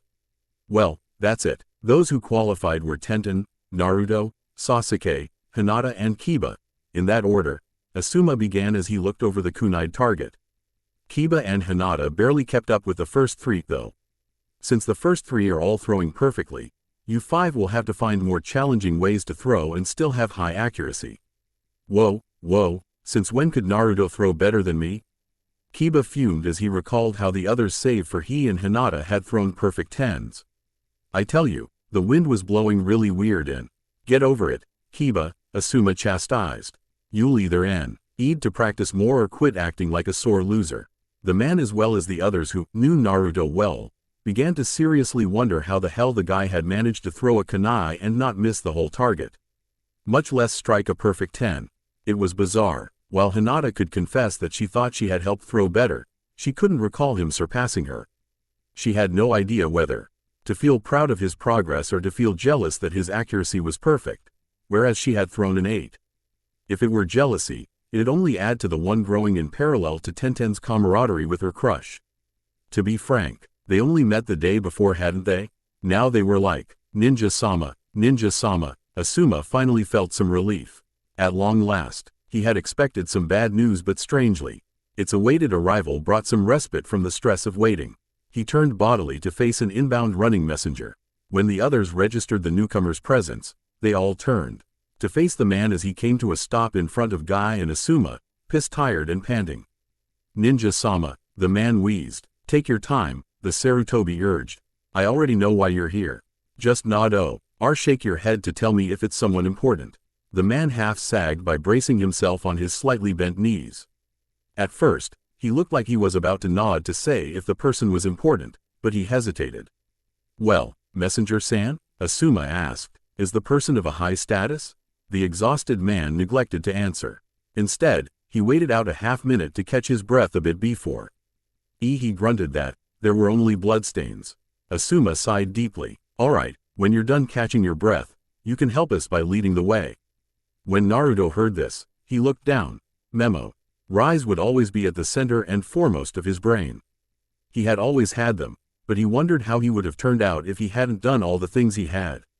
The village would be worse off, that he knew, but what if he? Just some orphan with the Kyuubi sealed in him, with no recognition besides. He didn't strive for glory, but it came off naturally, like pulling his recently painted mask off as soon as he entered. It won't be too long. I've even stopped by at the site, he mumbled in no small amount of elation. And all this will soon be over. Time to feed the girl, the Kyuubi grumbled. Oh joy, why don't you like her? She's fine, I never said I didn't like her. Besides, she's a ragtag girl you practically took up off of the streets and allowed her to sleep in your bed. The way she's out of it, I doubt she even knows she's even in a bed. This better work. It'll work. They'll build the orphanage. Maybe that soup kitchen will even be finished first. The demon Kitsune could merely exhale noisily. And this will solve the problems, you believe? Like some high-hoping vigilante? Knocking out criminals, even? They aren't even being arrested. They just get no CKED out and wake up hours later to find that they've been looted, without even seeing who did it. This will solve nothing, he roared, badly unsettling his container. And you have faith in a fucking soup kitchen and an orphanage? At least I have faith, Naruto replied in a half-hurt, chastising tone. Don't you believe in anything? I believe in results. You have to invest belief in something to get results. He replied sagistically. This tone pacified the fox, and he sat back on his great haunches. He decided to remain quiet and try to ruminate on all of the recent developments that had occurred. Naruto was growing up, and he couldn't be any prouder. Fine, let's at least see if the girl robbed you blind and made off with all you've got. She's not like that, the Uzumaki argued. But it's late, she's probably asleep. As usual, she stares, eats, sleeps and shits. You're going to have to stop wasting your money buying the Kami-forsaken adult diapers. It's embarrassing. I'm not doing this because I want to, Naruto said seriously as he walked purposefully into the kitchen to get a bit to eat. I'm doing this because I have to. If I did things mainly on my own desires, I doubt anything would get done in a village like this. And if I don't do something, who will? Who indeed? He snapped on the kitchen lights at the entrance and was scared out of his wits when he saw Tenten sitting at the table. Eating with a tall male companion dressed in a black trench coat, overlaying hood that shadowed his face, well and truly. Immediately, Naruto had his baton but it was in the man's hand as soon as he did. Naruto wondered if the baton had somehow teleported to the man's hand, but then a sudden and savage wind swept through the kitchen, making the boy realize that it was speed. Shit, language, the strange person scolded in a fairly hexafluoride bass tone. Now sit down. Like hell I will. Who are you? Naruto yelled. Be quiet, or you'll wake the neighbors. As soon as the man spoke, Naruto mentally called on the feral state to challenge the man but found himself seated beside a still-eating Tenten. The wind from earlier traveled on through again and swept their hair about as did everything else, but Naruto ignored that in favor of keeping his eyes glued on the intruder. He could only stare. He had lost his weapon, was extremely out EC. Last, and he couldn't afford to have a fight break out with Tenten, who was still eating. That in particular bothered him. 1. She was moving independently, yet still possessing the same catatonia vibe. 2. She was eating with the intruder even before he, Naruto, had arrived. Everything was wrong with that. And then the man himself. Kyuubi, is that him? He softly called mentally. The beast. In the seal stared through his container's eyes.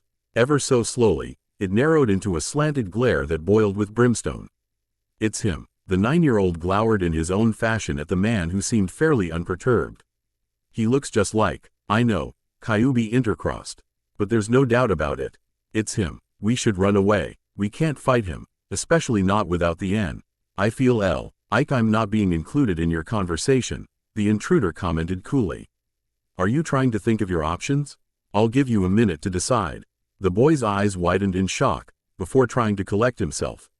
Oh damn, we can't fight him. We can't fight, even if we can't run away either. The man's practically teleporting with that speed of his inner demon fretted. But he has to die. But not here. We're incapable. We have to at least make some noise to attract help. Heh heh, Naruto chuckled outwardly, making the man lift an eyebrow. Not that he, Naruto, could tell. Help? We are the help, Kyuubi. No one would come. Besides, who'd want to come help me? Besides, who could fight him? The Yondaime could, if he were still around. That is, the man remarked. But I didn't come here to fight.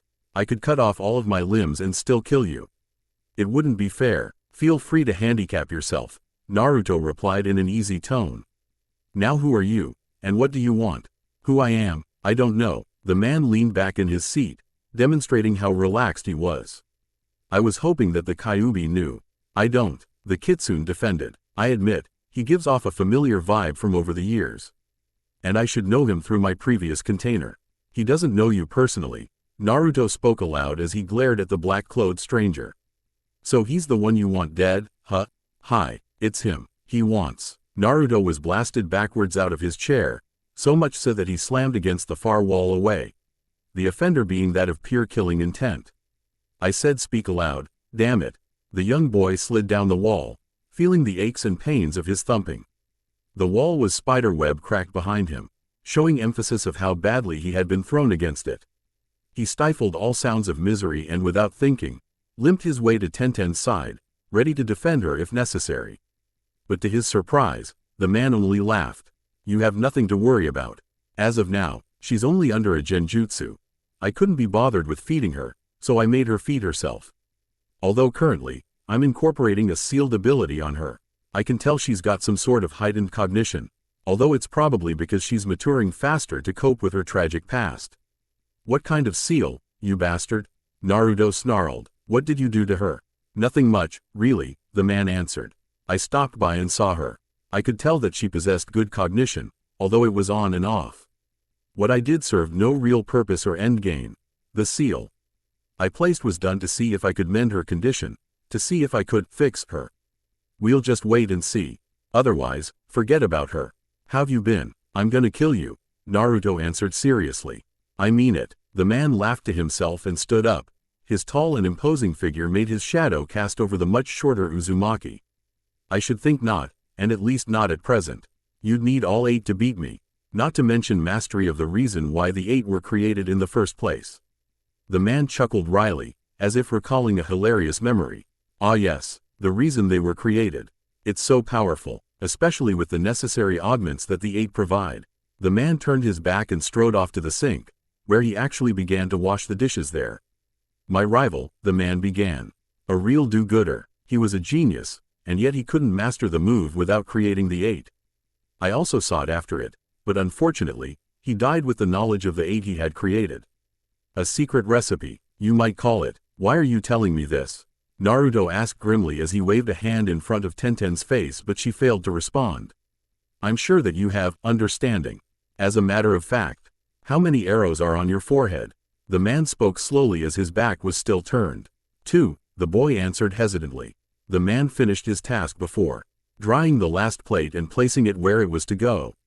He then turned and looked down on him. Development seems faster than I predicted. However, I hope the next time I ask you, you'll tell me like you did just now. Otherwise, he clasped his hand in a snake handseal and reopened them to reveal a brilliant red orb. I might have had to use other painful means. Naruto was silent. Silence means approval. The stranger wiped off his wet hands on the sides of his pants, a true testament that he was a simple person. Sorry about the mess. Hopefully by the time we fight, I'll be even swift. Also I'll be able to move so quickly I won't even create a displacement of following wind. And by then, the orb in his hand changed to that of a grapefruit-sized sphere of swirling chakra, which then changed properties to look like each of the 5 major elements in turn. In any case, go to bed. I'll finish cleaning up. Just because we're enemies doesn't mean we can't have a truce, or even a period of ceasefire. But if you want to, you can help. Many hands make light work. That's a lesson you might want to take to heart. He strode to the corner and took up the broom and eyed it. You'd better take care of the girl. The Uzumaki stared at the man and wordlessly started putting the things back in their places. The man didn't pay him much mind, but he spoke to him barely audibly. Me? For so long, I've been nothing but a man of intention. The boy heard but didn't really listen as he was playfully jabbed in the side, bringing him back to the world of the fully conscious. A glance to his right made him catch Tenten's worried look. Nothing he could and would say wouldn't change her outlook of him currently, and so he neglected to try. Naruto, are you all right? Would you believe a yes? He pointed out. Yes, if you tried hard enough to convince me. With that she returned to facing ahead like everyone else. While she did so, Naruto took the time to think over the ill vibes were permeating the group like a horrid smog. They were to arrive shortly as the messenger stated, and knew that he needed to pull himself together. That went for naught as the memories that were always there rose to the surface again. His eyes seeing two different visions of the same time, one of the present and one of the past, in which he had done a lot, but nothing could ever compare to the sight of the orphanage. It was grandly advertised by flyers and word of mouth. There was no way that he himself hadn't known of its existence, even if these adverts hadn't gotten to him. That would be impossible. He raised the hood of his clothing over his head. Well, the Sarutobi clan really did it up. I heard the spared no expense. They'll be catering to a maximum of 50. Gazing at the building longingly, he whispered to himself, I wonder if there's room enough for me. Of course there is, Kyuubi retorted. Besides, even if it's first come, first served, you're one of the first to know that it was being built. Even that bastard told you. You'd better not get comfy around him. That motherfucking. You still haven't told me what he's done, Naruto asked. You insist on me to kill him, and told me that he's done numerous wrongs. He's nothing if he's not intention. But we all know where that leads. In fact, I could guess that it's his fault that I'm in you in the first place. And if you were to dig deeper, why it's better that I'm in you to begin with.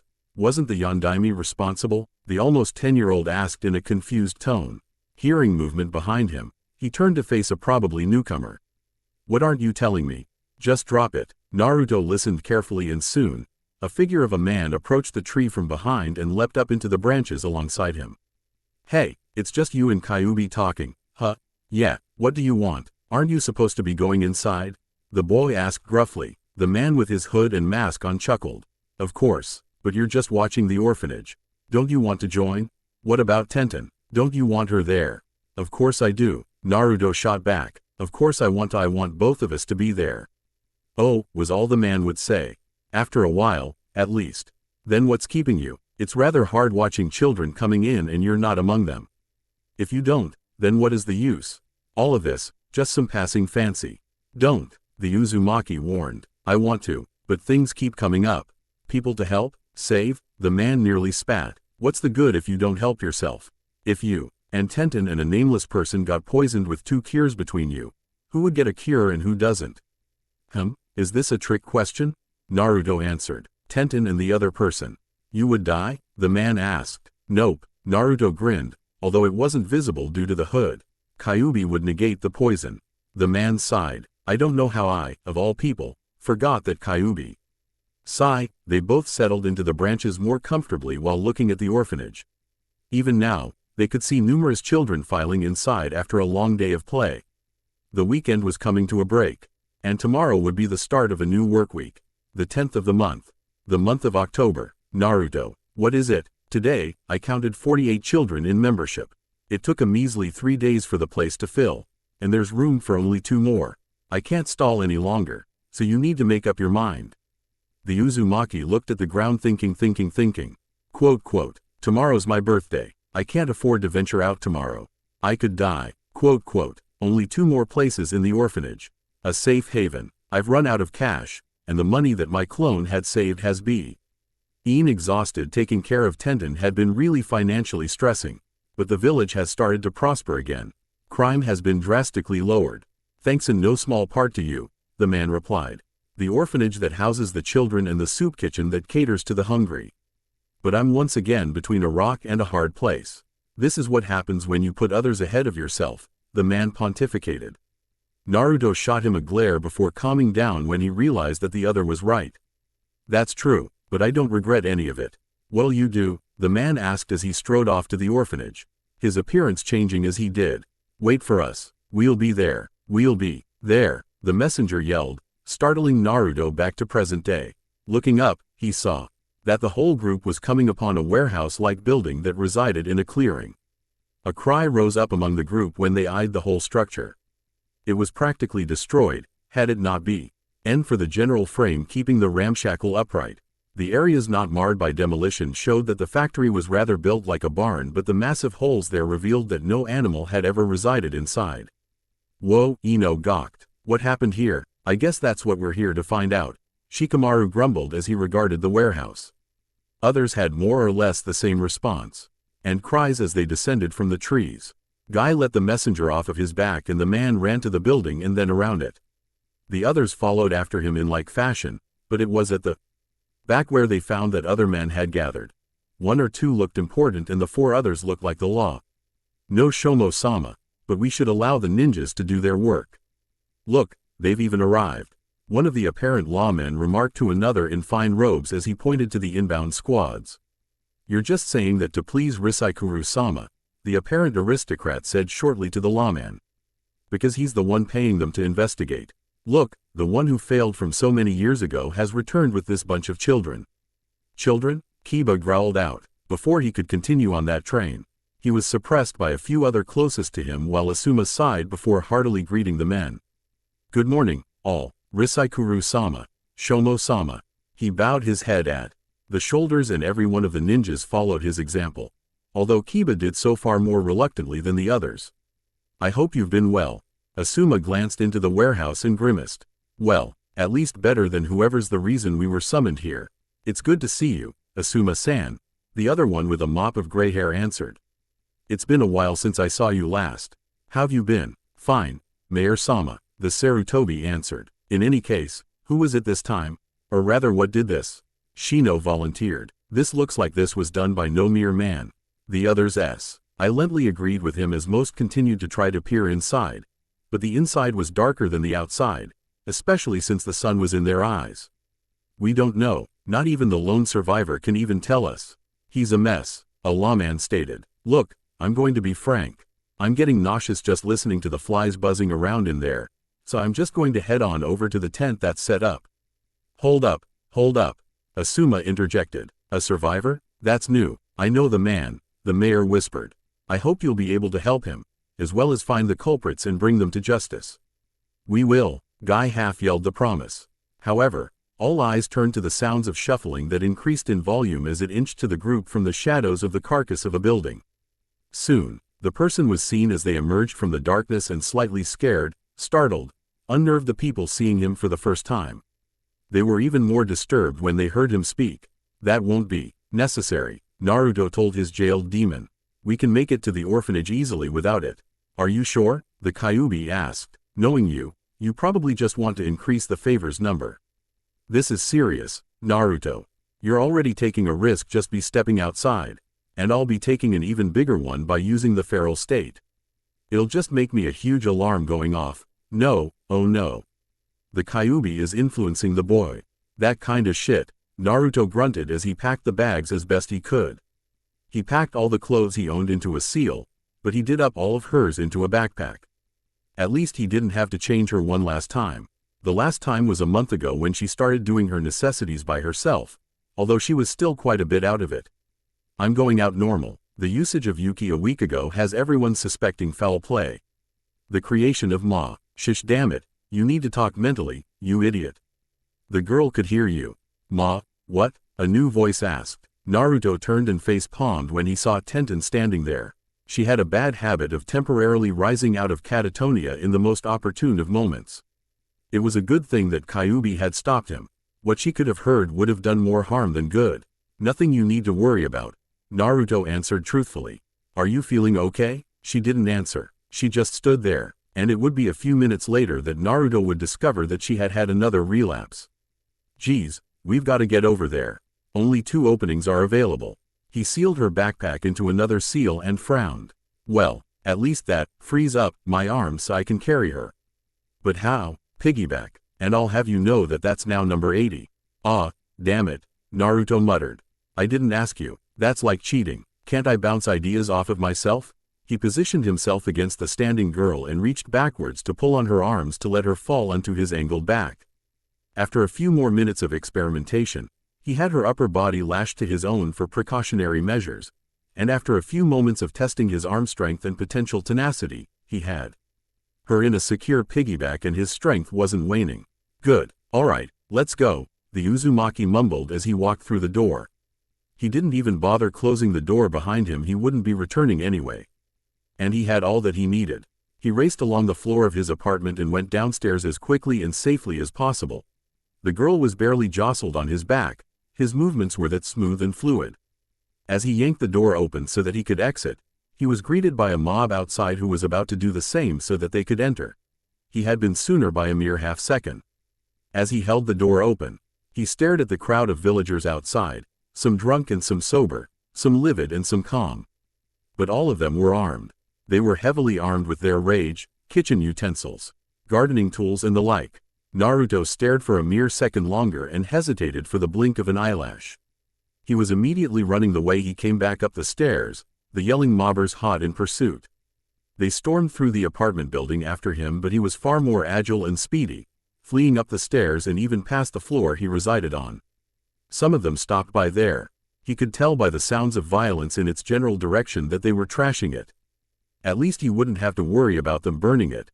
Other people lived in this building, and while they had no care for him, a fire would cause collateral damage to their homes as well. At least, he hoped that his logic was, well, logical. He bounded up the stairs in multiple but as much as he would have liked to run with his arms flailing to gather and keep momentum. He had to keep his human cargo supported by heaving her up from under her thighs. She had yet to react to this in some way, and this slightly worried him. Faye, he didn't fix her catatonia. She's acting the same way she always has. He ran out of stairs soon, and he was on the roof. Behind him, he could hear the mobbers coming up the stairs still. And without preamble, the boy sprinted off of the apartment building and leapt off at the edge onto a neighboring one of a slightly lesser height. Soon, he was roof-hopping with his female backpack. He had a long ways to go, for the orphanage was on the other side of the village. It was in the early evening when they started out, but it was at a probable halfway point when he felt his passenger shift. He tensed himself, but soon he felt his upper back become drenched a bit. She was crying. "Tenten?" he called softly as he traversed. "What's wrong?" She didn't answer for a full minute, but when she did, she started to monologue. There was nothing but heartfelt emotion in it, and the boy listened to every word. And how could he not? Every word streamed right into his ear, largely due to her proximity and head's location. "Naruto, when I first met you, I saw someone who needed just a bit of help to get their hand into a bag strap. It looked kinda pathetic." She made a single chuckle at this before she moved on. "And I never quite understood why my mother mistreated you either, but I mostly helped out of politeness. Later that night, I heard my two-san say that it was bad luck to mistreat foxes, and it was good luck to help them. But my mother just insisted you were a demon." She sniffled now. No doubt she was now entering some emotional waters. "It kinda proved true, 'cause my parents got murdered and Elle lived. In fact, even my so-called replacement parents got killed. But I lived, and it was easy to believe that it was your fault." Naruto said nothing, but he continued to listen as he traveled the roofs. "And I just had the fortune of helping a fox demon. But 3 months ago, I saw you try to fight for me after the men tried to carry me off. It made a whole lot of difference to me, and it seriously made me think that you were an actual demon. I could see that you had become as if you were possessed. Even your eyes changed, they looked demonic. By now, even Kyuubi was listening to what the girl was saying. And you brought me home. I was trapped in my own mind. All I could do was break free of my mental trap every now and again.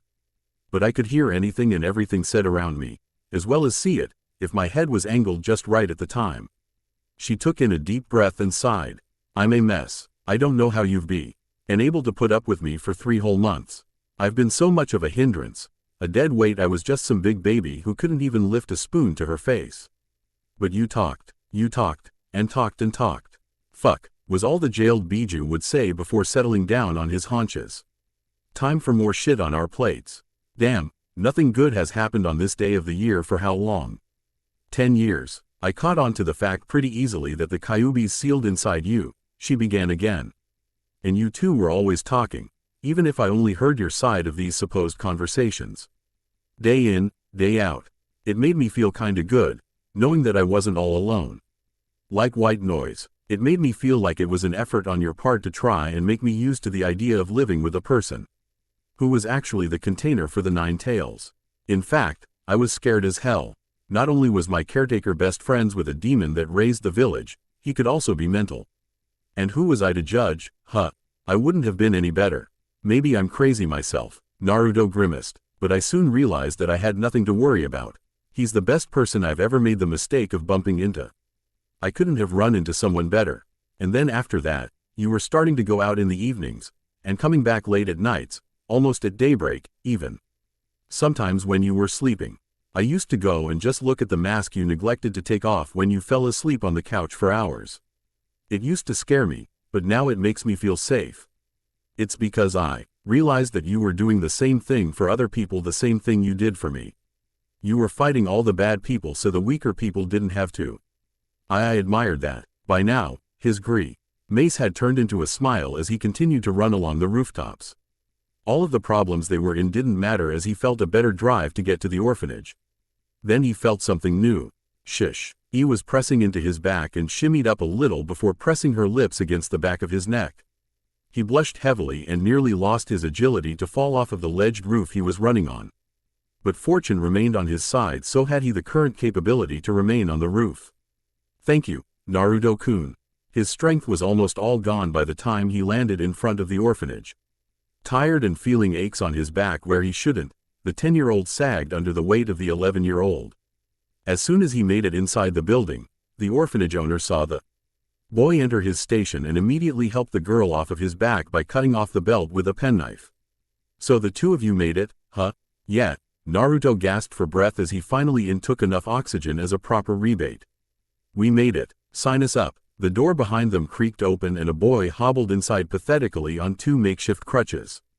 Mr. Orphanage Man, Mr. Orphanage Man, I want to register, the emaciated boy cried. In his weak shuffling, he perturbed his proper motions and fell flat onto his face. His lame leg had given up on him and he crawled up to the front desk where the 3 were.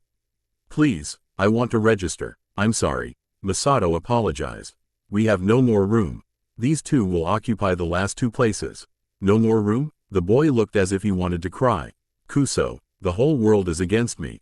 Naruto tore his eyes away from the boy as wailed. He took up the pen and slowly wrote in Tenten's full name with his best penmanship. With that done, he was about to write his own name. But the little boy's crying pulled on his heartstrings. His heart ached, and ached, and ached. Go on, Masato encouraged the Uzumaki as he supported Tenten to keep her upright. Just write your name. Naruto's hand trembled as his mind waged war with itself. It felt like he was like that for hours, but in truth, he had only been like that for a few minutes. In his stress, a sweat drop trickled from his brow and mingled with a tear that dripped onto the ground. Soon, he began to laugh to himself. I'm sorry, all of a sudden, I just forgot my own name. The blonde's laughter increased in volume and became more and more heartily done. I can't join. By now, the crying lame boy looked up, trying to make sense of it all. He hadn't much time to mull over it when he was approached by the now smiling boy with the book in one hand and the pen in the other. Hey, the lamed boy responded, wondering what was going to happen. What's your name? My name? The boy parroted dumbly. It's Asami. Naruto took the time to write the name in carefully. Any last names? I don't know it, if I have one at all. The now named Asami answered with happiness swelling within him. Masato strode from around the desk and retrieved the book and the pen. After the deed was done, he turned to Naruto, giving him an understanding look. I'm sorry, young man, we've reached capacity. Tears began running freshly down the Uzumaki's cheeks. I know, I should go. It's my birthday, and I don't want anyone to come find me and attempt to burn this place down or something. The selfless act was not lost on all those who were present, but shockingly, it was Tenten who was most affected, although she remained unchanged on the outside. Instead, the only thing that moved was her chocolate eyes when they followed her former caretaker out the door as he walked out of her life, hopefully providing her with a better one. The Uzumaki didn't know how, but he felt happy, lonely, and miserable and tired all at the same time. He could sense that all of who he were was completely run down. He was always busy. He was always helping someone, he reasoned, and was badly fatigued. But no matter what excuse he had, none would justify how, when, why, where, or even change the fact that he had blundered into a mob of frenzied villagers comprised of civilians and ninjas alike. They were cruel, sadistic, and knew no mercy, the man explained with a dry heave. All of those present regarded the traumatized man with pity and horror. It was obvious in the faces and the body language, save for a few like the Junins and the Stoic who could suppress such telltale signs well. However, most of that changed when the bloodied man looked up and shocked all with his next words. But I'm glad they did what they did. After that, it took a few minutes to re-establish order as everyone was trying to make themselves heard, excepting 5 people, namely the mayor, Shikamaru, Shino, Neji and Naruto. Each had their own reasons for not speaking. One was doing so because he didn't have anything to say, one didn't feel like contributing, one was thinking about what he had heard, He fourth had a rather aloof personality whose ego kept him from speaking often, and the last had invariably gotten stuck in the pit trap of memories. It was his 10th birthday that was always the worst. Naruto-kun, Hinata whispered to herself, noting the blonde Uzumaki's behavior. What's wrong? At long last, a lawman whistled shrilly for quiet. All right, that's enough. Let the mayor speak. You've had your turns. Mayor Risaikuru-sama, what do you propose? The mayor only looked to the lone survivor, regarding him with a troubled look. We should let Asuma-san and his subordinates do their work undisturbed. He then turned to said Sarutobi and gestured to him while the others went to where they were to go. I expect a report this time. I really want whoever's doing this brought to justice. If it's a creature, it'll be put down, Asuma answered with a nod. But I have faith that my subordinates will be able to accomplish what I couldn't. A few of them have even more brains than I do currently. I don't know if that's something to be proud of or ashamed of, Risaikuru replied in a jesting tone. But it's standard for the younger generation to surpass the older. The younger man looked at the man's exceeding gray hair which he had neglected to comment on. I can see why. The smell of blood is so thick we could cut it with a knife. Kiba muttered the complaint as he turned inside the warehouse through the broken-off door like everyone else. Damn, everyone shared the same view, regardless of the fact that their sense of smell wasn't as keen as the Inuzuka's or his Ninken. Most complained about the scene, but one way or another, began leaving off in trios to search the warehouse for anything of interest, as per their sensei's instructions. What kind of warehouse was this in the first place? Ino asked herself. It's a wonder this place is still standing. Obviously one that was intact, Ino, Shikamaru drawled in a demure, yet sarcastic tone. This is so. Don't. Ino cut him off. You're getting too damn repetitive. The Nara merely sighed. Meh, troublesome woman. Anyway, why don't we just have the Hyugas just look for us? They have the Byakugan, you know. Elsewhere, Hinata, who was using her dojutsu to seemingly stare off in one direction at some crates, but her attention was occupied by watching Naruto and the Higurashi girl. The pair was ing around with the gaudy teammate of hers in the green spandex. It was obvious that everyone was going off in teams, and yet Naruto had replaced Neji, and her cousin had replaced. My teammate seems to be getting along rather well with yours, Hinata-sama, Neji stated. Pray tell why. I don't know, Hinata answered. And Neji-Nisan, I've said that you may leave off the honorary suffix. I don't find it necessary, or becoming. We both know what happened the last time a cadet branch member left off the suffix when addressing you, Neji replied in an even tone with a small, nigh unnoticeable scowl on his face. My mother was punished, not by me, or my family. It was one of the elders who overheard and instigated the use of her seal, and you know I didn't ask for it. You told my Ka-sa-en that it was all right to leave off the suffix. It's no small wonder that she's alive. And for information, the elder is of your family. And you're not? Hinata answered wisely. The male Hyuga scoffed in disgust. What we have is no family. All we have is the lords with dominion over the dogs that feed on the crumbs that fall. I wish things were different, Neji-Nisan. Merely wishing for things, Hinata-sama? As expected from a main branch member who could have anything she wants just by wishing, contrary to that of my own who have to toil and sweat and bleed just to retain life. Neji turned aside and walked off. And if you ever be so kind to grant a wish of mine, stop staring at my teammate. Hinata gasped and held off her usage of the Byakugan, shocked that he had caught on to her. As she was left alone, Shino, who had been silent close by, spoke up. Hinata, Your cousin has a talent of honeycoating insults. The girl merely sighed in abandon. True, perhaps it would be a good thing to leave the clan. She turned and looked at Naruto using peripherals and saw him chattering away with Tenten. But that may never be. If he actually relates to her better than I do, then. You're thinking about Naruto and Tenten. Quote, she didn't even try to refute the polite accusation. Hi, I wonder how they know each other so well. Have you been alongside Naruto all of his life, so that you would know? The Aburame asked. No, perhaps it's time to change that. We will continue in next part.